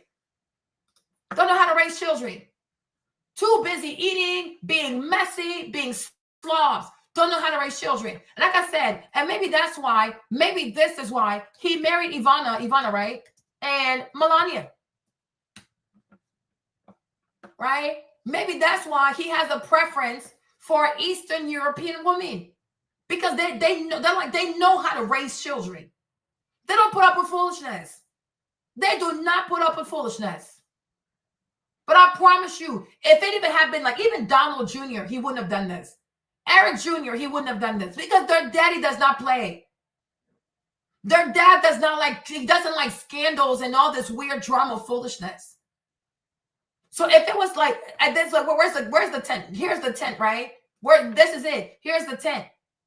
If Karmelo was sitting there under the tent and it was raining, I promise you, Barron wouldn't have had a problem with this. They had a problem. What's his name? Donald Jr., he wouldn't have had a problem. Eric wouldn't have, even Ivanka, Tiffany, they wouldn't have had a problem because they were raised right. You've never heard of Trump children in some foolishness. You have never heard of Trump children, like, weaponize who their daddy is, who like to go bully people. When have you ever seen, what's his name? Donald Jr. in some foolishness? Of all the years we've known them. Even Ivanka was outside. She was young, like the same Paris Hilton, all these people. Have you ever seen Ivanka drunk? You never have. Have you ever seen Ivanka like showing her JJ or wearing these weird ass revealing clothes? You never have. You never will. Have you ever seen Tiffany out here half naked, doing all kinds of foolishness? You never will. Because these are classy, rich white folks. Okay, and maybe that's why Trump also only has children. Maybe that's why he only has children with Eastern European women. Because they truly know how to raise children. They know how to raise children. And therefore, these kids are rich. Their dad's a billionaire. They have Secret Service. They have everything, you guys. They could really be out here and be a menace to society. 18 years old. Have you ever seen one picture of Barron drunk? Have you ever seen Barron smoke weed? Have you ever seen Barron even with a bottle of beer? Have you ever seen that? Have you ever heard anybody come out and say, oh, Barron bullied me, Barron sexually assaulted me? Compare Barron to Hunter Biden, who was raised by a white American family. Huh? Look at Hunter Biden. His mother is white American. His stepmama is white American. Look how he turned out. A whole junkie. They want to hide behind Karmelo to indict black people. I will also use Austin to indict his mother, his white American mother, and all white American women. Let's do it. Let's play these games. You want to turn Karmelo's situation into an indictment against all black people, black men and black boys. I will use the poor manners of Austin and Hunter Metcalf to not only indict their white American mother and her big back self, okay, and all white American mothers, because you do a horrible job raising children. And when children are raised by foreign white women, you can always tell. When a white child is raised by a white American woman, you can always recognize the product. You can always tell, yeah, his mama's white American. You do a horrible job raising your sons because you're so damn lazy and you're a bunch of enablers. You don't have boundaries for your kids. Foolishness. You think you're the only one who can see other people's mess? I see your mess, girl, and I see your child. You know the number of times I have seen white children, even like 7, 5 years old, beat their moms. They feel empowered to put their hands on their mothers. And she cries, oh my gosh, don't hit me. You out your damn mind. Can't even control a 7-year-old because they're so like because some of them are really small. They're very, very thin. So these kids are not afraid because she looks about his height. One time in New Orleans, that girl, she tried to put the baby in the car. That kid was beating his mother, y'all. I said, what the freak? And if he feels comfortable doing this in public, he does it in front of his dad. So you have these white fathers who sit there and they watch their children beat their wives. And they're even step in and interview, like, you're not gonna touch my wife. You out your mind. These white fathers sit there and they watch their white children put hands on their mother. And then I'll say, you don't get to touch your mom. You out your mind? No, they are comfortable beating their mothers in private and in public. But like I said, you can always tell when a white American woman is raising a child or raised a child versus when an Eastern European woman has raised a child. So maybe that's why his marriage to Marla Maples did not last. Because he didn't like the way she was out here moving as a mother. Maybe that's why he divorced her real quick. Because Ivana, he stayed married to her for a very long time. Melania, he's also been married to her very long. But his marriage to Marla Maples did not last. And I'm starting to understand why. Like the way he is, because I think he's very traditional also. Like, I'm the man, you're the wife and the children. I feel like his mindset, it's more in line with an Eastern European mindset. So when he marries an Eastern European, they understand each other better. Because she's not trying to compete with him. She's not trying to be a feminist. She's not trying to be none of that. You know what I'm saying? Let me see if I can even find a video. I got to go to bed. Let me see if I can find a video of Ivana Trump, right? Ivana Trump on Wendy Williams about raising her kids. Let me see. Okay. Let's see this one. Let's see this one. You know, if you give the kids schedule and the discipline, you go and they get up at 7. Mm-hmm. They go to the school at 8. Mm-hmm. They go from the school. Mm-hmm. They have after school activities. Mm-hmm. Then they do the homework. They have a dinner and they go to sleep. If you keep your kids busy, okay, they have no time to get in trouble. Ivanka did the piano lessons, ballet lessons, singing lessons. The boys were the karate, the ice skating, skiing, the golf, tennis. You know, you keep your kids busy. They have no time to get in trouble. At 7 o'clock, they in the bed and they in coma. I gave my kids enough money to be able to give the friends, buy the pizza or buy the hamburger and take them out. But that was it. And then you teach your kids the value of the money. I would take the kids to Europe on the months of June and July. And months of August, they had to return back to America from age of 10. They were working on the cutting the grass on the Trump golf courses. They had to go and clean up the boats in Atlantic City, which I ran because there was a shipyard. Or Ivanka was working in the flower shop and all that. And they were making $4 to $5 an hour, mm-hmm. 9 to 5. Mm-hmm. And eventually, Donald Jr. was like a 14, and he came to me and he said, Mom, why you don't raise us from $4 to $6? And I said, you know why? And he said, why? I said, because you did not ask. You don't ask, you don't get.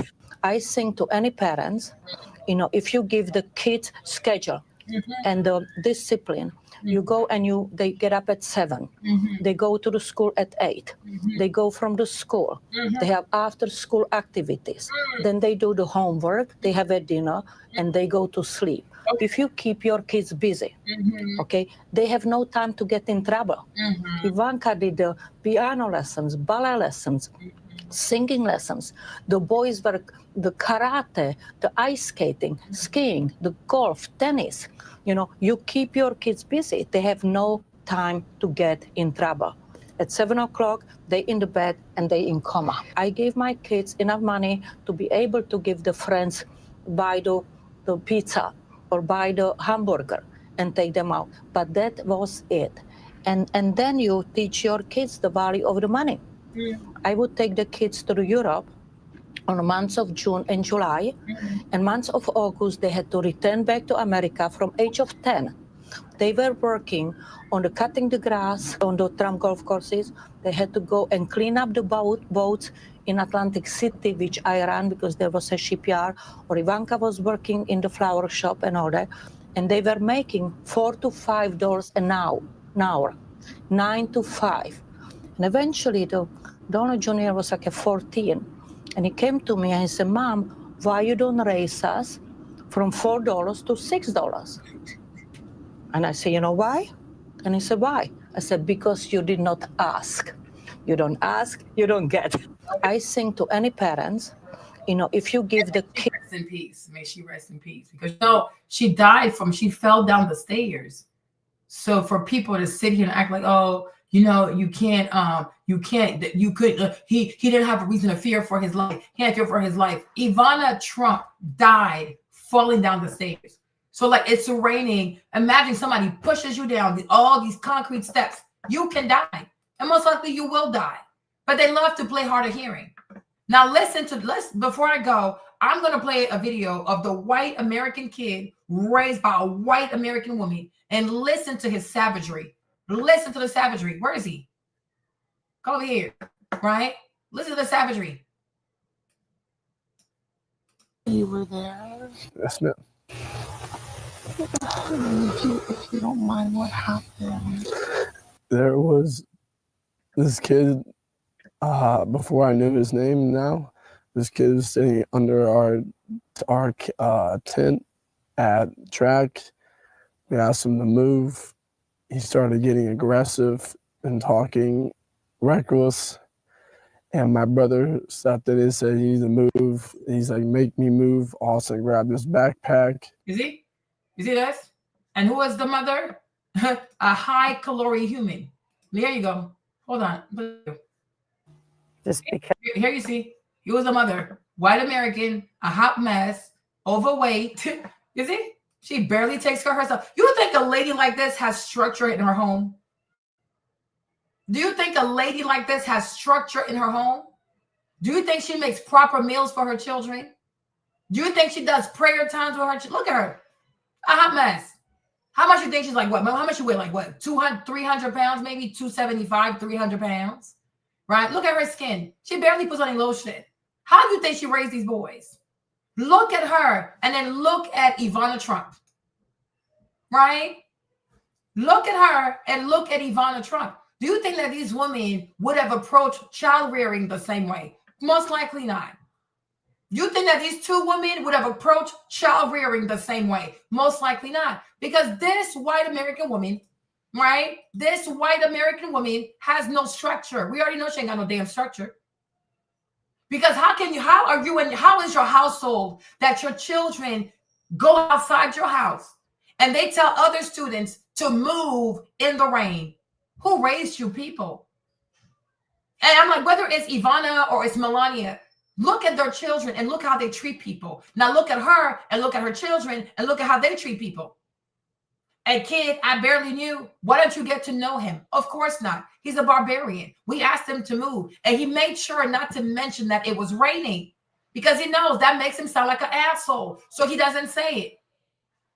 Look at her. Look at who raised the people, y'all.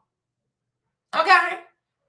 Then he doesn't want to move. So like my brother steps in and say, you got to move. Look how they talk to people. You got to move. Who are you to tell me to move? They said Austin stepped in and Austin grabbed his backpack. He proceeded to put his hands on people. They want to indict black people. I will indict white American women and how they raise their children. Make it make sense. Look at her. Like, this is crazy. This is really crazy. This is insanity. Hold on. Wait a minute. Where's my Maya Angelou video? Give me a second. Give me a second. Okay. Last video. This one's the last video before I go.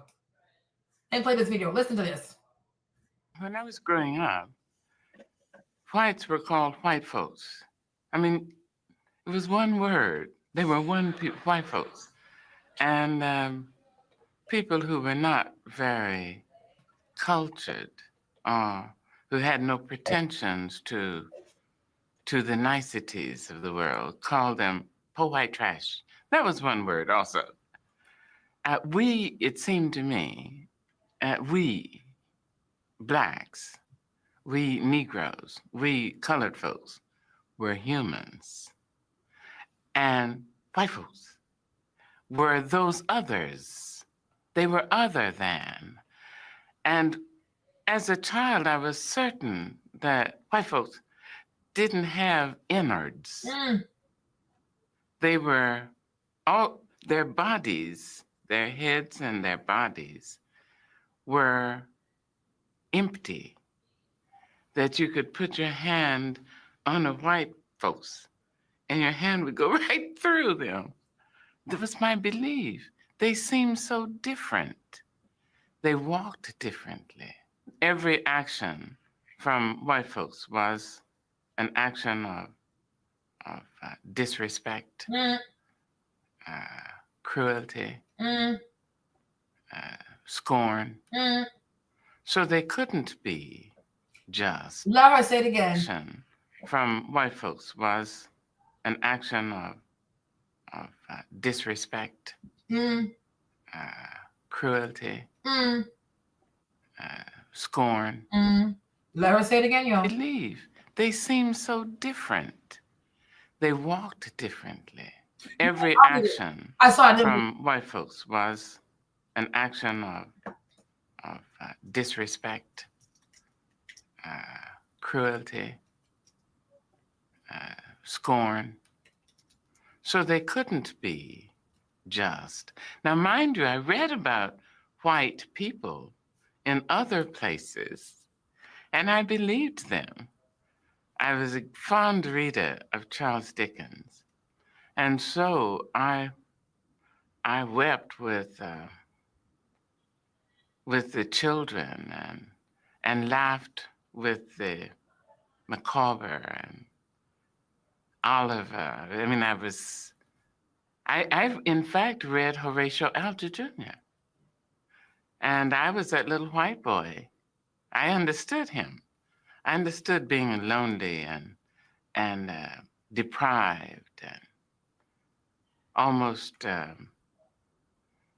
forced upon one's own resources, which were negligible, if at all.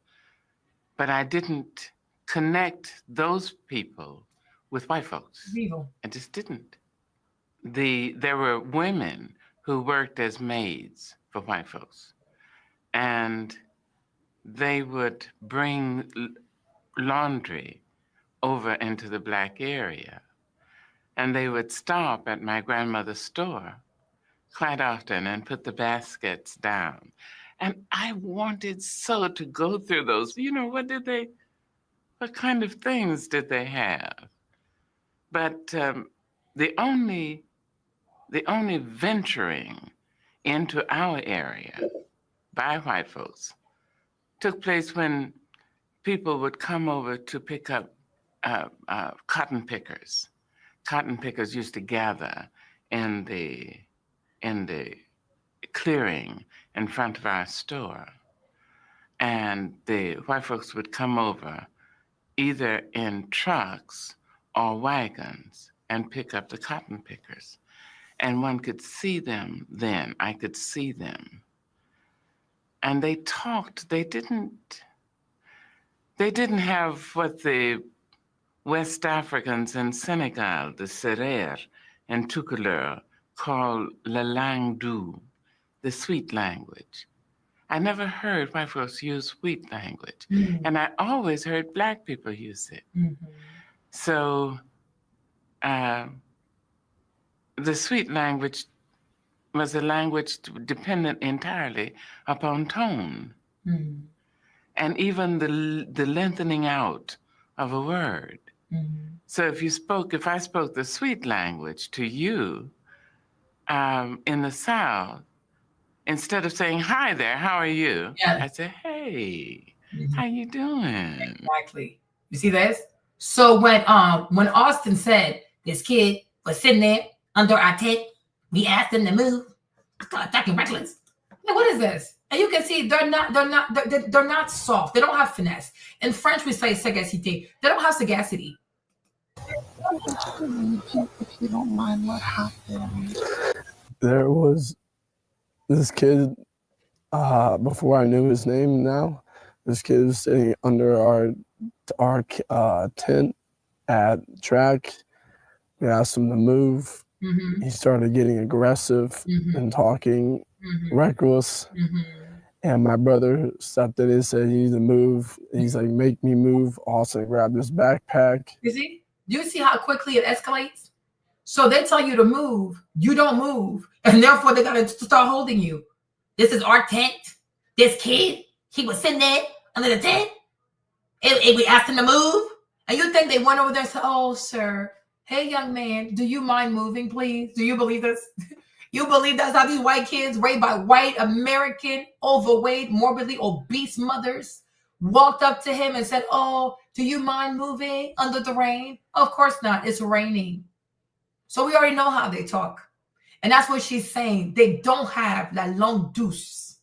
They don't have the sweet language, which, you know, the thing about langue in French is like langue, it means two things. It can be language, but it can also be a tongue. Like your tongue is langue.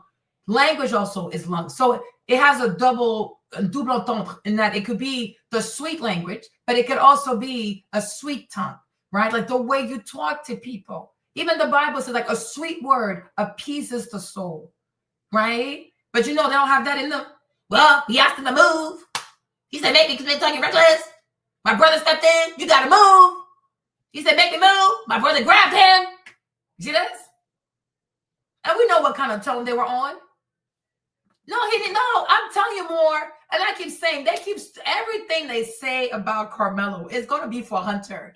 I said, keep playing these games. Hunter going to get charged for his brother's death. Keep playing these games, y'all. They are so ignorant, right?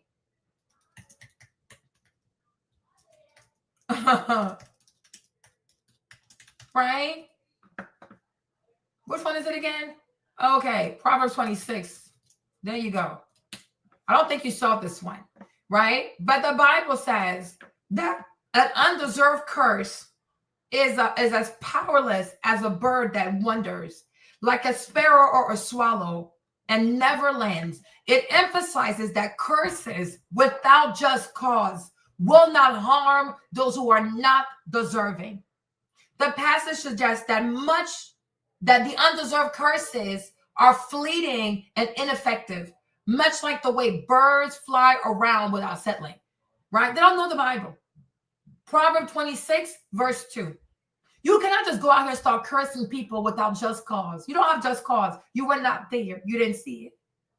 So the more you wish harm on Karmelo, you're wishing harm on Hunter. They don't get that point. They don't read the Bible. You understand? And that is the story of Esther. Y'all gonna make me stay a little longer, chat, but that's the story of Esther, right? In the Bible, and the man, I forgot his name, who got hung, right? There you go.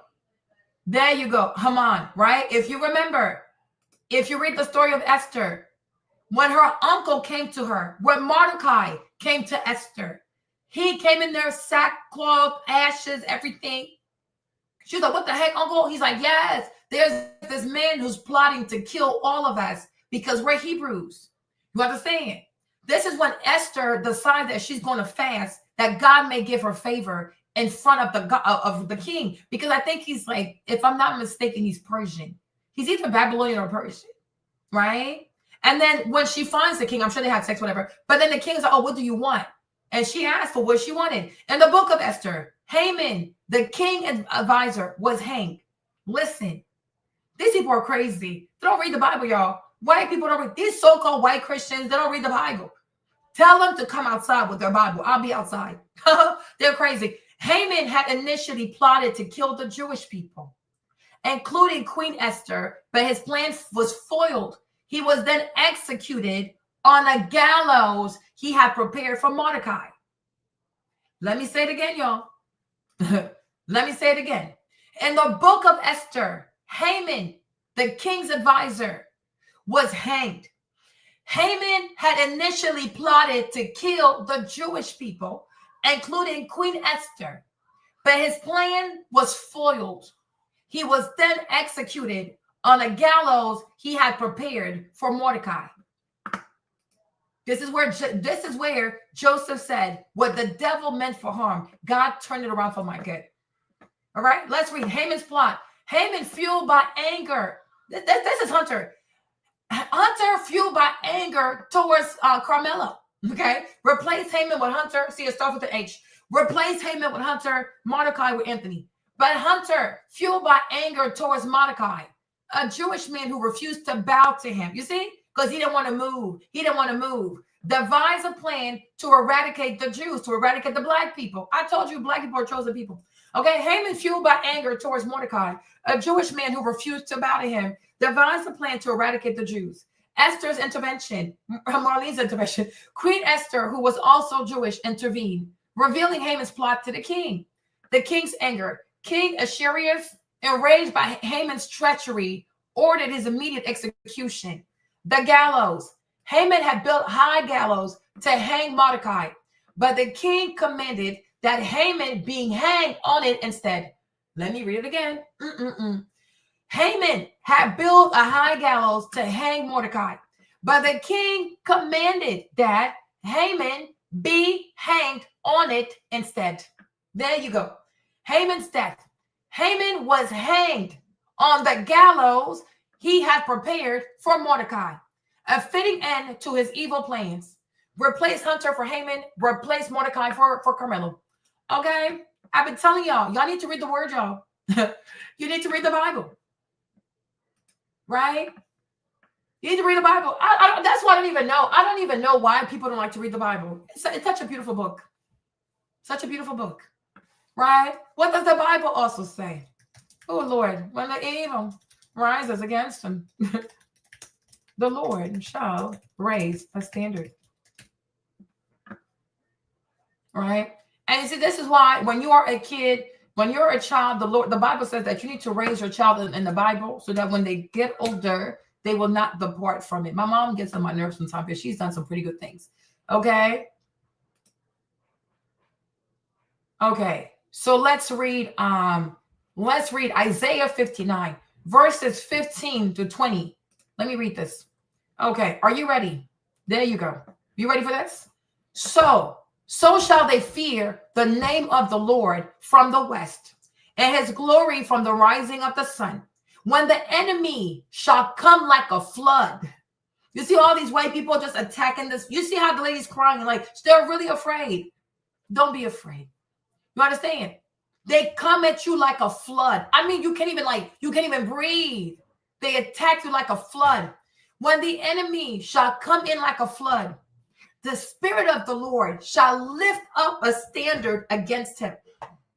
And the Redeemer shall come to Zion, and unto them that turn from transgression in Jacob, said the Lord. I repeat, let me say it again. So shall they fear the name of the Lord from the west, and his glory from the rising sun. When the enemy shall come in like a flood, the Spirit of the Lord shall lift up a standard against him. And the Redeemer shall come to Zion, and unto them that turn from transgression in Jacob, said the Lord. Okay, one more time. So shall they fear the name of the Lord from the west, and his glory from the rising sun. When the enemy shall come in like a flood, the Spirit of the Lord shall lift up a standard against him. And the Redeemer shall come to Zion, and unto them that turn from transgression in Jacob, said the Lord. Okay? It is very important to read the Bible. Okay? You have to know your word. Because you see, when you're full of the word, it's really hard for people to scare you. You hear me? When you are full of the word, it takes a lot for people to scare you. Let me read the NIV version. Okay? Here's the NIV version. From the west, people will fear the name of the Lord. And from the rising of the sun, they will revere his glory. For he will come like a pent flood that the breath of the Lord drives along. The Redeemer will come to Zion. And those in Jacob who repent of their sins, declares the Lord. What does that mean? All right? People attack you. They say all kinds of foolishness. They want to start cursing you. What the heck? What's going on? Right? Now, let me also show another one. Let me show you another one. Angel warns Balaam about cursing the people of God. Let me see if I can find it. Okay. All right. So this is in Numbers 22. There is a man who's a prophet. His name is Balaam. He's not a Hebrew, but somehow God chose him to be a prophet. Okay. So let me read this for you. Okay. Let me read this for you. All right. So in Numbers 22, an angel of the Lord appears to Balaam. That's the prophet, warning him. I repeat, warning him against cursing the people of God. Okay. You get this? In Numbers 22, an angel of the Lord appears to Balaam, warning him against cursing the people of God. Balaam, who is hired by Balak, the king of Moab, to curse the Israelites, initially disobeys God, but the angel's warning and the donkey's revelation force him to reconsider. Okay? Okay. Balak's task. Balak, fearing the Israelites, hires Balaam, a prophet, to curse them. God's displeasure. God forbids Balaam from cursing Israel, as they are blessed, according to Numbers 22, verse 12. You hear me? Okay. Balaam's initial disobedience. Despite God's prohibition, Balaam decides to travel with Balak's messengers. The angel's intervention. An angel of the Lord appears to Balaam, standing in the path as an adversary, as described in Numbers 22. What does that mean? When people, what's it called? When people want to come and curse you, God will put an angel as an adversary against people who want to curse you. This is why in this life, you always have to walk right with God. Because as long as you walk right with God, people can't touch you. Right? God will send angels as adversaries to anyone who tries to curse you. This fight is not your fight. It's the fight of God. The Anthony family, this fight is not their fight. It's the fight of God. That's why he tells you, like, don't even worry about these people. Okay? The talking donkey. Balaam, blind to the angel, beats his donkey 3 times. The Lord then opens the donkey's mouth and speaks to Balaam, as described in Numbers 22, verse 28. The talking donkey. Balaam blind to the, Balaam is now able to see the angel standing in the way with a drawn sword, realizes his sin and falls to the ground. Okay? Balaam admits to the angel that he has sinned and asks for forgiveness. Okay?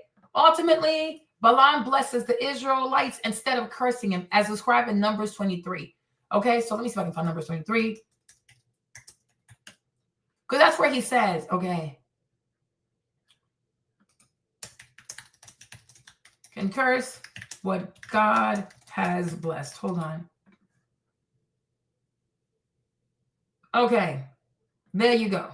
So, statement, no one can curse what God has blessed, is a common interpretation of Numbers 23, verse 8 and 20 and 23. Okay, it highlights God's sovereign power and the inability of humans, even prophets like Balaam, to overturn God's blessing. Balaam's attempt to curse Israel, despite his divine command to bless him, ultimately resulted in blessings rather than curses. You see this? Okay. The core message of Numbers 23 is that God's will prevails. He has determined to bless Israel, and no one can change that, including Balaam himself, who received a divine command to bless, according to Numbers 23, verse 20. Right? Balaam's failure. Balak, the king of Moab, sought to have Balaam curse the Israelites, but every time Balaam opened his mouth to speak a curse, blessing instead came out. God intervened to ensure that his blessing upon Israel would not be overturned. Implication. This passage teaches that God's blessing are not subject to human manipulation or alteration, and that those who seek to bless God's people will be blessed, while those who seek to curse them will be cursed. You get me? Okay.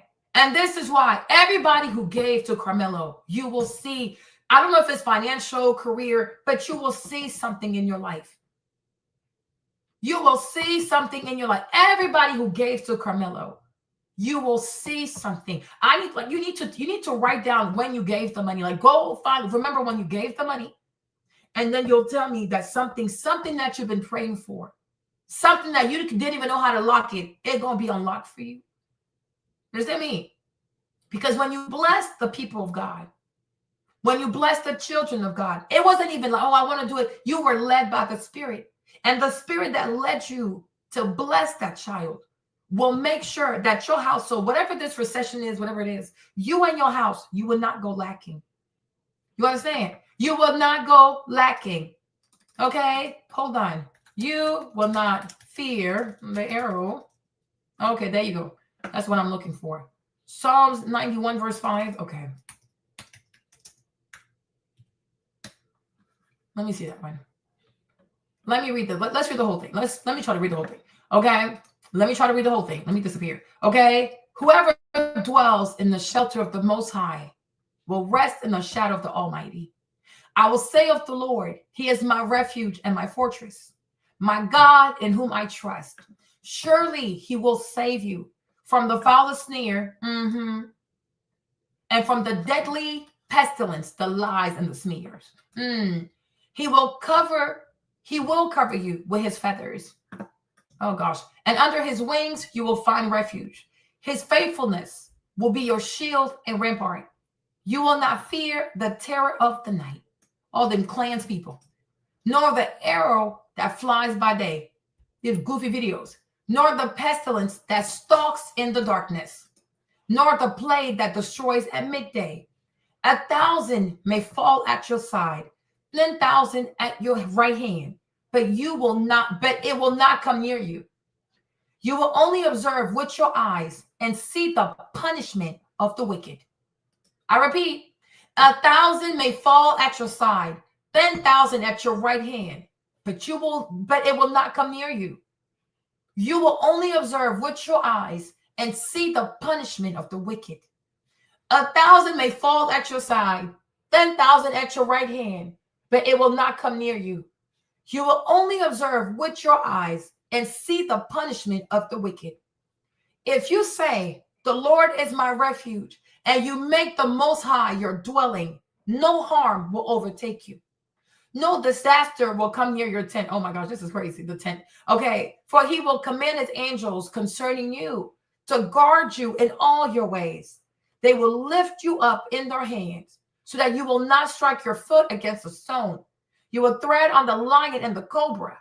You will trample the great lion and the serpent, all these lion people. Okay? Because He loves me, says the Lord. I will rescue him. I will protect him, for he acknowledges my name. He will call on me, and I will answer him. I will be with him in trouble. I will deliver him and honor him. With long life, I will satisfy him and show him my salvation. Let me read it again. Because he loves me, says the Lord, I will rescue him. I will protect him, for he acknowledges my name. He will call on me, and I will answer him. I will be with him in trouble, and I will deliver him and honor him. So not only will you be delivered from trouble, God's going to be with you in the trouble, but He promises to deliver and to honor.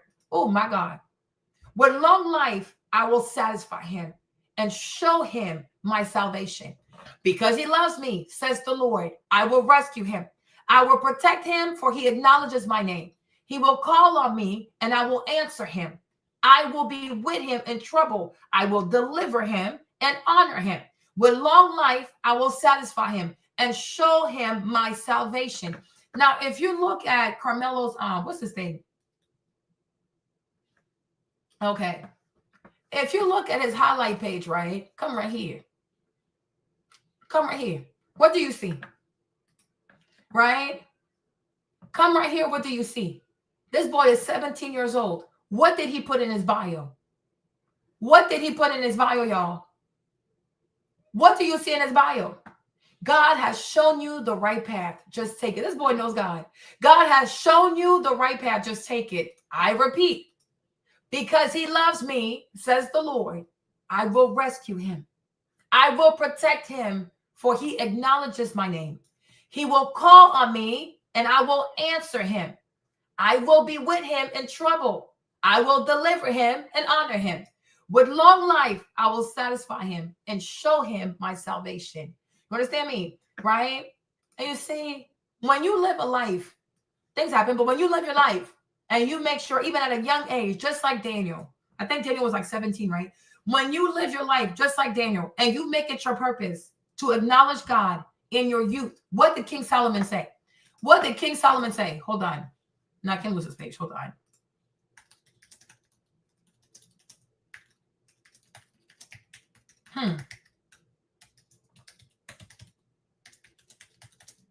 Give a second, hold on.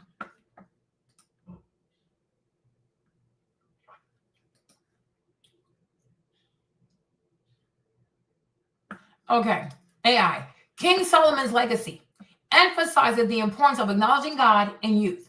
The Bible highlights that Solomon, though young, was recognized for his wisdom and devotion, which he sought from God. The wisdom literature and prophetic messages reinforces this by urging young people to remember their creator and to acknowledge God in their daily lives. Here's a more detailed look at the theme, okay, related to youth and acknowledging God, okay? There you go. Solomon on words, acknowledging his youth. Hold on, I need to find the verse.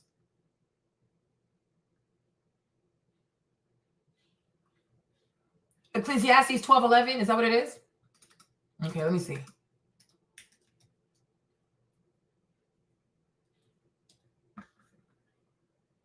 Okay, there you go. I got it. That's what I was looking for. Okay, there it is. There you go. All right.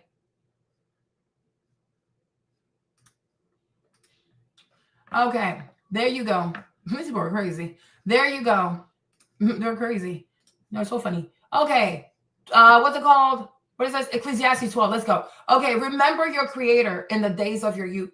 Before the days of trouble come and the years approach when you will say, I find no pleasure in them, before the sun and the light and the moon and the stars grow dark and the clouds return after the rain, when the keepers of the house tremble and the strong men stoop, when the grinders cease because there are few and those looking through the windows grow dim, when the doors to the streets are closed and the sound of grinding fades, when people rise up at the sound of birds, but all their songs grow faint, when people are afraid of heights and of dangers in the street, and when the almond tree blossom and the grasshopper drags itself along and desire no longer is stirred, then people go to their eternal home and the mourners go about the street. Remember him before the silver cord is severed and the golden bowl is broken, before the pitcher is shattered at spring and the wheel broken at the well, and the dust returns to the ground it came from, and the spirit returns to God who gave it. Meaningless, meaningless, says the teacher. Everything is meaningless, okay? Remember your creator in the days of your youth, before the days of trouble come. You hear me? Right? We're going to be okay, y'all. Do not worry. This battle belongs to God. Okay, let me see if I can finish my video. Where's my video, you guys? Where's my video? Right? So let her say one more time. The sweet language. I never heard white folks use sweet language, and I always heard Black people use it. So the sweet language was a language dependent entirely upon tone and even the lengthening out of a word. So if I spoke the sweet language to you in the South, instead of saying, hi there, how are you? I say, hey, how you doing? Well, I never heard white folks use sweet language, and I heard Black people use it all the time, even though they didn't call it that. You simply did it. Okay, y'all. So even Mother Maya told y'all, okay? She never heard white people use sweet language. So we know that day, no sweet language was given to Karmelo. These are 17-year-old boys raised by a high-caloric, morbidly obese, pre-diabetic, orthopedic shoes-wearing, high-caloric white American woman. So they went up there and they gave that boy orders. They're all 17. But somehow these white boys thought they could give that Black boy orders. Move. It's our tent. The brother stepped in, said, move, you got to move, and proceeded to physically evict Karmelo from under the tent, even though it was raining. Fear nothing. All the curses on Karmelo are curses for Hunter. You understand? Fear nothing, y'all. Fear nothing. Even the fact that it rained, it works to our favor. but they're too dumb to realize it because they have not received the revelation of the children of God. You understand? You feel sorry for these people. You feel sorry for these people. They don't know God. They don't have salvation. There's not a covenant people. And that's why they always have to hide behind weapons, lies, and destruction. Because if they truly had God on their side, they wouldn't fear nothing. But they're always so hysterical. They're always paranoid. They're always what do you say? Oh, to my DMs. Do you DM me? Because if you post a link right here, it's not going to show. Okay, it's not. You have to DM me on IG. Okay, I'll look it up. Okay, so fear nothing, you guys. So I hope you enjoyed this live. Tomorrow I will do my actual live for today because we need to talk about Karmelo's dad. We need to talk about Austin's dad being at the press conference and how, to me, okay, that's how it's gonna go. That's really how it's gonna. They don't realize what they're doing. That's why Jesus says, Father, forgive them. They don't know what they're doing. They truly don't know what they're doing. And you get that because it's not a covenant people. You can buy the Bible at the store. You can buy the Bible online. You can have a Bible. It doesn't mean anything. You can have the Bible. Having the Bible does not mean that you have a relationship with God. Having the Bible does not mean that you're a covenant people. The Bible does not create your relationship with God. The Bible does not create your covenant with God. Right? You can have a Bible and not be chosen of God. Yeah. So I think like tomorrow we'll do a live on the Father because we need to talk about this man because he went there to intimidate people and to look for a moment. But I also believe that most likely Charlie Kirk put him up to this. I feel if it's not Charlie Kirk, it's some white person, some white crazy conservative, some white racist who put him up to this. So that he could create a moment, say, oh, look, they're evicting him. They're against me. Because how do you go from I'm a forgiving father, I forgive, this is not about race, to now you're doing all of this, right? If you wanted to reach out to the family, y'all could have talked in private first. You could have met them in private first.